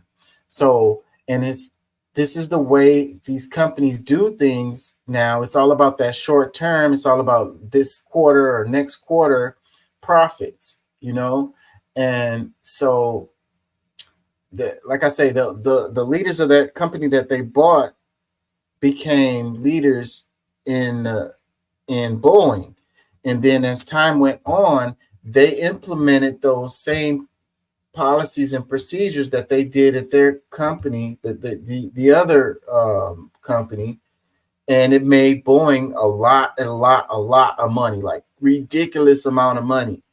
But it also cut corners related to safety, reinvesting money into the company to keep things safe, You know what I mean? And so now we got doors flying off of planes, falling, wheels falling off on takeoff, and as a result, but they're making crazy amount of money, but now people are scared to fly certain aircrafts or whatever. So it's having the impact of people losing confidence. Okay, so ultimately that's gonna cost them money, but they were worried about money in the short term versus money in the long term. And that's the same way of looking at things that leads to the bridge not having the safety issues, infrastructure to keep it from, falling if it just gets hit in one of its support beams. Money for short term instead of money for long term, but then it's going to cost you in the long run. Now they got to build a whole nother freaking bridge. But I guess it doesn't matter, right? The government is going to bail them out, give them. Biden's already approved. I don't know what's the number. It's in the billions, I think. I don't know. I don't know what the number is. Let me stop because I don't know what the number is. But Biden approved a large sum of money that Baltimore can use to build the bridge. So I guess if these companies, they just make their money short term, things go kaput, people get hurt, and then they get bailed out by the government, they win, right? Like, what do they care about somebody getting hurt or dying or whatever as a result of their short term profits? And Boeing, they use the exact same algorithm the automotive industry does. How much would it cost to pay off the lawsuits versus how much would it cost to recall and fix everything that's wrong? If it would take less to pay off the lawsuits than to fix what was wrong, then as the corporation, they'll decide to just pay off the lawsuits. And then the people, double our insurance, please. And then the people want to be like, oh, we're going to boycott or whatever, like, because that's like their only answer to this kind of situation. But like in the example of Boeing, there's absolutely no alternative. So it's like, we're gonna stop flying Delta and go to United Airlines instead. You're getting on the same goddamn freaking plane made by the same people. So you're not really banning. You're banning the company who bought the plane, not the company that made the plane. Because you can't. You can't. There's nobody else. Boeing is the only one. There's no one else. They are the only ones who do what they do. No, there are a couple of one or two others, but that's like saying there's I was reading about it. There's like Toyota, Nissan, and then there's Bob's Design Car. Yeah, that's what I was about to say. It's like 85% or some shit like that. Yeah, it's 70. I want to say 73% of the planes, but I believe that is in the world, or of planes coming in and out of the United States. So like Europe and stuff like that has some, but it's close to 80%, I think, of all American. Yeah, and most of the other ones are older planes for smaller companies that are mostly freight. Yeah, they're not the big ones. The big planes, the big passenger jets. Yeah, they're big planes. They're the same. They're similar, but they're they're freight planes, not passenger. Yeah. And Crazy, there's some, crazy. I mean, the ones that don't run the big mass skybus or like the little skybus airplanes, the ones that only seat like 40 to 60 people instead of like 150. I don't like those big planes. They fly smoother and everything, but they just, well, flying doesn't feel right to me anyway, so. She did an anecdote at the end of this video about how the bridge got its name. Let me see if I can find that. Yeah, this is it right here. You're still sharing the picture from the Boeing story. Okay, thank you. Appreciate that. Okay, here we go. Gustavo Torres, I want to thank you so much for being with us, Executive Director of CASA. 2 of CASA's members were killed in the Key Bridge collapse. Millions of enslaved people who also built this country together with immigrants, a point worth remembering as we mourn those immigrant laborers on the Key Bridge. The bridge was named after Francis Scott Key, since while watching the British Navy bombard Fort McHenry in 1814, not far from where the bridge was built in the 1970s, Key wrote the poem that would become the national anthem. His poem has 4 stanzas, the first made famous as the Star-Spangled Banner. Key was a slave owner and denounced those who fled enslavement in 1814 to fight against the United States for the British, who promised the enslaved people freedom in return. No refuge could save the hireling and slave from the terror of flight or the gloom of the grave, Key wrote in his poem, words left out of the national anthem, but which nevertheless noticeably rhyme with land of the free and home of the brave. Just an interesting fact as this Key Bridge is rebuilt. Yeah, so that automatically leads to the idea that when they build the bridge, when they rebuild it, they're gonna give it another name. When I heard Yeah. I heard they had already had plans for a different bridge going up, but it wasn't feasible because of the current bridge or something. But now they can go ahead and do it. Yeah. Yeah, I'm still digging into all kinds of conspiracy theories about it right now and things that are going on. I'm trying to. I'm following the money right now. Yeah, I just don't think there's. I don't think it's that deep. I think that is simply not spending money where it should be spent. I mean, you could call that corruption. It was built in the 70s.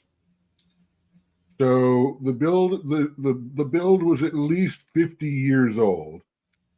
Most of those bridges like that, they rebuild or something in 75 years, 50 to 75 years anyway. They redesign, reinforce, restructure. I don't know how long this had. You know, it had to have some changes in reinforcement from the 70s to the 2000s just because of the nature of traffic. And, you know, they were probably constantly doing maintenance, and that's what happens, right? It's like an old car. It's probably their version of 610. Yeah, like I say, it's like an old car. Like, instead of getting a new car. 610 is a freeway that goes around central Houston that, since I've been here in 1993, never at any time has there not been construction somewhere on that circle going around town. Yeah, and in their defense, some of it is the changes that happens when they're like expanding other it connects to all the other freeways too. So, you know, those connections and stuff, they make changes and stuff. So some of the constructions, in their defense, is that But and then they run out of money, and then the project stops, and then they leave it halfway finished, and then they get money 4 more years later, and then they go back and yeah, a bunch of freaking it's government politics, contracts. And people, it's buddies, people getting rich. getting paid. Yeah, my buddy. Buddies So paid. the idea of the lemon, right? You keep on putting money into the lemon, and you spent more money than you would have spent if you would have just got a new car. So that's like I say, they were probably working constantly on maintenance on that bridge instead of building a new bridge. Dude, just the difference in materials alone, quality of materials between the 70s and now, what we could and are allowed to make because of environmental laws and things like that, that alone would cause problems with the way that the bridge was running. Yeah. So I saw a report recently that they finally banned using asbestos in any kind of construction. So and I was thinking that had already happened, but apparently not, because I was reading a story about them okay, they can't use asbestos at all. What? They were still using asbestos for shit? Anyways, check this out. It says GOP gubernatorial candidate Phil Lyman blames Baltimore bridge collapse on diversity. It says this is what happens when you have governors who prioritize diversity over the well-being and security of citizens, Lyman said in a post on X. So this is where that comes from, where the mayor was making those comments in the first clip that I played, because you had people making comments like this. The governor who prioritizes diversity over the well-being and security of citizens. So he hired, he was doing diversity, equity, and inclusion, and that's the reason why the bridge collapsed, basically.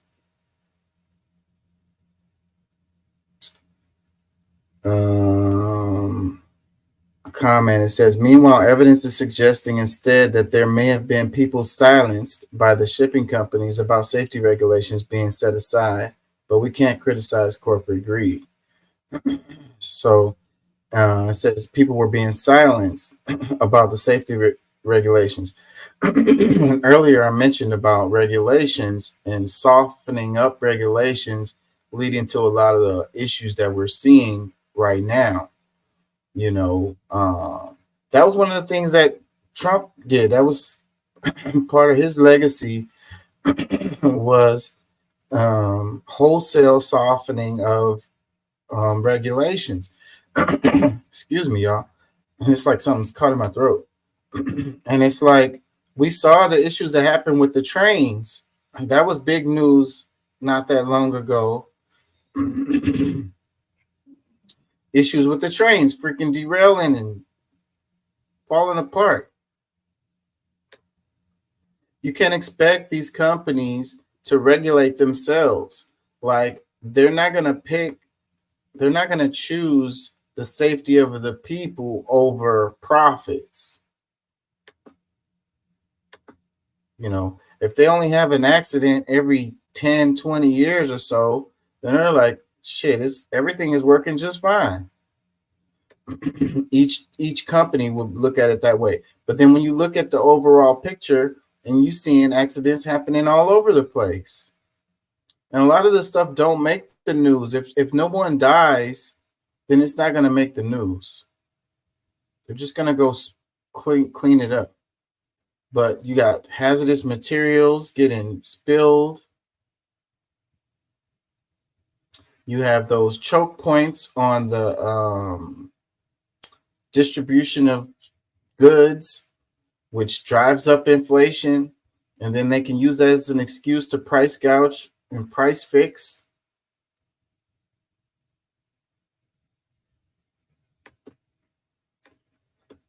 I'm going to have to get out of here. Check this out. It says, capitalism keeps poor people busy by making us struggle to meet our basic needs.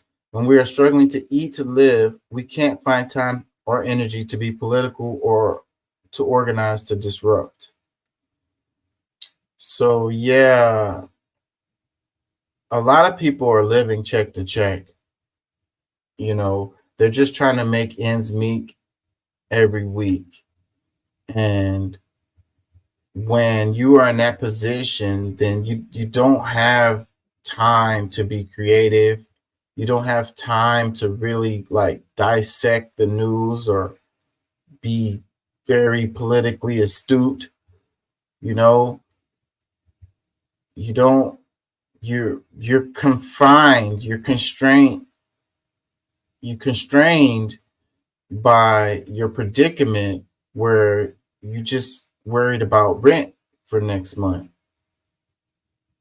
And if you were like a totalitarian government, that would be the perfect scenario for you when you don't want to call yourself a totalitarian government. You don't want to take that label, but you don't want your people to be pushing against anything that you're doing, you know. And then that also leaves like the bourgeoisie as the people that's the only ones that are in position to have impact on, you know, the way things go. You know, the lame man has his vote, and that's his only say or his only voice or his only power.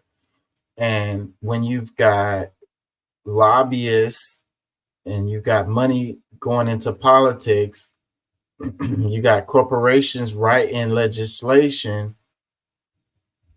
the elite have a disproportionate impact on how, you know, things tend to happen. You know, meanwhile, the rest of us are at mercy to their whims.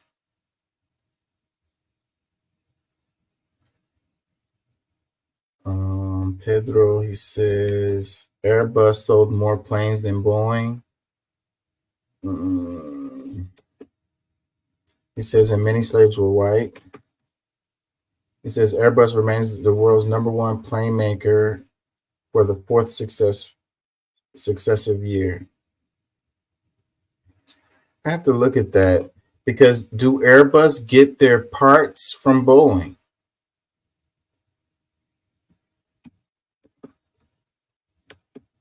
Well, see, that's sitting there and implying that all Boeing parts are crap. Yeah, I'm not saying that they are. But I wonder if that's, you know, where does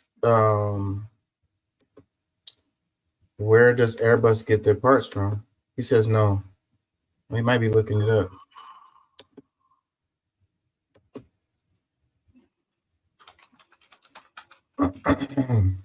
Comments, it says, excuses, if you care, you find the time. Whatever, bro. You don't have time if you're freaking on a treadmill all day, every day. Worried about your kids eating. You know, having food to eat is a little bit more important than what's happening politically. Another comment says, this is so deep, my chest is tightening. I have a big lump in my throat. Another one that says, been this way for hundreds of years. Along with a couple of others, Goodrich and Honeywell. Those are two names that we're familiar with. Are suppliers to Airbus. Okay.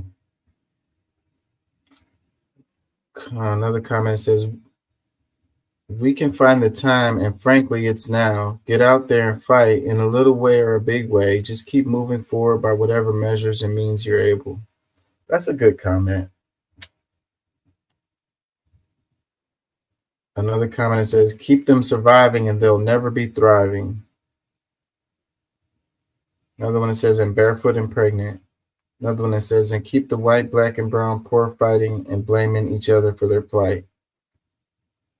You know, the divide and conquer, you know, pointing fingers, it's the R's, it's the Dems, it's the blacks, it's the whites, it's the men's, it's the women's, it's the LGBTs, it's the straights. It's not the corporations. It's not the corruption in government.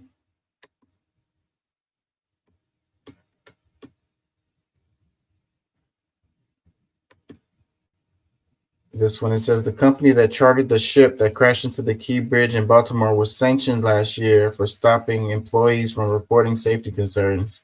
The ship itself was also detained in the past for malfunctioning, and the company that owns the ship has been sued for safety violations.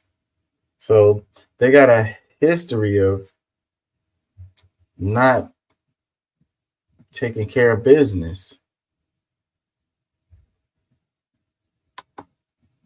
It says further safety infrastructure mechanisms known as fenders, which serve as protective barriers, were not present on the Key Bridge. One can easily imagine a scenario where these safety precautions were bypassed in order to cut costs, despite the heavy flow of boat traffic beneath the bridge. So it's an assumption to say that the safety precautions were bypassed in order to cut costs, but that also would make sense. So, and this is what I was mentioning earlier about the safety, the infrastructure mechanism served to protect barriers, served as protective barriers, not present on the Key Bridge. It says our rulers want to trick us into thinking that all of these different infrastructure failures are isolated events, the result of a few bad companies or careless individuals. This is, of course, not true. From planes falling apart mid-flight to the Key Bridge disaster, they are all connected. It says deregulation is, of course, to blame, but we can't talk about deregulation as if it's a departure from the mythologized good capitalism. The fight against regulations has been a feature of capitalism from its inception. If all industries were fully regulated, this system wouldn't function. You know, it's a reason why you have like the balance of government, why you have balance of power, like the people like having laws to not let children work and stuff like that, because the corporations would do it if they could. It says, that is to say, capitalists would not be able to accumulate profits. The engine of the capitalist system, the system would sputter and falter. It would break down. No, in order for capitalism to function, it's our infrastructure that needs to break down. Cost needs to be reduced, corners cut. It says, so absolutely our short-term efforts should be the fight to restore protective regulations in all industries, to undo the immediate harms, but to stop there would be a mistake. Our analysis must include a full critique of capitalist system, and our actions must follow from this analysis. To paraphrase Lenin, we must fight in a revolutionary way for reforms, not in a reformist way for revolution. If our fight only extends to individual companies, individual industries, or one-off disasters, any gains made can easily be undone, as they always are, as long as the capitalist class is the dominant class. There will always be avoidable disasters. There will always be able to undo protective laws, force deregulation upon us, and assassinate those of us who speak up. Any deviation from that norm is but a blip in time, an aberration meant to temporarily quell and restive population. We have to get organized. We cannot continue like this. So yeah, comments. He says they want us divided, and they have us divided. The news, the media, everything we see feeds the division.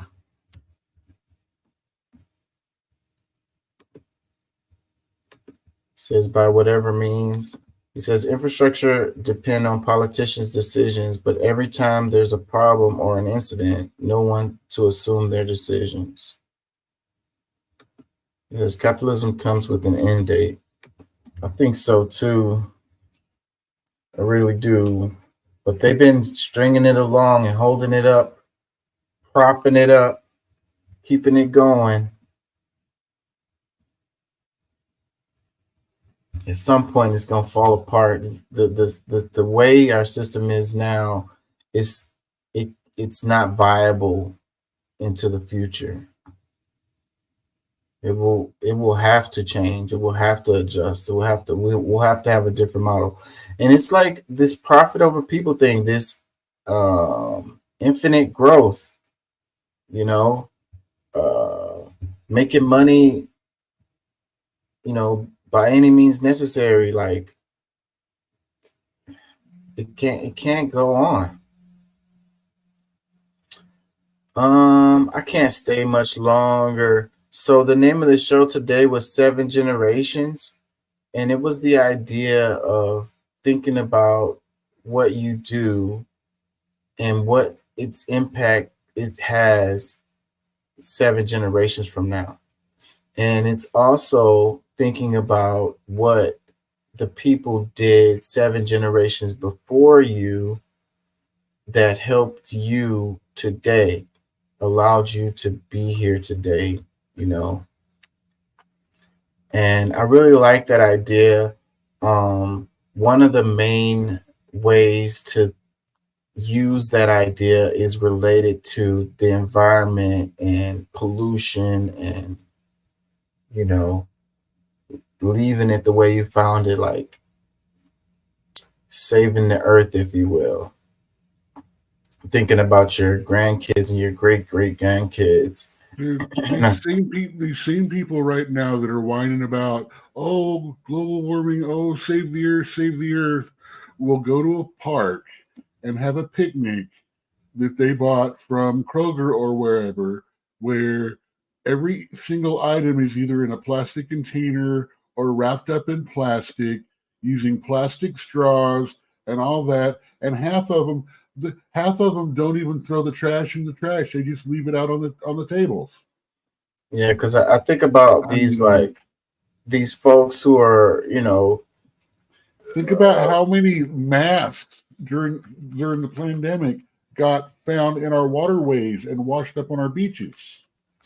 Yeah, so the same people are the ones that go to these festivals, you know what I mean? And that stuff is a mess after they leave, like destroyed. like you say though, all the one-use plastics, you know, it's just crazy. But you know, the point is to have this way of thinking, of making it matter. The way you think matters, the way you move matters, you know, and that it's important that, you know, your life has impact. Your life was impacted by people 7 generations before, and what you do will impact people 7 generations in the future, you know. I don't know. My family line's done. I'm not going to have any more kids. My son doesn't want to have any kids. That's it. There are no more people to carry on. Yeah, but it's not about your specific line. You know what I mean? There will be people here 7 generations. Well, unless, you know, we don't make it, but it will be people here 7 generations down the line. So your life impacts those people, regardless if they're my life part didn't of. impact shit. Fuck them. I'm not going to. Yeah. So, but that's the thing. That's just being a funny ass, not me. Yeah, I know. You I know know me. I know. I'm pissed at you because you don't think that we need to make it out into the stars, because if we don't, it all fucking burns up. It's all done. None of this matters. Not what the old people think, not new philosophies, not Hemingway, not Shakespeare, none of it. None of it matters. Not Jesus, not God, none of it matters. Not the spaghetti monster, not anything we believe, not a thought that we've done, not a single thing that we've created will matter unless humanity gets our shit together, heads to the stars, and stops fucking up and stop leaving burned ashes in the wake of everything that we do. Yeah, well, if we keep the same attitude that we have, we'll just carry that attitude into the stars and just destruction there. If that's what it takes for all of our creations to survive, then even that is acceptable. As to the elimination of an entire living culture, heritage, and thing like that. We complain about that all the time. How old civilizations get washed away and stuff like that. We're not talking about an old civilization. We're talking about the future of our civilization. All civilization combined, the good, the bad, whatever. Yeah, well, if we're naturally destructive like that, then maybe it should be an end date for humanity. You know what I mean? Then why bother doing what you're doing? I don't believe that. I don't. And that's why I do what I do. I absolutely, exactly. Yeah, I don't. I think that people are actually, in my class, theology class, they were talking about there's like two conflicting philosophies that say people were born inherently good, or people are born evil or whatever, and they need like Jesus to save them or whatever. You know what I mean? People are born pissing and shitting on themselves and unable to eat. There is no good or evil in that. That is tabula rasa. That is a blank slate. They're good, what you consider good or evil in that particular thing, which in and of itself can be changed as how you look on it one way or another, are just the survival instincts inbred into them. Whether they accept sociology, social and things like that, or they have to compete and fight with no rules, no boundaries, anything like that. It's all what is written on that slate from the very beginning. I hear you. And yes, there are people that have frayed wiring, which tends them toward a darker path or even a lighter path. But those are aberrations in the mathematics of our discussion. You can bring them up, but the 1, 10, 100, or 1,000 are not in the consideration of what we're talking about, the 7 billion, that we're talking about.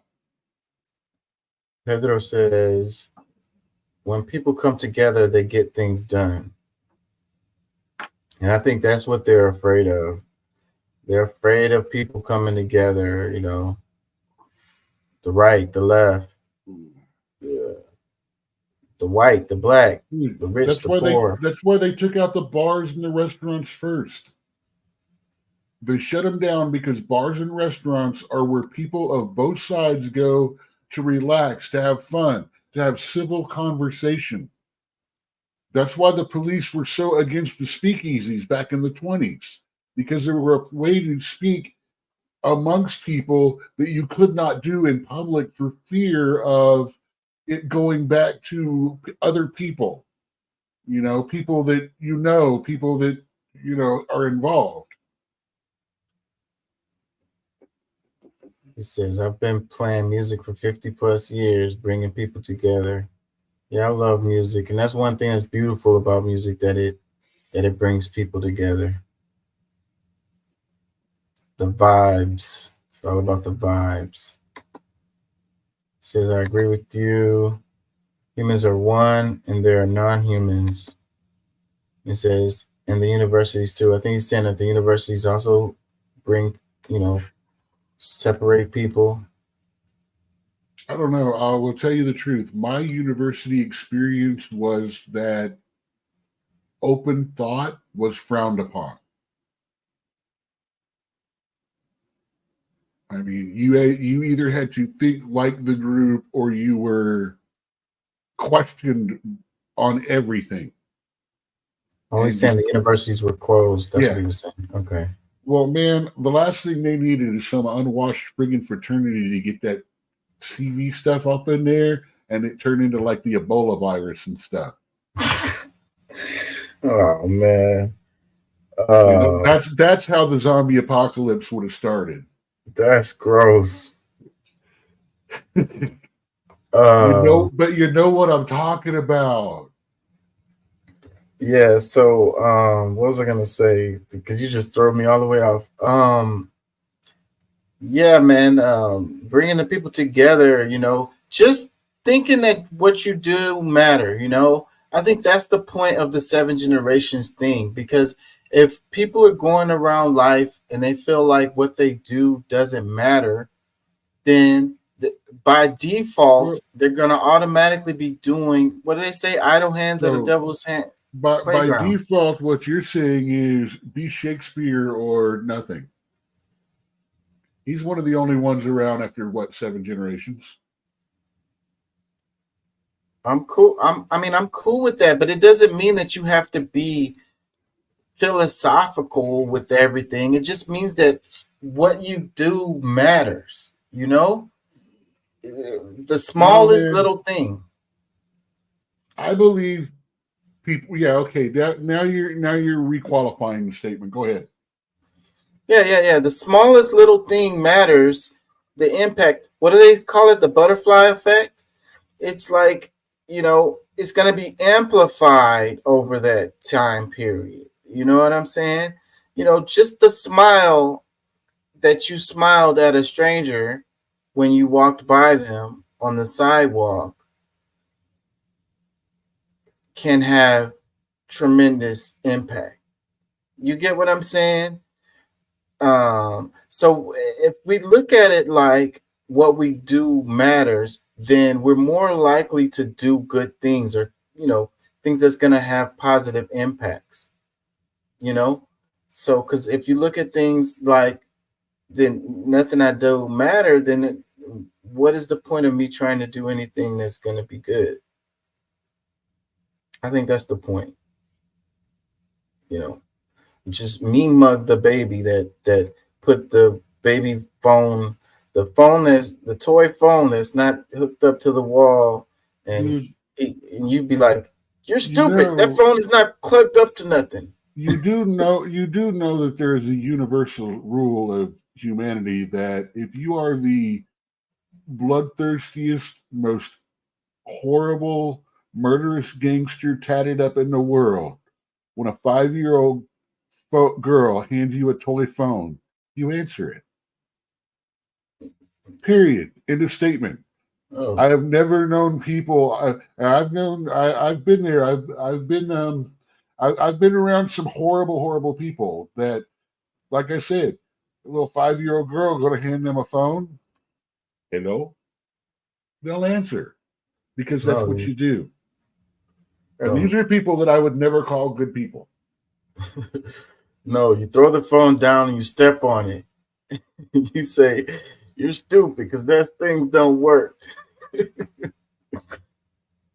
me read the comments. Well, is that not the same thing as teaching kids reality?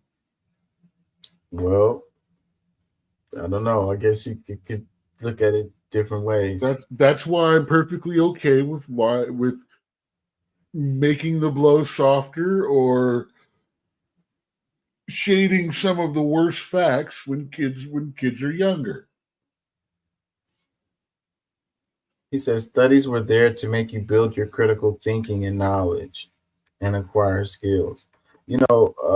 Pedro, I'm an academic. I go to the University of Houston, and I still believe in academics and universities, and some of what Doc is saying is true related to like how they want you to think, but you have access to information that you don't have access to normally when you're in university. So that's really cool. Which is practically a crime in and of itself. And that really does suck. It really does suck that regular average folks don't have access to this stuff. That's really sad. But when you're in that university and you do have access to this stuff, they can try to like mold your way of thinking, if you will, but because you have access to all this information, then, you know, if you partake of that, if you take advantage of that, then, you know, they're going to have a difficult time molding your way of thinking, I would say. He says, me too, but a lot has changed. As Doc said, everything has become over politicized. Scary times that we're living in. Why does everything have to be political? Like we was talking about the bridge, and then it went into politics. Like the comments going into politics. Like, I mean, I guess you could say it's political, but Hey, the human Smith, welcome to side, the party. the human side is missed. Yeah, I'm sad you're coming in right now. I'm glad you're here, but I'm about to get out of here because it's 5 a.m. and I'm tired. I was up last night at the beach. It was midterms this week. It was my daughter's birthday week. I almost didn't do the show. I ain't gonna lie, but Dude, we went to Trader's Village, the big, huge 40-acre flea market, and walked around for about 3 hours. It was pretty cool. That's cool. And we managed not to buy a whole bunch of junk this time. Yeah. It was really windy on the beach, so it kind of made it chilly, but it was still a good experience. Pedro says 12:03 where he's at. 12:03 p.m. Yeah, so midterms. He's GMT minus 10 or 11. Where's that at, Pedro? Yeah, freaking all these tests. I just took a bunch of tests, had to write papers. Stressed me out this week. At the same time where I was planning my daughter's birthday and I had to go shopping for her and all the stuff she wanted. He's in France. Okay. I remember He's him on saying that he's earlier. on the other side. He's on the other side.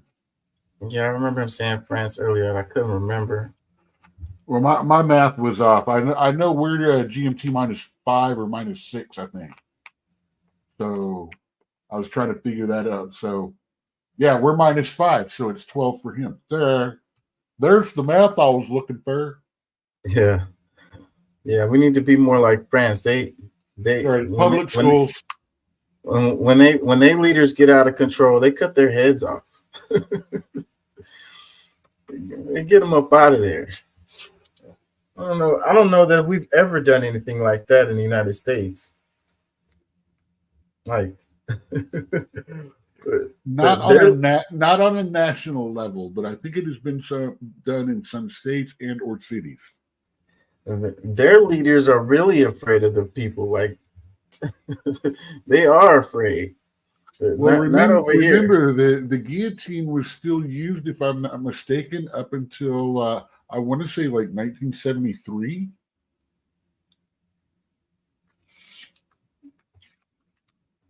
Man, I mean, but then again, 73 was a weird year because, if I'm not mistaken, I was looking at it for some reason the other day. Oh yeah, it's like 50 years ago. So it's like Picasso died in 73. That just blew my mind because I was thinking Picasso was like back in the day. I was thinking like he was like 1800s and stuff like that. But no, Picasso is, was alive during my lifetime. That's crazy to think about. Yeah, man. Yeah. Aren't they, let me ask you a question, Pedro. Aren't they aren't the farmers still protesting and dumping manure on the Capitol buildings and stuff like that? I want to say I saw some clips of that not that long ago.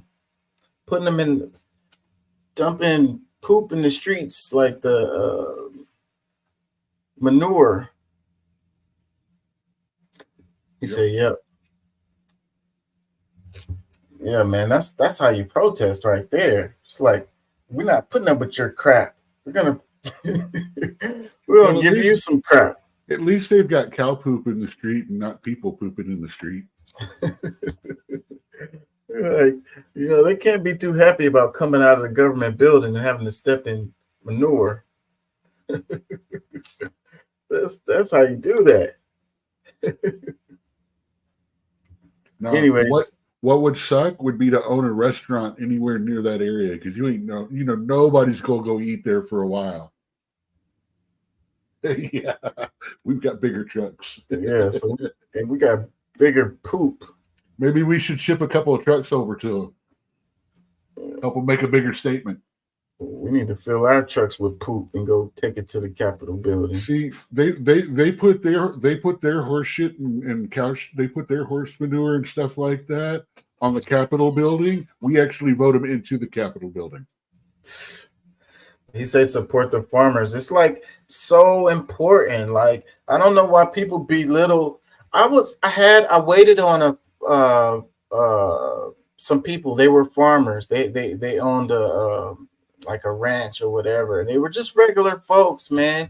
And it was like I was talking to one of them. I was like, man, I wish I could just play in the dirt, just dig in the dirt and planting and stuff like that. And if I could pay my bills and do that, I ain't gonna lie, I'd be happy. I love growing stuff, but how people belittle farmers though is what's crazy, because how the hell are you gonna eat? Why, you know what I mean? Would anyone do that? That's like telling the cook at a restaurant that he sucks when you send your food back. It's like, you don't know what they're going to do to your food. Stop, man. Right. We depend on them. We have to trust them. Shooting if they want a yourself in the little foot. more, I mean, look, we are killing those guys because every level of process from them putting their shit out is at higher prices now, and they're not making up. Their margins are lowering when they barely had enough margin to make it as it is. Yeah, because it's a lot already of it to do with people like friggin' Jobs, or not Jobs, but the other dude, Microsoft, Gates, and all these guys buying up all this farmland and consolidating 5 or 8 farms into these super farms that now they can grow in such bulk, they now can drive and control prices. Yeah. Which is killing these other farmers. Yeah, because it's always been a business of pennies. They do it because they love it. It's that's why they do it. It's not really. Yeah, I mean, and when you it's like Sam's and mom and pop grocery stores, when you can buy all your resources and everything in that huge amount of in that huge amount, and can buy in bulk to furnish all of that, you're saving a lot of money than you would be as the small farmer who only buys instead of buying 2 pallets of soda, the small farmer's buying a 12-pack. Yeah. So instead of getting each 12-pack for like $2 or $3, the small-time farmer's having to pay $8 for theirs. Yeah, they need to bust up these big farms and get back to the old days where we had. They need to stop subsidizing farms over a certain size to produce the subsidy crops. The ones that the government pays them. If you're a huge farm like that, you should be able to exist upon it. It's the small farmers that was intended for, not these mega farmers, and not these Chinese people buying all this farmland either. It's then taking all the government subsidies. It's all so messed up. They doing 1 crop, 2 crops, and that's it. And it's like, it's terrible for the soil. It's terrible for everything. He says they don't care about poop thrown into the administrators. He says with 0% carbon is the death of farmers. Maybe that's them. Okay, here's the thing about this carbon tax coming. You start by giving the carbon tax to the farmers that they have to pay for. Then the trucks and stuff and the people at the processing plant get carbon taxed on all of their fuel and everything to come and pick that stuff up. And then the trucks and everything taking it to the manufacturers, and the manufacturers get carbon taxed for all of the stuff that's going on and things like that. And then the manufacturers to the distributors. The distributors then tax the sellers and stuff like that, and stuff. And then not only that is when you spend your money there at those places, the end user is now paying a carbon tax for themselves to get this. So this one thing growing has gotten a carbon tax from an average of 7 to 12 steps from farm to shelf. It has been taxed every single bit of the way. That's why the diesel fuel hike, when all the fuel went up and when it went back down, diesel used to cost less than regular fuel. Diesel now costs more than regular fuel. That has affected every single bit of production, like I said, from farm to shelf. Yeah, so how they gonna figure out how they're gonna monitor how many farts the cow does so they can tax you for that? Hey, you know how I feel about that. If cow farts are so bad for the atmosphere and CO2, how much CO2 and all that is being put out by all these politicians this year? He says they want Because I know robots. it's a lot of fucking hot air. He says they want robots to make artificial food. Prices are going out of control everywhere, and net zero equals no humans. I got to get out of here, man. I really appreciate you getting in here, Pedro.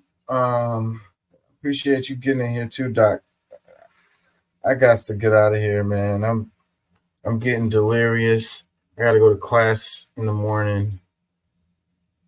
So, peace and love. Thank y'all for joining. Thank y'all for listening.